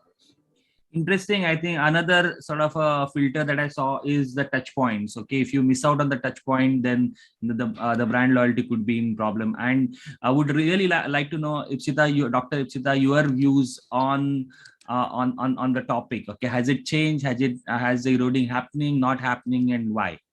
Right. Thank you so much, and good evening, everyone.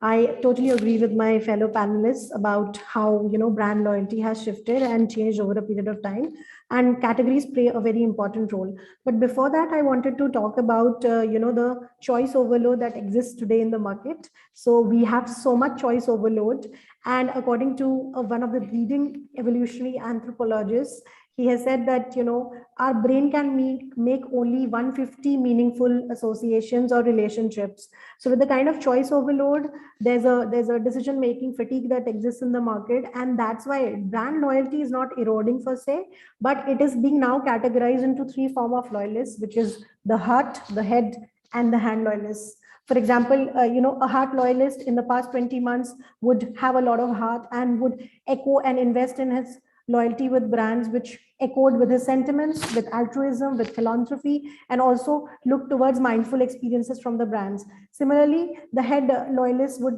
probably go for, lucrative offers. For example, a lot of brands did a lot of liquidation in the past 20 months of their goods so that, they make sales and, meet their targets and numbers. So that's how they shifted. And apart from that, the hand loyalists definitely changed habits. That's where channel came into, existence. So in totality, if you ask me the question, is brand loyalty eroding? No, for across categories, it might be different. Beauty, of course, has emerged as a beautiful winner because now mindfulness, wellness, and beauty and personal care space has emerged as a winner during the past 20 months. The dynamics have changed, the touch points have changed. As I told, now the loyalty programs have to be categorized according to the target audience and very customized, tailor-made. Pradnya has said, non-linear consumer journey should be followed. And I think that's how loyalty will change over a period of time. So answering your question again, brand loyalty eroding? No, it is changing. Where there is erosion, you'll have to put some guardrails and take some measures. So brands have to be adaptive, collaborative, nimble, and agile. That's what my take is. Oh, wow, what a interesting sort of a take. Again, all three of you are given a very interesting take on from the category perspective, touch points to choice and overloads and customize and personalize one. So with all this definition of brand loyalty and different parameters, one of the important equation comes to my mind.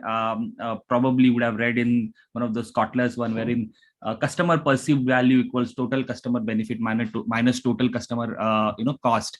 And when it comes to customer benefits, it's basically improving economical, functional, psychological benefits of that product, service, people, or image. And when it comes to cost, total customer cost, it is definitely the time, energy, psychological is investment, all that gets into that. But these are something which we always had thought about, and in the whole there's a strong correlation between brand loyalty and CPV.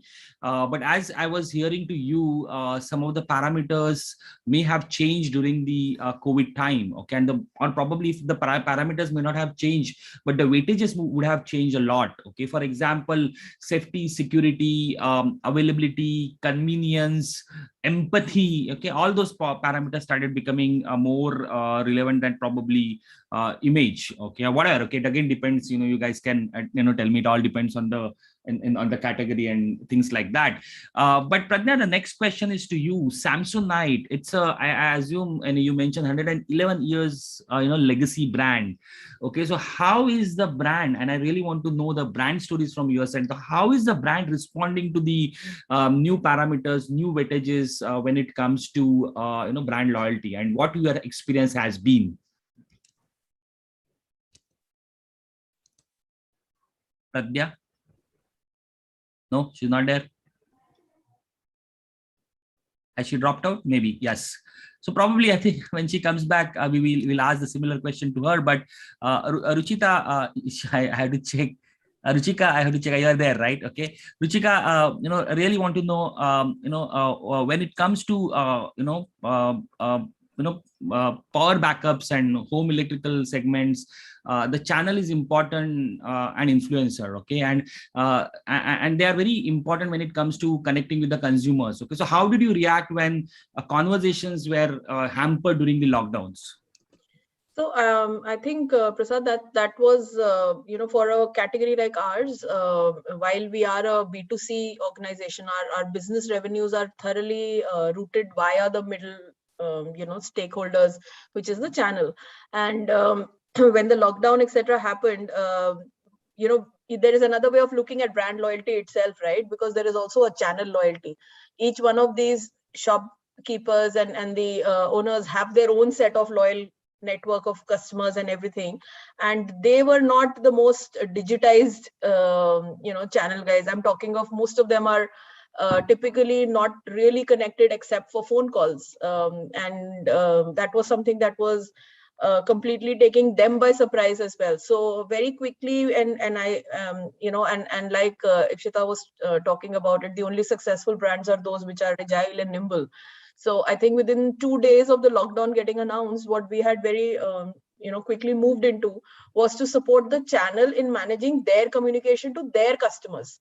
It wasn't about Luminous communicating to the end customers. It was about helping the channel communicate to their customers. So we came up with these very simple ideas on editable creatives on WhatsApp, giving them space.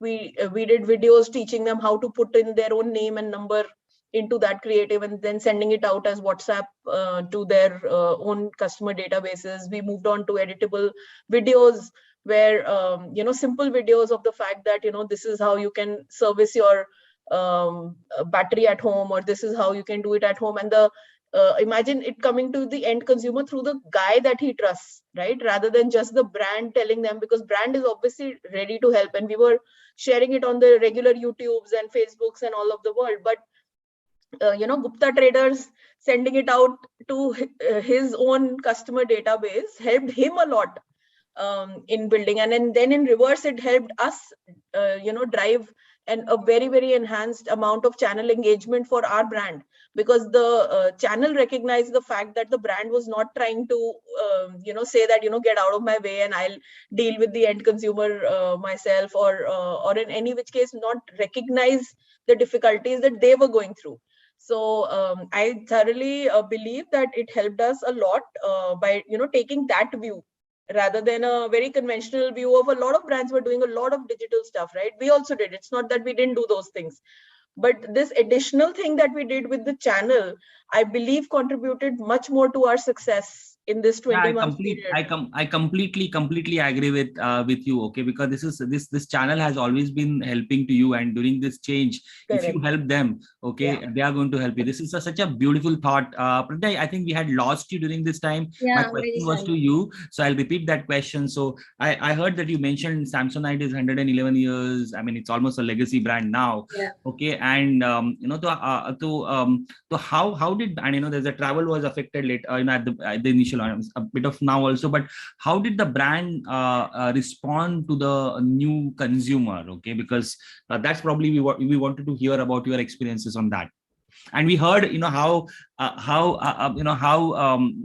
Ruchika sort of enabled the channels. But so what is your story? I mean, what did you do? So everyone, there is a, it's a 111 years old brand. So every now and then there have been a new consumers, right? So the most important, and as Ram said, and as Siddharth said, so emotional, emotional currency. So today consumer has a holistic view, of the value, and that value is derived from the tangible and intangible benefits of the brand. Yeah, so the most important thing is tangible benefits we know as what we are saying and as our interaction with the product. But how do we communicate to the consumers? There are various aspects of the brand, like Samsonite has been on the forefront of the innovation for, from the upright bags to the two wheels to these four spinners, and to the latest smart technology of a fingerprint locking system or the way, inbuilt weighing scale. So the whole interaction needs to be happening with the today's consumer time and again. And that interaction can happen through any way, because it's the digital world. 150 million consumers are now buying online. So how do we, and there are almost 650, penetration of the digital. So 650 million internet penetration in India today. So how do we start interacting with the consumers when there is a complete ease of buying and a convenience is given the first priority? And that's how even we, first of all, when we started to map the non-linear journey of the consumer, that how do we start seeing and interacting and communicating with the consumers at wherever they are.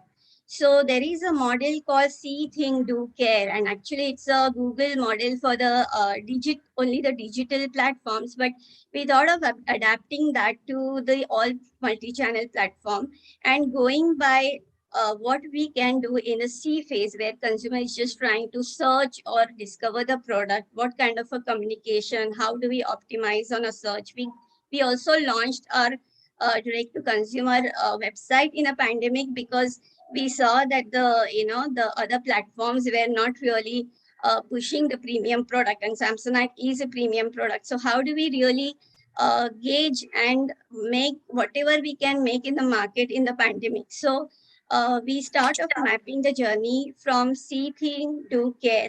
When it comes to see, is through from the window communication, from the YouTube communication, from the search engine optimization for our brand, from thinking in terms of how from the influencer marketing, from driving swipe up stories from the influencers across social media marketing, in-store experience, having a communication at the brand level and at the product level. In the do care, how they can have the easiest checkout experience, how can they get notifications through mobile, how do you get to know, how can they see the latest product which is there in the market. And under do see, think, do, care, another care session, how do we go back to them through the emailers, take their customer satisfaction score, get the overall store experience also at a better checkout experience. So we map the whole see, think, do, care as a module to the non-linear journey of the consumer and adapted that for our website, which is a new website, and also for the in general as a consumer wherever he is available. Secondly is that as the brand needs to be relevant, and the intangible benefits of the reliability, safety, aspirational value, sustainability is becoming more and more important. We are already on the journey of carbon neutral company, and we have in Samsonite at our factory and a warehouse, we have the solar panels, and we are already net surplus on the energy out there. We are doing we are having the recycless technology, where we are introducing the products with the used yogurt cups and the plastic bottles. So those are getting recycled and the fabric is getting made out of it. And we are having an eco collection. We almost have 8 to 10 backpacks in an eco collection, and a hard and a soft luggage also. So we are trying to have this journey, making more and more to the mass and the value segment also. We have a American Tourister and the Chameleon as a product. So not just the Samsonite, the material which is going to get used for the soft luggage for this value and a mass segment, and the interior design and the material which is used for the interior of these bags are also from the recycled material. So we hope that we are completely a carbon neutral company by 2024, and that's our objective. Yeah, that's very interesting from a, to take care of non-linear journey, managing B2C and providing a purpose, which we talked about with respect to sustainability. Okay, that's an awesome way of giving adding those extra parameters for a brand loyalty. There's a very interesting one when the lockdown happened, we all of us fell to the lowest form, to the Maslow's lowest area, okay, where food was so critical, right? And that is where, and of course, we started talking about having a fresh food and hygiene food. Okay, so Rahul, I really want to know, and I'm quite sure, and you have also mentioned, it really, a brand like yours would have really got that help of that tailwind, which you saw. But want to hear about your experiences on that, and how did you enhance further than probably what the situation asked for? Yeah, I think. It's unfortunate to say that the pandemic was good for some, but for a brand that has been talking about eat healthy, eat fresh, don't add chemicals, don't add preservatives for the last 10, 15 years. Yeah. It's almost like our voice got some support from God. Yeah, almost like and ID, because of its I think because of its founders who come from a very humble background. PC Mustafa was a coolie's son, a daily wage worker's son. The ID tends to be a very emotional brand. All of us, at ID, I think while he interviewing us, he makes sure that all of us are emotional people while he's hiring us. But ID is a very emotional brand. And what ID did during this time was we did two things primarily. One thing was that we tried to solve the society's problems through many interventions. And the second thing that we did was we tried to tell people to do what we've been telling them to do for so many years, that, eat healthy. I think the society faced a lot of problems. That's the first part. The first part was, there was one point of time, April 2020, when the lockdown had first hit us, when we were all queuing outside grocery stores. When people were stuck away from their mothers and fathers in different cities, and there was a lockdown, and there were no flights, there were no trains, there were no buses. ID has always, through its campaign, asked people. There's a tagline that we have, "Khana khaya." It's almost like a mother. When mother calls you up, even at no matter what age you are, at 75 and you're 45, mother will call up, "Beta khana khaya." I'm like, "Mama, I'm in office. I eat myself," but Mama will still ask, "Khana khaya." So there was this one campaign that we did for Mother's Day, 30 days before the Mother's Day. Mother's Day in May, so we did it in April at that time. Because we thought that it's time for all of us to be mothers and ask our neighbor, our auntie, or the bachelor living next door, "Have you eaten food?" Because food was actually, so that was one thing that we did for a campaign for making people aware that you need to ask about the well-being of others. Then the other thing that we did was that lots of people started emailing us from Bombay and all the old people that we're not able to cook, we don't have and we can't go to the shop nearby, what can you do? So what we did was we started supplying to apartments directly. ID owns its entire fleet, so we started supplying to apartments directly, and the only thing we told them is that you don't need to pay us. You can pay, this is our GPay number, if you pay us, very good. So it was called a trust shop, that we trust you, where you place the order on WhatsApp, we'll drop the goods at your apartment doorstep, and we trust you to pay us. It was actually PC Mustafa's idea, and it was a super hit, because and we got 97% of the people paying us, because at that point of time people would pay 2x for the food. Forget about paying X. So that was another societal problem that we tried to solve. And third one, which we really felt, was that all these mothers who are doctors, lots of doctors are women.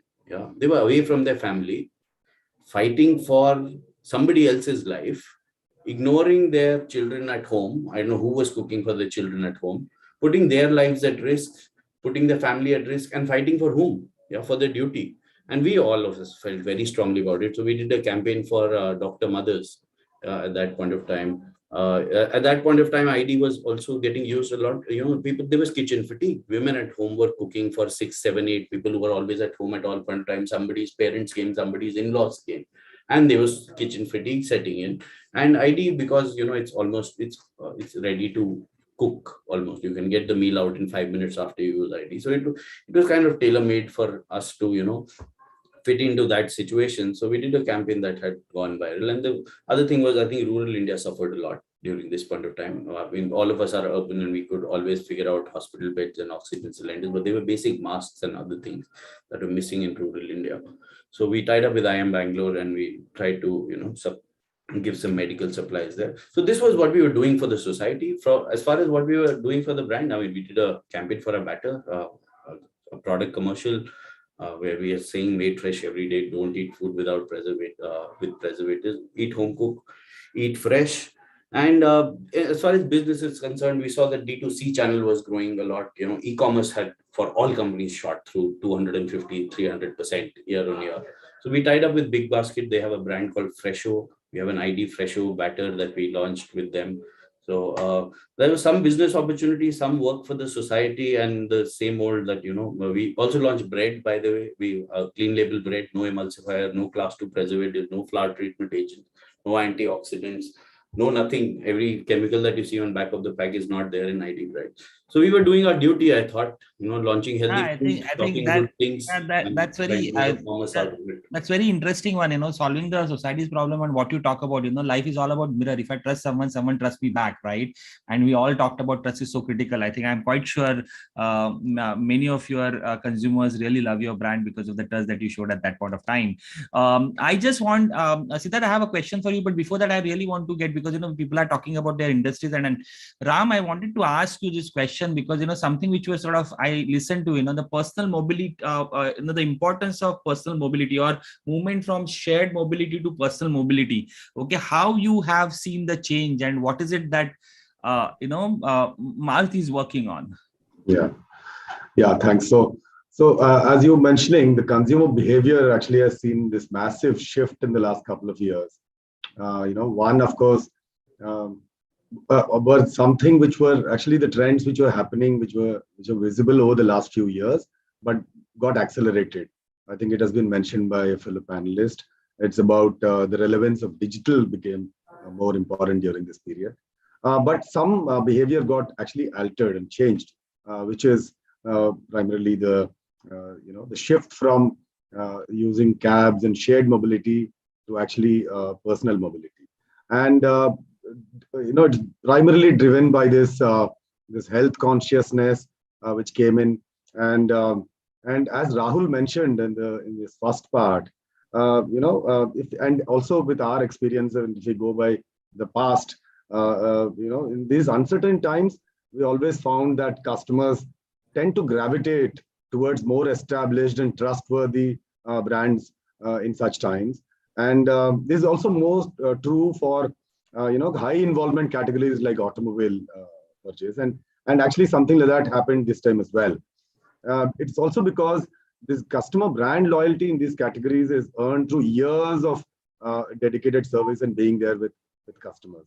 So this phenomenon actually played out this time also, and with this rising health consciousness that we saw, the people who were earlier using some public transport or shared mobility, wanted this sense of security and wanted a personal mobility, and also for their families. So what we saw was there was a steep rise in the first-time car buyers and the additional car buyers. For example, a daughter goes to college or a wife goes somewhere.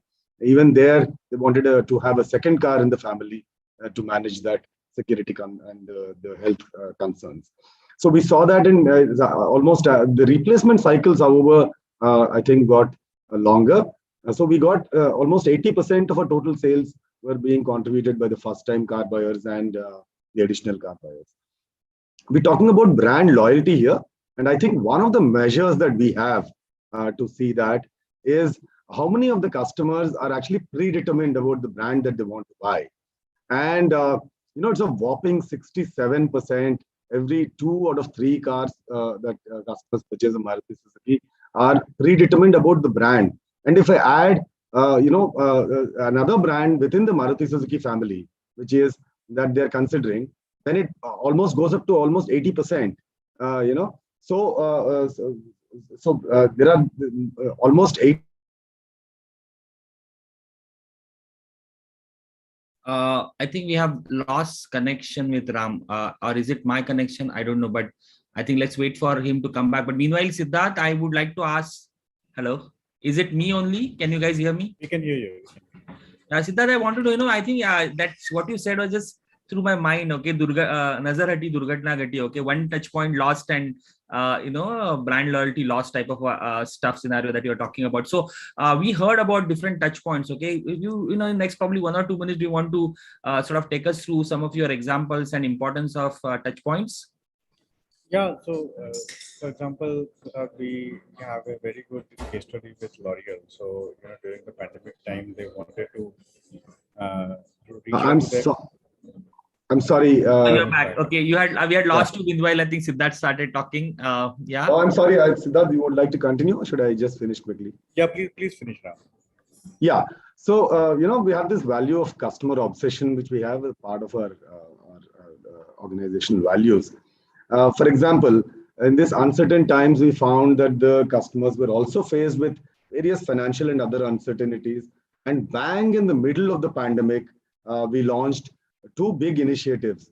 One was that, we launched the Maruti Suzuki subscription service, which is, which enables the customer to have this convenience and safety of a four-wheeler, and access to the car at monthly rentals rather than actually buying out with down payments and so on.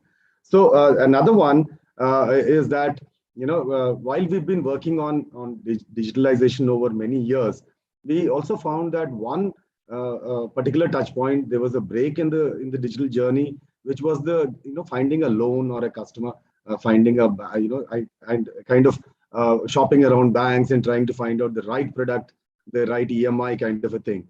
So we actually launched a Maruti Suzuki Smart Finance, a marketplace kind of a thing, which could seamlessly go through on the digital platform itself. And although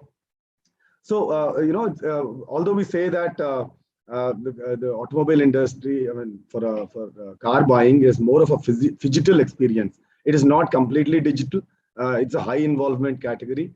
And Maruti Suzuki is known for its vast physical network, for many years now. But that didn't stop us from investing in digitalization over many years.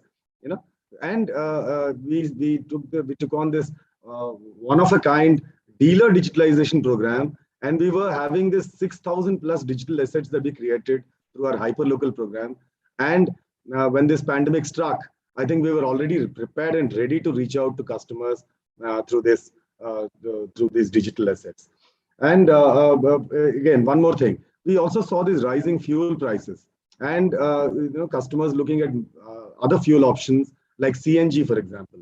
And here was Maruti Suzuki, probably the only one with 8 models equipped with factory-fitted CNG kind of powertrain available.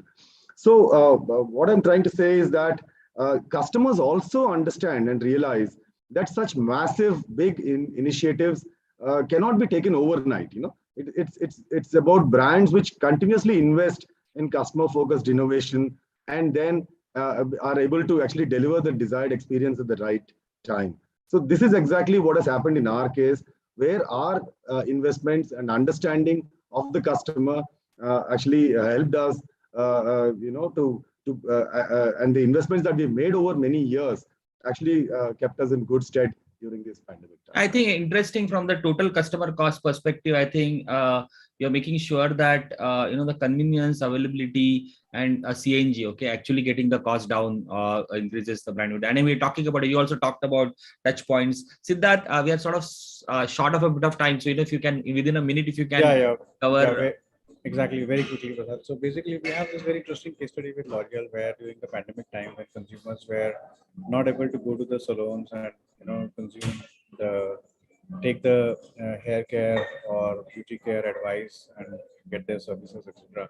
That time, very interesting initiative which L'Oreal had done was that targeting consumers in the right way, in a hyper-local way, and then from there connecting them to their WhatsApp business account, where they also had a combination of bot and human intervention, where they were able to reach out to a lot of their consumers, provide them with right advice on hair care and beauty care, because they were not able to go to this salon. And then when salons opened up, then they were able to extend that channel to also help them with providing them coupons and getting them to locate the nearest salon services, etc. And personally, I was able to see that with that, brand was able to be at the right channel where consumer was spending a lot of time during pandemic, and was able to provide all the information which consumer wanted during that time, create stronger loyalty during that time. And then when pandemic opened up, then all that demand also got converted into even their salon trade partners also getting the benefit and getting the loyalty out of that as well. So yeah, I think when you are on the right channel at the right time, you can create very strong loyalty. That's very true. Well covered that way. Dr. Ipsita, your category, as you rightly have said, the consumers started demanding all those non-toxic beauty products. So how did it help you, and how did you actually build that that brand loyalty that you sort of deserved that way? Sure. So for us as a beauty conglomerate, we have 6 brands and we have 12 sub brands in our universe, which are a rich mix of D2C, B2B, as well as, retail, omni-channel. So what we did was the conversations that are happening around clean, green, ethical beauty did help us a lot. And in fact, I would want to categorize our initiatives into 2 categories. One was human and one was digital. So I'll start with digital initiatives. Digitally, what we did was digital transformation. We were majorly a physical retail brand, and we were majorly a B2 brand in the salon professional industry. But the digital transformation plan was planned in such a manner that the execution was done within 3 months. Such kind of strategies, they take about year and a half to execute and implement. But we did it in a phenomenal time of 3 months. And also we became a mobile first economy in terms of our brand strategy. Apart from that, coming to our human, aspects, we created a 3-pronged strategy, which was care, compassion, and connection. Caring for the people, because for us, our people are very important. So we cared for our people, we took care of their livelihood, and at the same time, we allocated resources. For example, physical retail outlets were shut down, so we allocated our resources to move towards pharmacy retail outlets so that they can help there better and also continue their livelihood. Apart from that, coming to compassion for humanity, we did oxygen generator plants in various hospitals, helped a lot of people here and there. And of course, I'll not take much of your time because I do believe that the time has overshot. And coming to the connection part of it, that's very important for us because that is the kind of loyalty program we wanted to build with our people, especially coming to our IMLP club, which is I Am Lotus Professional Club, which is an elite club which was created during the pandemic time to help the beauticians not only earn a livelihood at that point of time, but also prepare them for their digital journey and transformation. So we taught them how to use ring lights. We taught them how to, suggest products. We also launched a lot of affiliate programs. So we also created a lot of communities and cohorts so that they earn their livelihood. And at the same time, people have a recall of their brand, irrespective of the fact whether the beauticians were a part of Lotus users or not. So, it didn't really matter to us. That's how we did it. Apart from that, another acquisition which happened last year in 2020 was an Ayurvedic beauty and wellness brand, which is very high on sustainability. We also launched India's first solar powered beauty and wellness outlet. And, I believe the brand loyalty, as I categorized in my previous statement, that it's about head, heart, and hand. So different kinds of activities were taken up. People who identified with the philanthropy and the altruistic pattern of our Lotus Foundation, where we did a lot of humanitarian activities, not only out of creating a brand loyalty structure, but also at the same time, that's one of the core DNA of the brand of Lotus. We are a very compassionate, and I would agree with Rahul that we also belong to that emotional space. Our owners are very emotional. And that's why we were able to build that kind of brand loyalty. People were able to identify with us. For our head consumers, head loyalists, we did a lot of activations on digital platforms, which included influencer communities. We targeted nano and micro influencers instead of Cat A and Cat B, because, those are kind of peers, which I think Ruchika and also Pradnya also mentioned that it's very important in the beauty industry that people trust the people whom they hear the brand from. So it was very important for us to have that kind of marketing activities. And apart from that, at the end, we also moved towards an omni-channel loyalty program. We do have a lot of loyalty programs that exist. Earlier, they were solely focused on event and experiences and very, very, tailor-made for custom-made for physical events.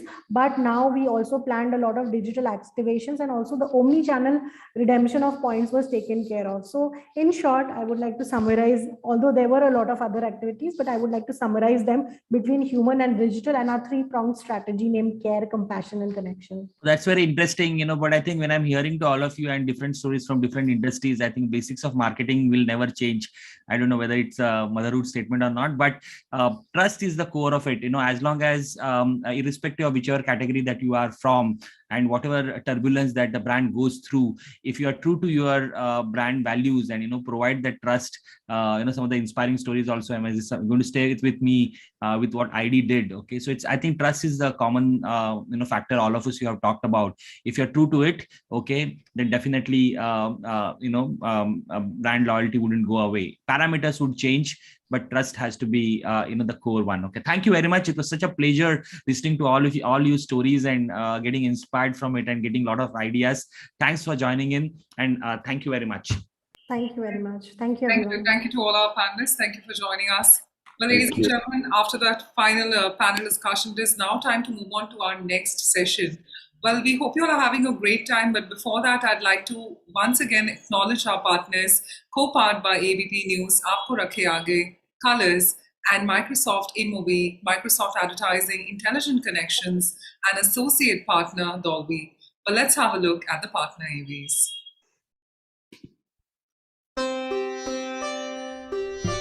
Sunny की drugs छुड़वा दो वाहिगुरु। शुक्र है गुरमीत की job लग गई। Sentiments अलग अलग पर सवाल एक। इस बार कौन बनेगा मुख्यमंत्री? क्योंकि सवाल सिर्फ सरकार बनाने का नहीं, सबका भविष्य बनाने का होना चाहिए। देखिए कौन बनेगा मुख्यमंत्री रोज शाम 6 बजे सिर्फ एबीपी न्यूज पर। भैया चलो चलो चलो।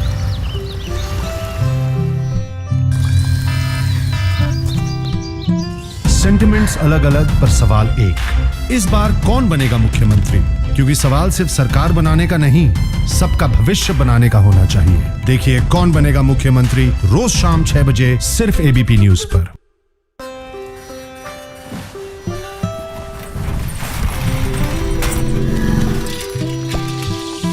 सेंटिमेंट्स अलग अलग पर सवाल एक। इस बार कौन बनेगा मुख्यमंत्री? क्योंकि सवाल सिर्फ सरकार बनाने का नहीं, सबका भविष्य बनाने का होना चाहिए। देखिए कौन बनेगा मुख्यमंत्री रोज शाम 6 बजे सिर्फ एबीपी न्यूज पर।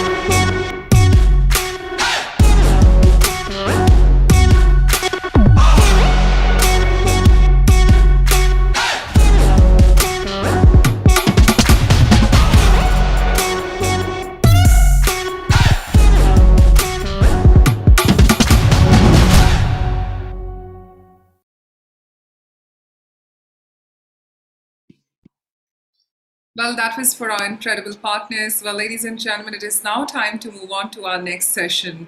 Well, the evening is pumped up entirely at the India Brand Conclave 2021.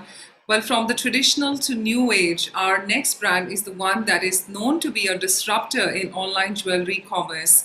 From its genesis online and a partnership with Tanishq from Tata's jewelry division, the Carrot Lane journey today boasts of a strong retail arm. Avnish Anand, the co-founder and COO, Carrot Lane, today joins us and talks on the topic Carrot Lane's omni-channel journey of helping customers express their emotions. Well, with this, I'd like to humbly welcome on the screen and stage Mr. Anand. Thank you for joining us and giving us your valuable time. And with this, the stage and screen is all yours. How are you doing today? Yeah, thank you so much, Bhavna. I'm very pleased to be here and I'm doing great. I hope you are also doing well. Absolutely. So excited to see you. And as they say, the jewels always shine and you shall shine on the screen as well. Over to you. Thank you so much. Somebody's going to project, right? Sure. I'll just check with the team. Yeah. Yeah, so actually, in this session today, there are, I think, 4 or 5 things which I'll try and cover. Starting with Carrot Lane's journey, how we became an omni-channel brand, how we have been using digital, also how we have fared in the pandemic, and to finally on what's the brand situation like, right? What do we do as a brand and where we are headed on that? So I'll just start off by quickly taking you through the history of the brand, right? Like where we started and where we are today.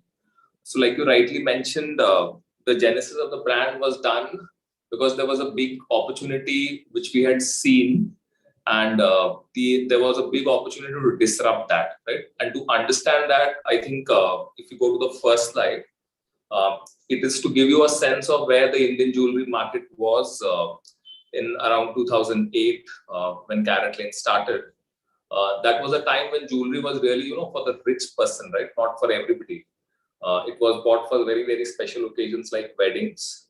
And it was something, like I said, right, which was a very high priced category, which was sold in large stores, which was very, very inventory based. So that was how the market was at that point in time, right? It was not a democratized category as such. And that was what we saw as an opportunity. So, when Mithun started the business in 2008, the way it changed for CaratLane is that our objective was to make beautiful jewelry for everybody. You can just move to the next slide. Yeah, so, and based on what we saw on the previous slide, we realized that there was a big opportunity to make jewelry for everybody, right? To make jewelry a more democratic category, to make it at affordable price points, which was not, at the wedding kind of price points, but in the sub 20, sub 40K price points. And there was, that was not a price point which was paid attention to at that point in time. It was not where you could get a lot of great designs. And there was also an opportunity to bring in a lot of digital play, right, and make it more accessible, right, to all parts of the country. So that was how it all started way back in 2008. And I don't know if many of you would remember, that was a time where, we didn't even have Amazon in India. So it was quite an ask. But we also felt that there was a clear opportunity back then, and which is why we went ahead and we started creating beautiful jewelry. And then, like you mentioned, that we started selling it online first. So that was how it all started, right? So yeah, we can move to the next slide. That essentially what it meant was that this is how, this is like the framework of how we wanted to disrupt the industry. It all started with design. That it was jewelry for everybody, which had to be lightweight and very, everyday kinds, right? Which you could wear every day. It was for everybody, right? It was not aimed at a certain segment. Obviously, our digital elements of our business, right, whether it was on the website or the way we delivered or our supply chain, allowed us to make it more affordable for people. And there was a lot of innovation which actually happens on the jewelry manufacturing and design, which a lot of people don't realize. But the innovation is not just on technology or on the website or the digital parts of the business, but even on how we make our jewelry, how we design our jewelry as such. So that was, how the whole business started. This was the playbook for us in terms of how we thought we could disrupt the industry. And yeah, I think we have been very lucky that it's all worked out well for us so far, and we are where we are today. Next slide, please. Yeah, so this is a short summary of the important timelines of for our business. So obviously it all started in 2008, and in our efforts to improve our conversion, right, because this is one of the hardest categories for conversion, a lot of things were started, right? We started Try at Home for the same reason in 2013. Then we introduced stores, we introduced same-day shopping. A very important part in our journey was the investment by the Titan company in 2016, which also the association with Titan helped us in a big way in terms of our building the trust for the brand, as well as expanding our retail footprint, because that was something we learned from them, and they did that really, really well.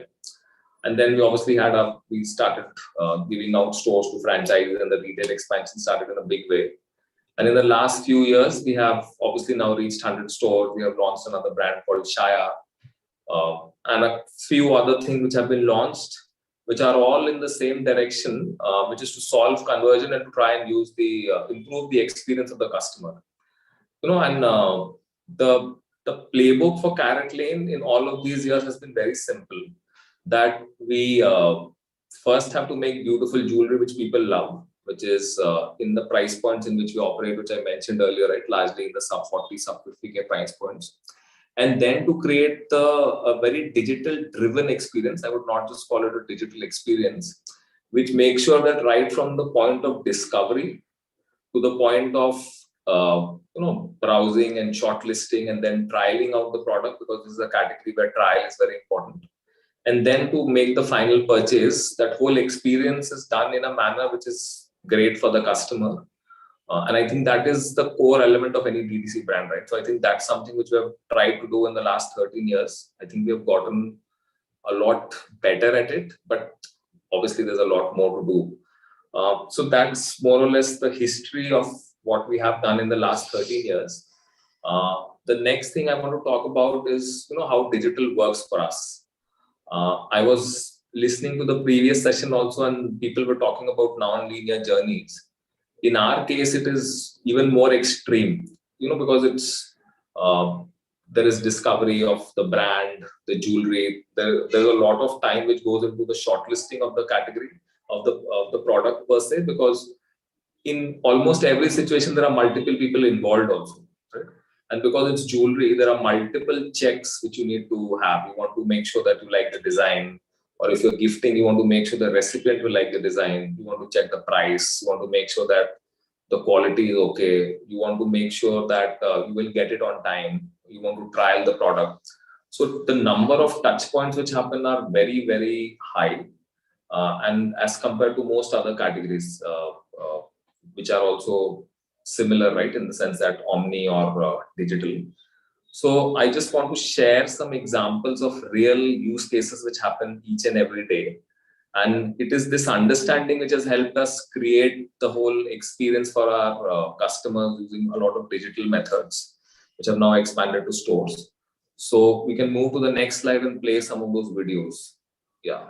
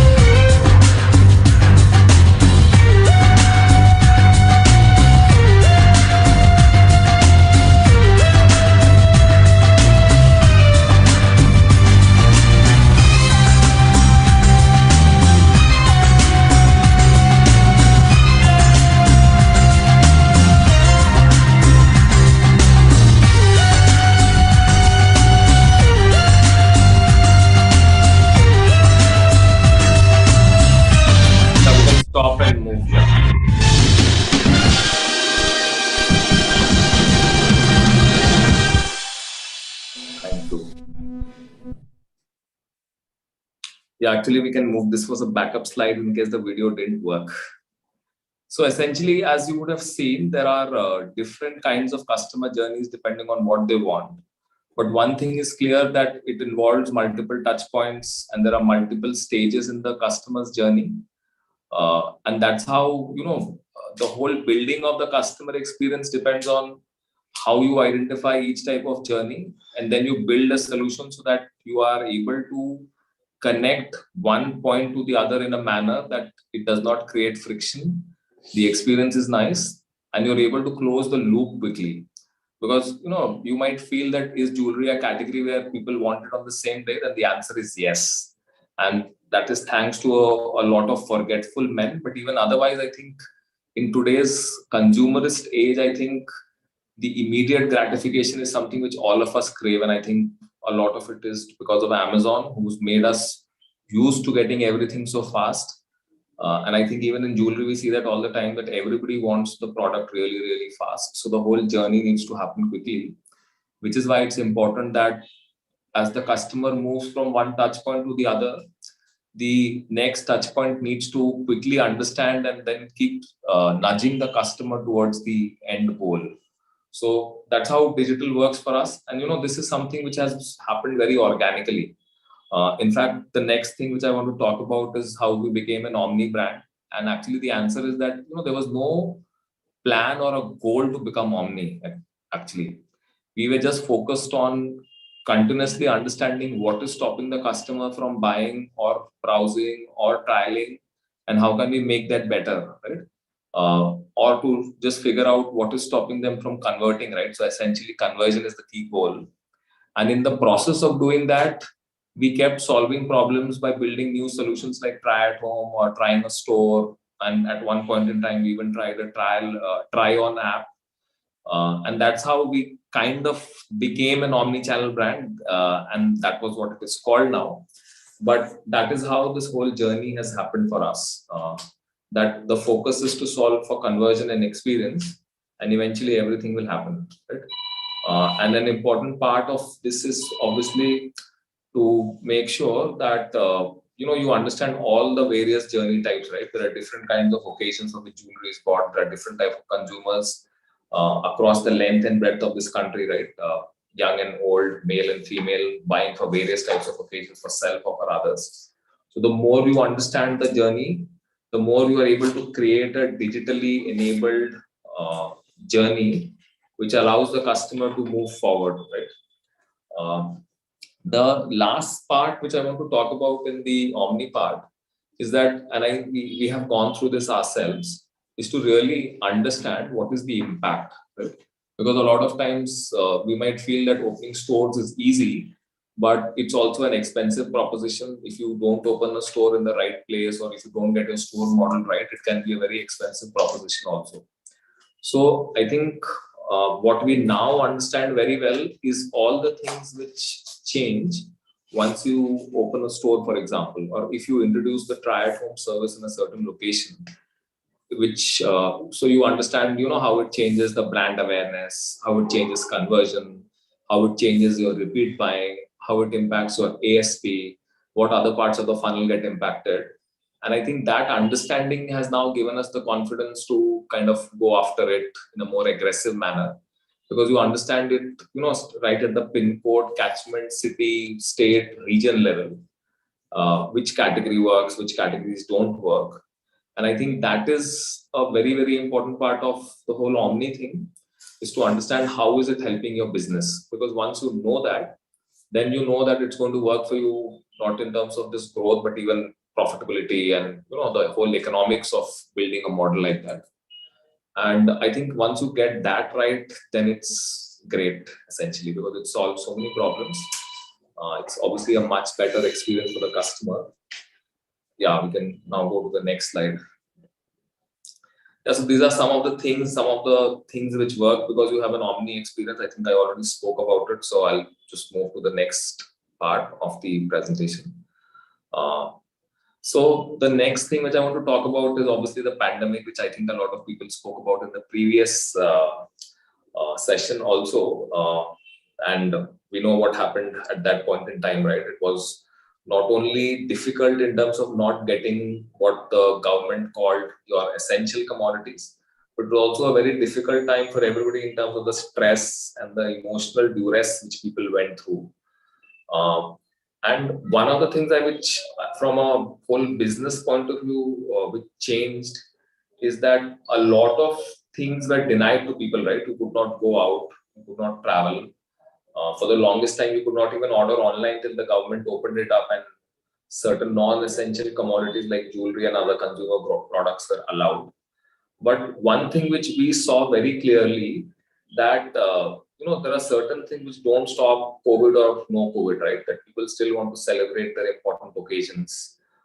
People want, the high which you get from retail therapy. People want the small joys which you get, right, when you buy something and you get it at home.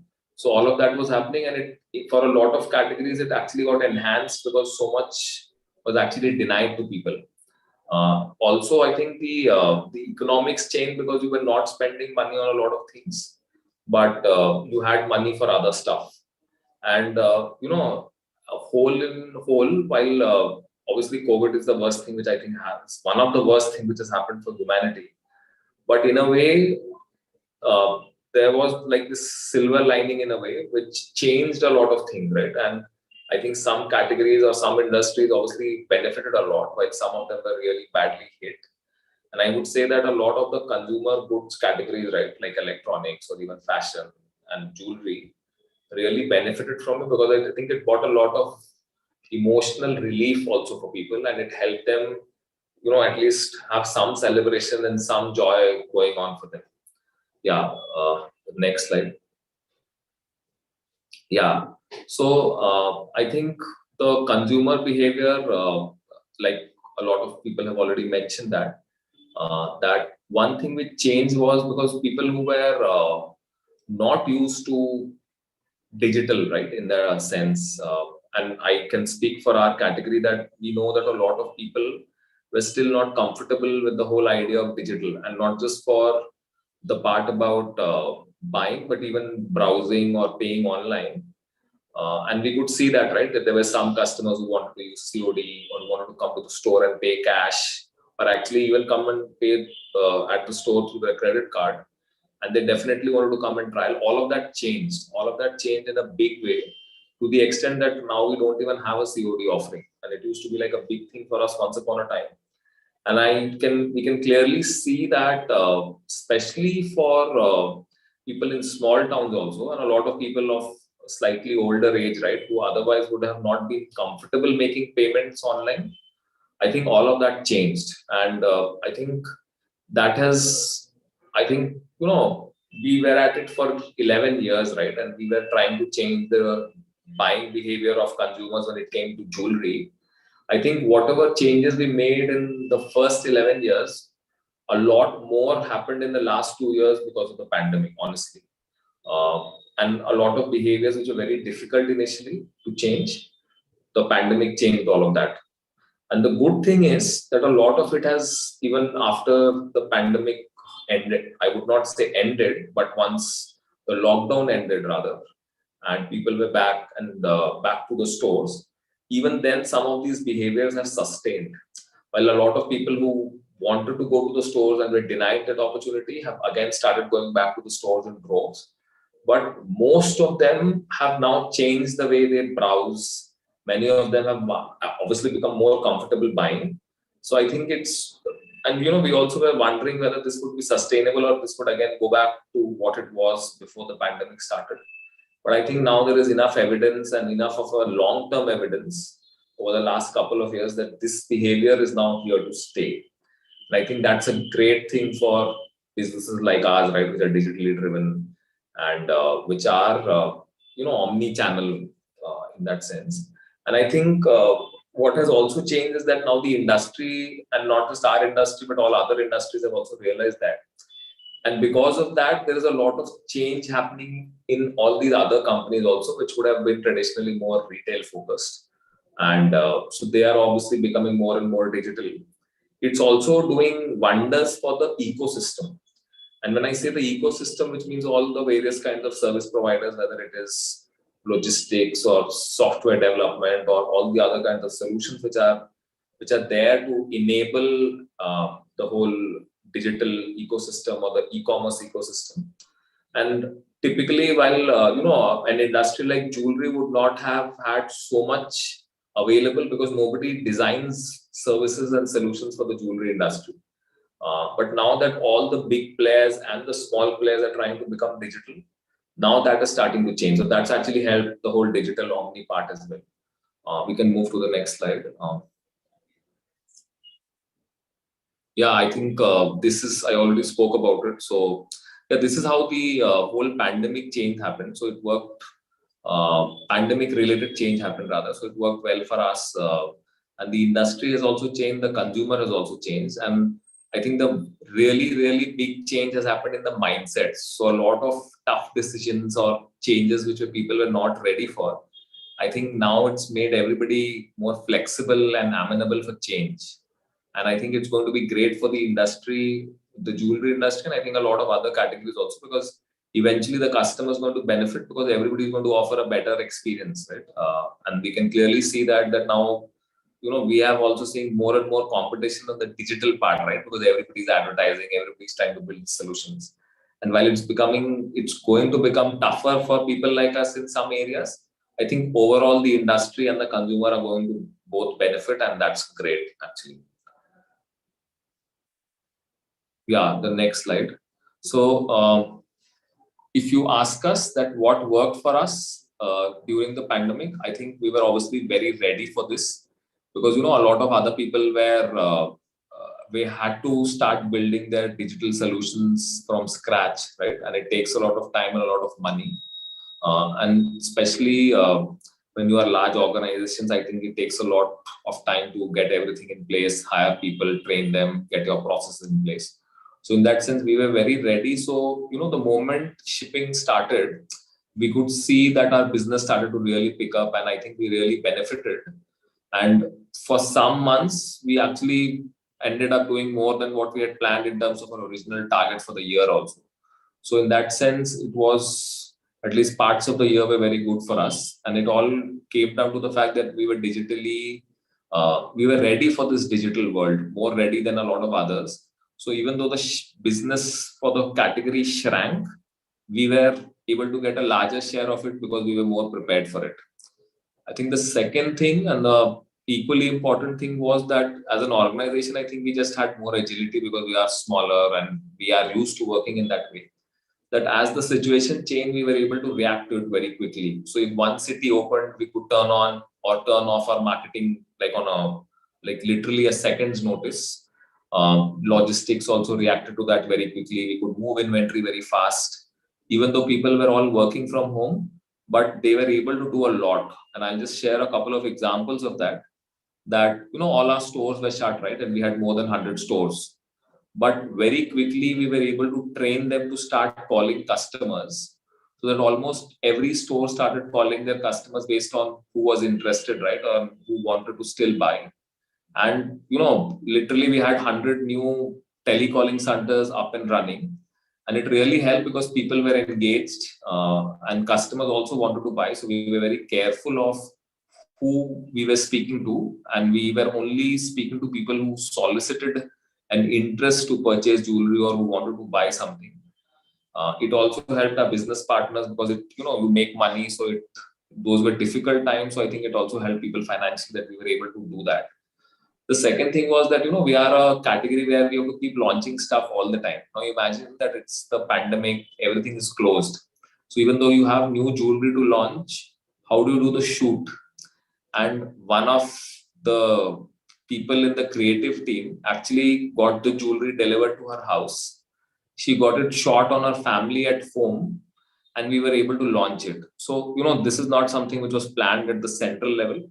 But I think it was just people who showed enough hustle to come up with ideas, right? At that point in time, whatever problem we faced. And it really helped us in that sense. So I think we are very grateful that we had that kind of agility for that situation. Yeah, we can move to the next. Yeah. So now I'm going on the last part of this presentation, which is on the brand part. So, when we started, our original premise, and not that that premise has changed, was to make beautiful jewelry which was affordable and accessible for everybody, right? And as we have gone through our journey in the last 13 years, and as we have studied customers and we have studied journeys and we have understood the use cases, we really slowly started to understand the purpose, what, the job which jewelry served for people. And what I have over here is a framework which we use in Carrot Lane, which is a jobs to be done theory, which is a very famous framework which was put together by Professor Clayton Christensen, who was, I think, one of the greatest professors when it came to strategy. So he has and for people who are not aware of this, I would highly recommend that you go online and you read about it. Is a framework which helps us understand that what is the purpose for which people buy our products, right? It's not just for the product benefit, but there are often other emotional needs which our products serve for them. And there is, a certain emotional reward which customers are seeking. And inherently, jewelry is a very emotional category. So we could see that there was a lot of emotion involved in the reasons for which people were buying and gifting, etc. So this is a framework which we use a lot to understand what is that we are doing, right? And a lot of our brand work and our marketing communication work is built on this. So if you move to the next slide, I'll share that what we have learned over the years, right? Over the last 13 years. The next slide, please.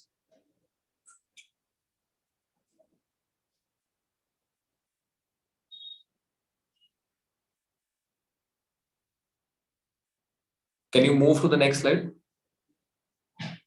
Yeah, thank you. So these are some examples of what we have learned over the years, right? What people say about Carrot Lane when they buy our products. And what we realized was that obviously there was a lot of gifting happening and a lot of self-buying also.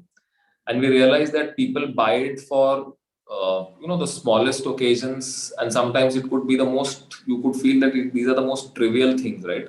And very, very personal moments also. So essentially, the whole the fact that we were building jewelry which was so affordable, right? The kind of price points at which we make it, and the kind of jewelry also which we make, right, which gives you a reason to keep buying it again and again. That it was in a way serving this purpose for them that you whatever the occasion or whatever the need which you had, right, to celebrate in your life, you are buying it. And essentially, as we kept understanding this, we have kind of refined our proposition, which was earlier to say that it was, everyday affordable jewelry for everybody every day, to build and, to refine that proposition to say that essentially we are in the business of helping people express their emotions, right? And we have seen that more and more during the pandemic, that the only reason people were buying is that it was bringing them a lot of emotional relief, right? That you wanted to do something for a loved one who was down during this period, or if you had an occasion to celebrate and that was the only bright spot in your life, or you had, you just did something great at work and you wanted to celebrate that each of these things, if you study and you try and understand that, then you realize that there is an emotion which is involved in this, right? And people either want to express that emotion which they feel for themselves or for a loved one.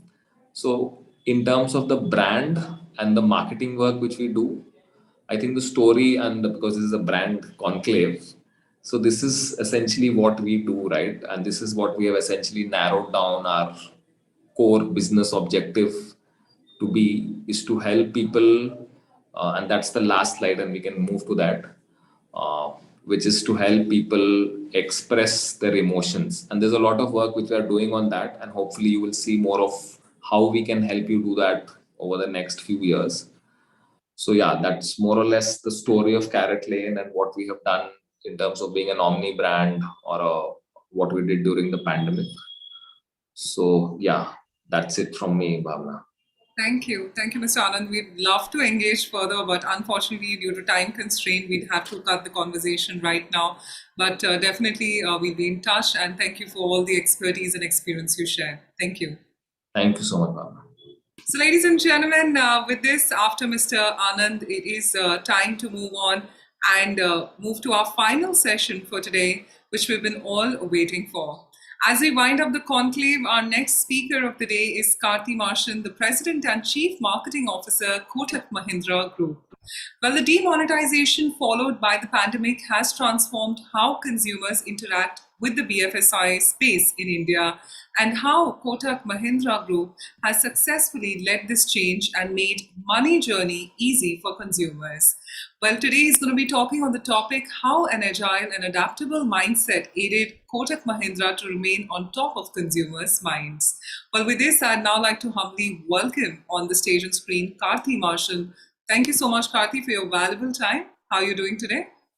I'm well. Thank you so much, Bhavna. I'm just going to struggle a little bit to find my screen to share, and then hopefully we'll get started. Sure. I don't know why I don't see it. Would you like me to guide you slightly, Mr. Marshan? No, I know the drill. It's only आज ही गायब हुआ है. पता नहीं क्यों. Bear with me just a second. You've given screen sharing rights, right? Yes, I'm sure the team has provided, yes. All right, okay, yeah. Perfect. Yeah, there we are. Okay, all right, thank you very much. Like you rightly said, Bhavna, we've all been waiting for this session, and I'm guessing we're waiting so that we can wrap up and go home and run up with our books and drinks. But it's been an enjoyable day for me as well. I attended quite a few of the sessions, including Avnish's very insightful talk on jewelry. I've learned a lot, both to apply personally on the back of that, as well as from a marketeer's lens. So it's, I hope that some of what I have to share will add some value to what people have been listening to today. Couple of disclaimers. The Kotak story is a very vast story. So what I have chosen to do is to just cherry pick a few examples in the context of agility and adaptability, which is what you've given me. The other disclaimer is that while there is no doubt that COVID has impelled all of us to be agile, and very likely quite a few of us have started to be agile because of COVID. So the meme that went around a lot about COVID being the chief digital transformation officer in many firms, there's a lot of truth in that. But I do think that both adaptability and agility are entrepreneurial mindsets, which if they are not deeply embedded in the firm, in companies and founders and people who work in challenger categories or as challengers in categories, if they don't have it ab initio, it's probably a little difficult to hit the road running when adversity or opportunity of the kind that we've seen over the last 2 years hits us. So what I did was also pulled back a little bit from just the COVID months to look for examples of how Kotak has demonstrated that agility and adaptability actually since the inception of Kotak. And the relevance of that really is to say that we don't need to stare in the face of something as drastic as COVID to teach ourselves to adapt and innovate and so on and so forth. So with that disclaimer, I'll get started.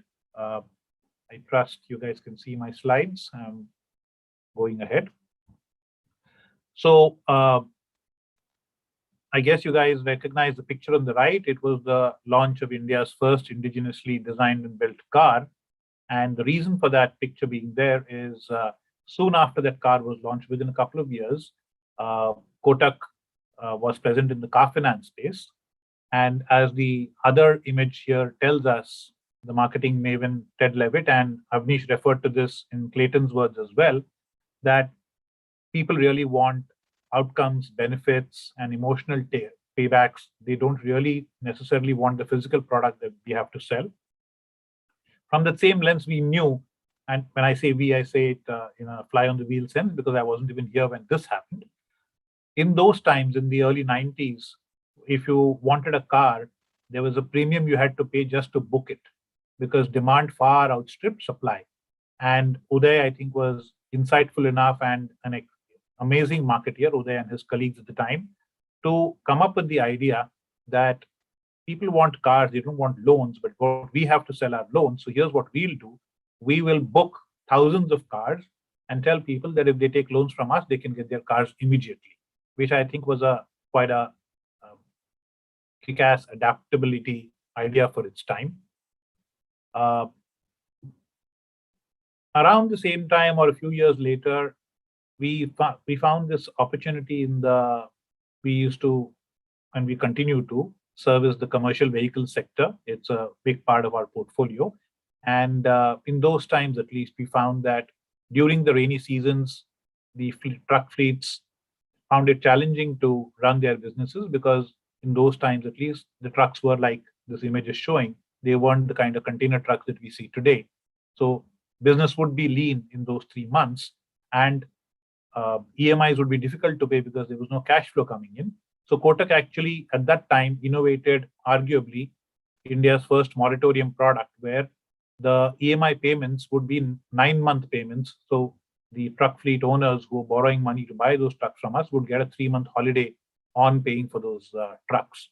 And obviously, because we were sensitive to their cash flow situation and their income flow equations, they obviously loved us more for it, and we ended up being and continue to be a very large player in spaces like this. Another example is when and this is something I think very typical of Kotak, we respond to reforms in our sectors in a very agile manner. So on the 25th of October in 2011, if I remember right, RBI deregulated the interest rate that we are allowed to pay on savings accounts. At that time, it was a regulated number, and that number was, if I remember correctly, 4% or 4% for all banks. With deregulation, what that meant was that we could decide what interest rate we wanted to pay. It could have been 0, it could have been X. In our case, we chose to pay 6%, and we did this literally within a week of that regulation changing. And this is an example of the ad that we ran. So again, to be agile, we couldn't have waited for a television commercial. So we started with print and outdoor, and we ran this to start with. And we continued to be agile. For example, in the 2012 budget, the tax on interest from savings accounts, there was a opportunity to save some money on the taxes, and we used that opportunity to remind people again that they can earn even more money from their savings accounts. So in that sense, we did our best to stay agile in response to every change in the environment and to leverage it for the customer's benefit, inter alia, obviously, our interests as well. This is an example from a few years later, 2014, if I remember correctly, when we merged the ING Vaishya Bank. The merger, obviously, to start with, is an M&A story. It's something that's interesting to the investment bankers and to the shareholders. But mergers of banks are hugely painful projects which take inordinate amounts of time. In our case, we managed to pull it off and make it one bank within, I think, 18 months. But during those 18 months, it was not necessarily a great story to tell customers, because ING's customers, if they walked into a Kotak branch, it was difficult for us to recognize and acknowledge them because the systems were different, and vice versa, obviously. And yet there was the need and the hunger and the aspiration to tell a story. So what we did, because our network had obviously doubled at the time, and one of the Achilles heels that Kotak had at the time in perception terms was that we had a very small network. And because now this enhanced network was now visible in very exotic corners of the country, and at that time, the mood in the country, if you'll remember, circa 2014, 2015, the mood in the country was such that we found an opportunity to tell a story where we were embracing the very rich diversity that this country has, almost as if we were singing the national anthem in some ways. But being able to tell that story, finding meaning of that kind in what is a prosaic mergers and acquisition story, actually brought alive this brand for the consumer in a very refreshing and interesting way. And even today, that campaign ran less than 3 months, honestly. But even today, every now and then, we it gets talked about in both the cocktail circuits as well as with people like yourselves in the marketing and media spaces. Obviously, the phrase "we got lucky" has that power of alliteration. Therefore, it's very memorable and sticks in the head. And that's something that I thought I'd share. Some examples of, so to speak, shit hitting the fan and making the most of that as well. So demonetization happened, as we all know, 2016. Within a few days, we started ideating it the same day that demonetization happened. And within a few days, we found this very interesting documentary filmmaker, Pankaj Trivedi. We put him on a motorcycle and we said, here's the challenge you have. You will travel across the country for 30 days and you will do a full circle, as big a circle as you can make. And from that, the conditions are that you will carry no cash and you will use no cash on your journey for anything whatsoever. Remember, this is 2016. There was no Google Pay. There was no Phone Pay. There was no Paytm. And there was Paytm, to be fair. I'm wrong about that. But we said you will use only Kotak payment instruments, which is a debit card, a prepaid card, and Kotak's app. And he did 8,000 kilometers in those 30 days, covering a lot of ground, a lot of states, putting up every night. He was blogging, putting up videos online. You can see this is just a small example of him at the Taj Mahal. Some amazing, eye-opening and interesting stories. To buy tea, he had to recharge the tea seller's phone account. And that's how he got his cup of tea on the Banaras Ghat, for example. That's one that stuck in my head always. But there are hundreds of such stories. What we did actually was we started it as a social experiment. I really was trying to see whether it's absolutely possible for someone to be able to travel in this country without cash. Today, it is much more possible, obviously. But in 2016 also, it turned out to be very, very possible. Not very easy, but very possible. And it was heartening that we were able to deliver that. And on the back of an event like demonetization, to be able to bring alive the power of digital tools and instruments for banking, including in remote parts of the country, is something that we thought was a very refreshing way to reinforce our brand's presence in people's minds in the context of something that was related to money and was top of mind for everybody at that point in time. So that's something we did. Following up with that, so we did that in December 2016, right after Demon happened in November. And within 3 months after that, we had innovated to be able to open bank accounts without having to meet our customers. So our customers could just download an app, enter their Aadhaar and PAN details, and Bob's your uncle. Your account was fully up and functional. At that time, we still needed to do a round of physical KYC, but the RBI had allowed all banks a full year within which we needed to do that. So effectively, what that meant was that customers could get up and running instantly, literally instantly, using their bank account on their app as if it was a full-fledged bank account, with only some restrictions on the amount of money that could come in and go out until the KYC had been done, which we also followed up and started to do. And the story doesn't end there, and I'll get to another spin on that in a minute.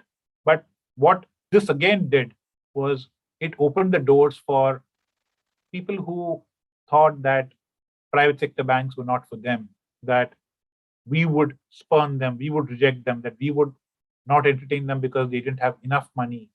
It broke down all those barriers, and literally millions of Indians who probably had no bank account but had got very savvy with using mobile phones and smartphones and so on, got on board, and the journey actually continues to this day. I'm segueing to a lighter moment. We took Ranveer Singh on as a brand ambassador at a point in time, including for the same product 811. And along the journey, as we know, Ranveer and Deepika got married. And in the run-up to the wedding, we saw an opportunity.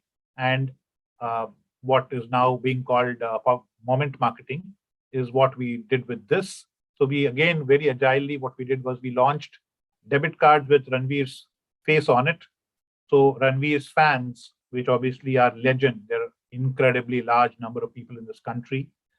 To them, this direct message, which was done on outdoor as well as on social, was obviously a spin on the fact that he was going around. So the day he started, they started handing out their wedding invitation cards to their brethren, celebrities, people like Farah Khan, who then tweeted about it and posted on Instagram or whatever. We followed that up literally overnight again with a message that said just this, card mila kya.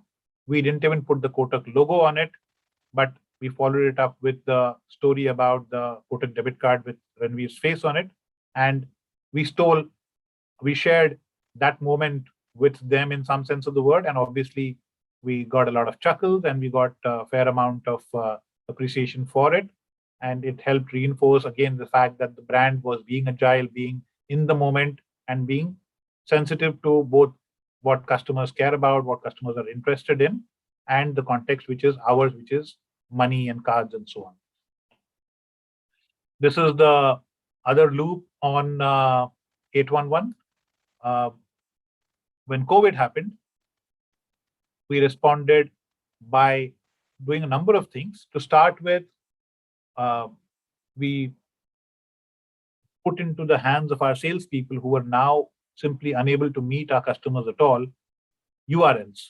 So the salespeople would share URLs over WhatsApps and SMSs with their customers, and the customers would use those URLs to enter their details, etc.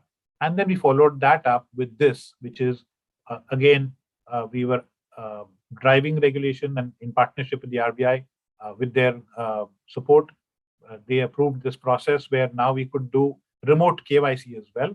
And it became very important in the context of COVID, obviously. But what I'd like to say in this context is that this kind of innovation can't be done when an event happens. You can't start after an event. So you have to be innovating and ideating and being agile and adaptable, in some sense, ahead of the curve. And so a lot of the idea and groundwork was already in place, not preparing for a COVID-like event, obviously. It was just preparing for the possibilities in the space of doing KYC remotely. It's just that in some senses, COVID happened and this was like a full toss, because then we absolutely could not meet the customers physically, but we had this product and the service in place, and therefore we leveraged it. There's a very sweet story about how we put this ad together as well. This is probably among the first few ads, which was, everything about it was zero contact. We sent the script to Ranveer over email. The director conversed with Ranveer over the phone. Ranveer was in his home and the director was in his home. Ranveer was shooting this by himself on his iPhone and uploading clip after clip after clip, which put together the whole film. And then we shot a couple of clips on our side. And then all this was done with nobody from either the brand or the agency or Ranveer's team ever meeting physically, because the restrictions on lockdown were incredibly severe at that time. But in spite of that, we pulled off what turned out to be an incredibly successful film, telling a really simple but an energizing story about how you can open an account with Kotak without leaving your home, without even leaving your sofa, etc., and completely all the way up to the KYC process, which is when the account becomes full-fledged. And I'd like to end with this. So we all know that day in October earlier this year, when a bunch of social media platforms went down briefly, and we saw in that an opportunity to, in some sense, express camaraderie in a lighter tone, because we leverage it for the story of our home loan product, which was the lowest rate product on the market. And we told this story on Twitter only at the time. And like, again, people like to talk about these things. It comes in the context of moment marketing. So in the middle of the night, we saw this opportunity happen, we saw this event happen, and we rode it, and it did fairly well. We received a fair amount of conversation about it, and so on and so forth. Very much like the inspiration, which is the original moment marketing example of Oreo Dunk in the Dark. Having said that, I also want to place a bit of a disclaimer at this slide, which is that I think sometimes moment marketing can feel a bit like ambulance chasing. And just riding on every single moment that feels like, hey, everyone's talking about it, it's buzzy, let's also get on this bandwagon, may not be a good idea. I think it's incredibly important to make sure that you know what your brand's boundaries are, what your brand's relevance, what your brand's context is, and when the moment happens, to see if you fit that context in a seamless, in a gracious, in an elegant way, and whether it takes the brand's message forward, whether it's in line with your platform and your messaging in the first place, and only then do them. Because if you don't, there's a grave risk that A, people ignore you completely, or B, even worse, it blows up in your face and then you have to eat a lot of humble pie. So this thing is the trickiest thing in the world, obviously, because the problem is you don't get a lot of time. When something happens, you have to react quickly and you have to be agile. And especially if you're a regulated entity like ours, you have lots of compliance and approvals and so on and so forth, and all of that can take time. So you have to train not just the marketing department, but you have to train the whole firm as well as your partners to be agile. And in spite of that, you also have to be mindful, careful, respectful at all points in time. So in hindsight, should we have done this? Should we not? Jury will always be out. You'll get it right some of the time, very, very few of the times. Much more likely, you'll get it wrong. So therefore, it's incredibly important to be very careful and mindful. Yeah, I think that's what I will wrap up with. I hope that's been somewhat useful and entertaining to end the day with. Absolutely. Thank you. Thank you, Mr. Martian. Wonderful. It's so great to know the journey and, of course, a lot of expertise and experience which you brought about in the entire presentation just took it one notch higher. So we'd love to continue the conversation, Mr. Martian. I know that we've already extended your session, but we do have Nazia Alvi right now joining us, who's an editor at Exchange for Media Group, who'd love to converse and have a couple of questions coming in from the audience and her side. So we'd love to have a conversation if that's okay, Mr. Martian. Sure. I'm happy to do that. Hi, Nazia. Pleasure to meet you. How are you, Karthik? I'm well. Thank you, Nazia. Good to see you. Same here. I know we are completely out of time, so I'll keep it short. Sure. Maybe we can have just one or two questions. So, first is the most obvious questions that, your BFSI space has always been at the forefront when it comes to digital. Mm-hmm. So when the pandemic hit you, do you believe you were prepared for the challenge when compared to other sectors? So what impetus did the situation provide the sector and the bank? So like I said a little earlier, Nazia, I think our first imperative was to focus on lives, our colleagues' lives, because the people in the branches particularly, and a lot of other people who were providing essential services in our space, people were running the data centers, the call center, all of those, they had to continue working, and we had to be very mindful about their safety. Similarly, we had to be very mindful about the safety of customers who still needed to come into the branches for some things. So our first drive was to see what all we could educate the customer that they don't need to come to the branch for. We stripped down the branches to being as lean as possible, so that again, we were able to enhance the social distancing, etc. And in the first flush of COVID, all of 2020, it actually served us very well because people fell ill, but we were by and large very lucky that we had no casualties at all during that year. On the back of that, actually, the next thing we did was to see how we can help solve in the context of livelihoods. And there we did outreach. We went beyond the play of our organization in the sense of whether it was customers or branches. We actually used the might of our CSR money to support communities where large numbers of people had lost their livelihoods by literally organizing grants going into people's bank accounts or their in whatever form they were able to receive the money. So we ran a multi-month effort where we were funding people until they regained their jobs or the companies rehired them or whatever it was. So those were things we were focused on first. Once we ticked those things off is when we started looking at what we could do in the context of business as well. And some of the examples I shared were in those contexts. Yeah.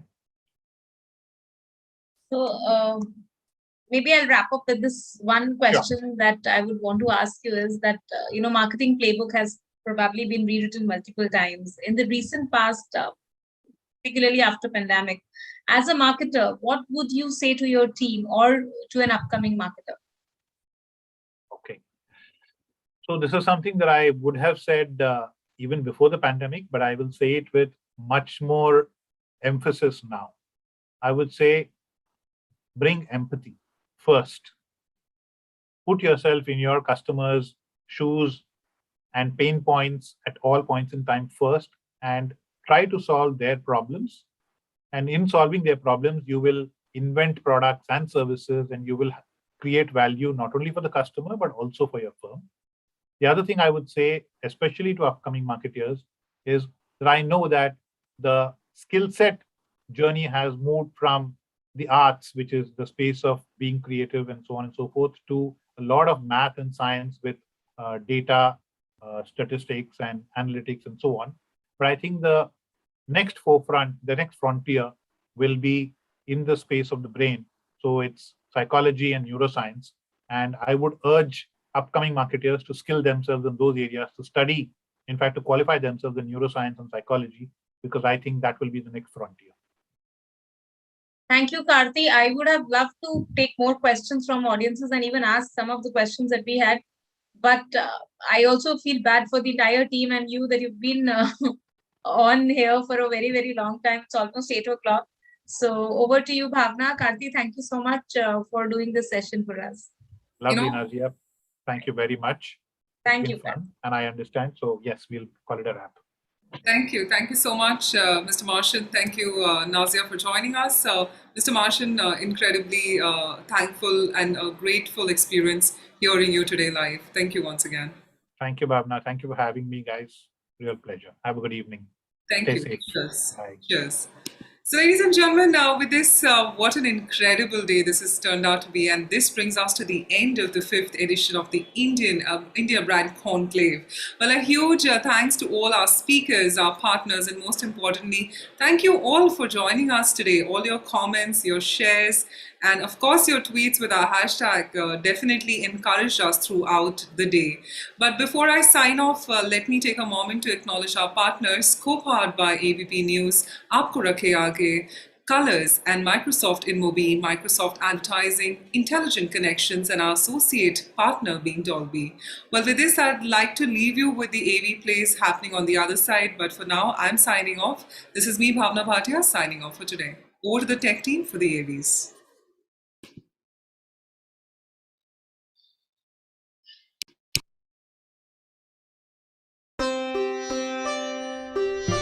Sunny की drugs छुड़वा दो वाहिगुरु। शुक्र है गुरमीत की job लग गई।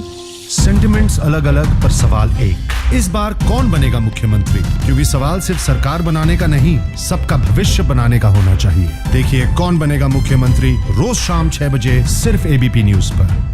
भैया चलो चलो चलो।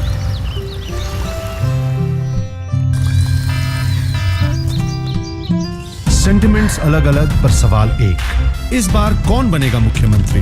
क्योंकि सवाल सिर्फ सरकार बनाने का नहीं, सबका भविष्य बनाने का होना चाहिए। देखिए कौन बनेगा मुख्यमंत्री रोज शाम 6 बजे सिर्फ एबीपी न्यूज पर।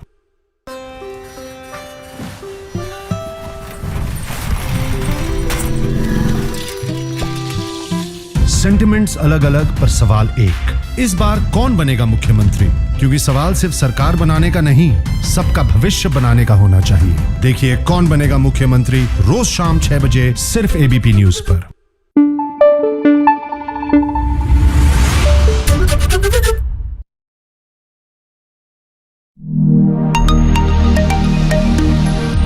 We asked a number of respondents what was important in terms of how they work with brands. Trust was number one. I've started every presentation and every talk with this is why and how we stand for trust. It's the most critical thing in terms of being able to establish trust and to merit it, to be worth trusting, right? Trust is a #1 factor in choosing a brand for consumers. Marketers come to the New York Times because they want to borrow our credibility and trust. There is 3 types of consumers, I believe. Those that will never share their data, those that will share it and believe that they have nothing to fear, and those in the middle that need to have a clear value exchange in order for them to get their data. I think the new currency of a true relationship between a brand and its customer is going to be whether they're giving you their data or not. Big data, how do we take advantage of the information that is coming in from different devices and new technologies to understand how do we reach our audiences? Trust is built in droplets and sort of lost in buckets. We think about as Microsoft as a corporation, how do we engage with our customers across all of our different business units to make sure that we have the right level of transparency, control of data, so that as a company that the consumers can trust us. And of course, you got to do this with trust. It starts within our mission and our business model. Learn more at microsoftadvertising.ai.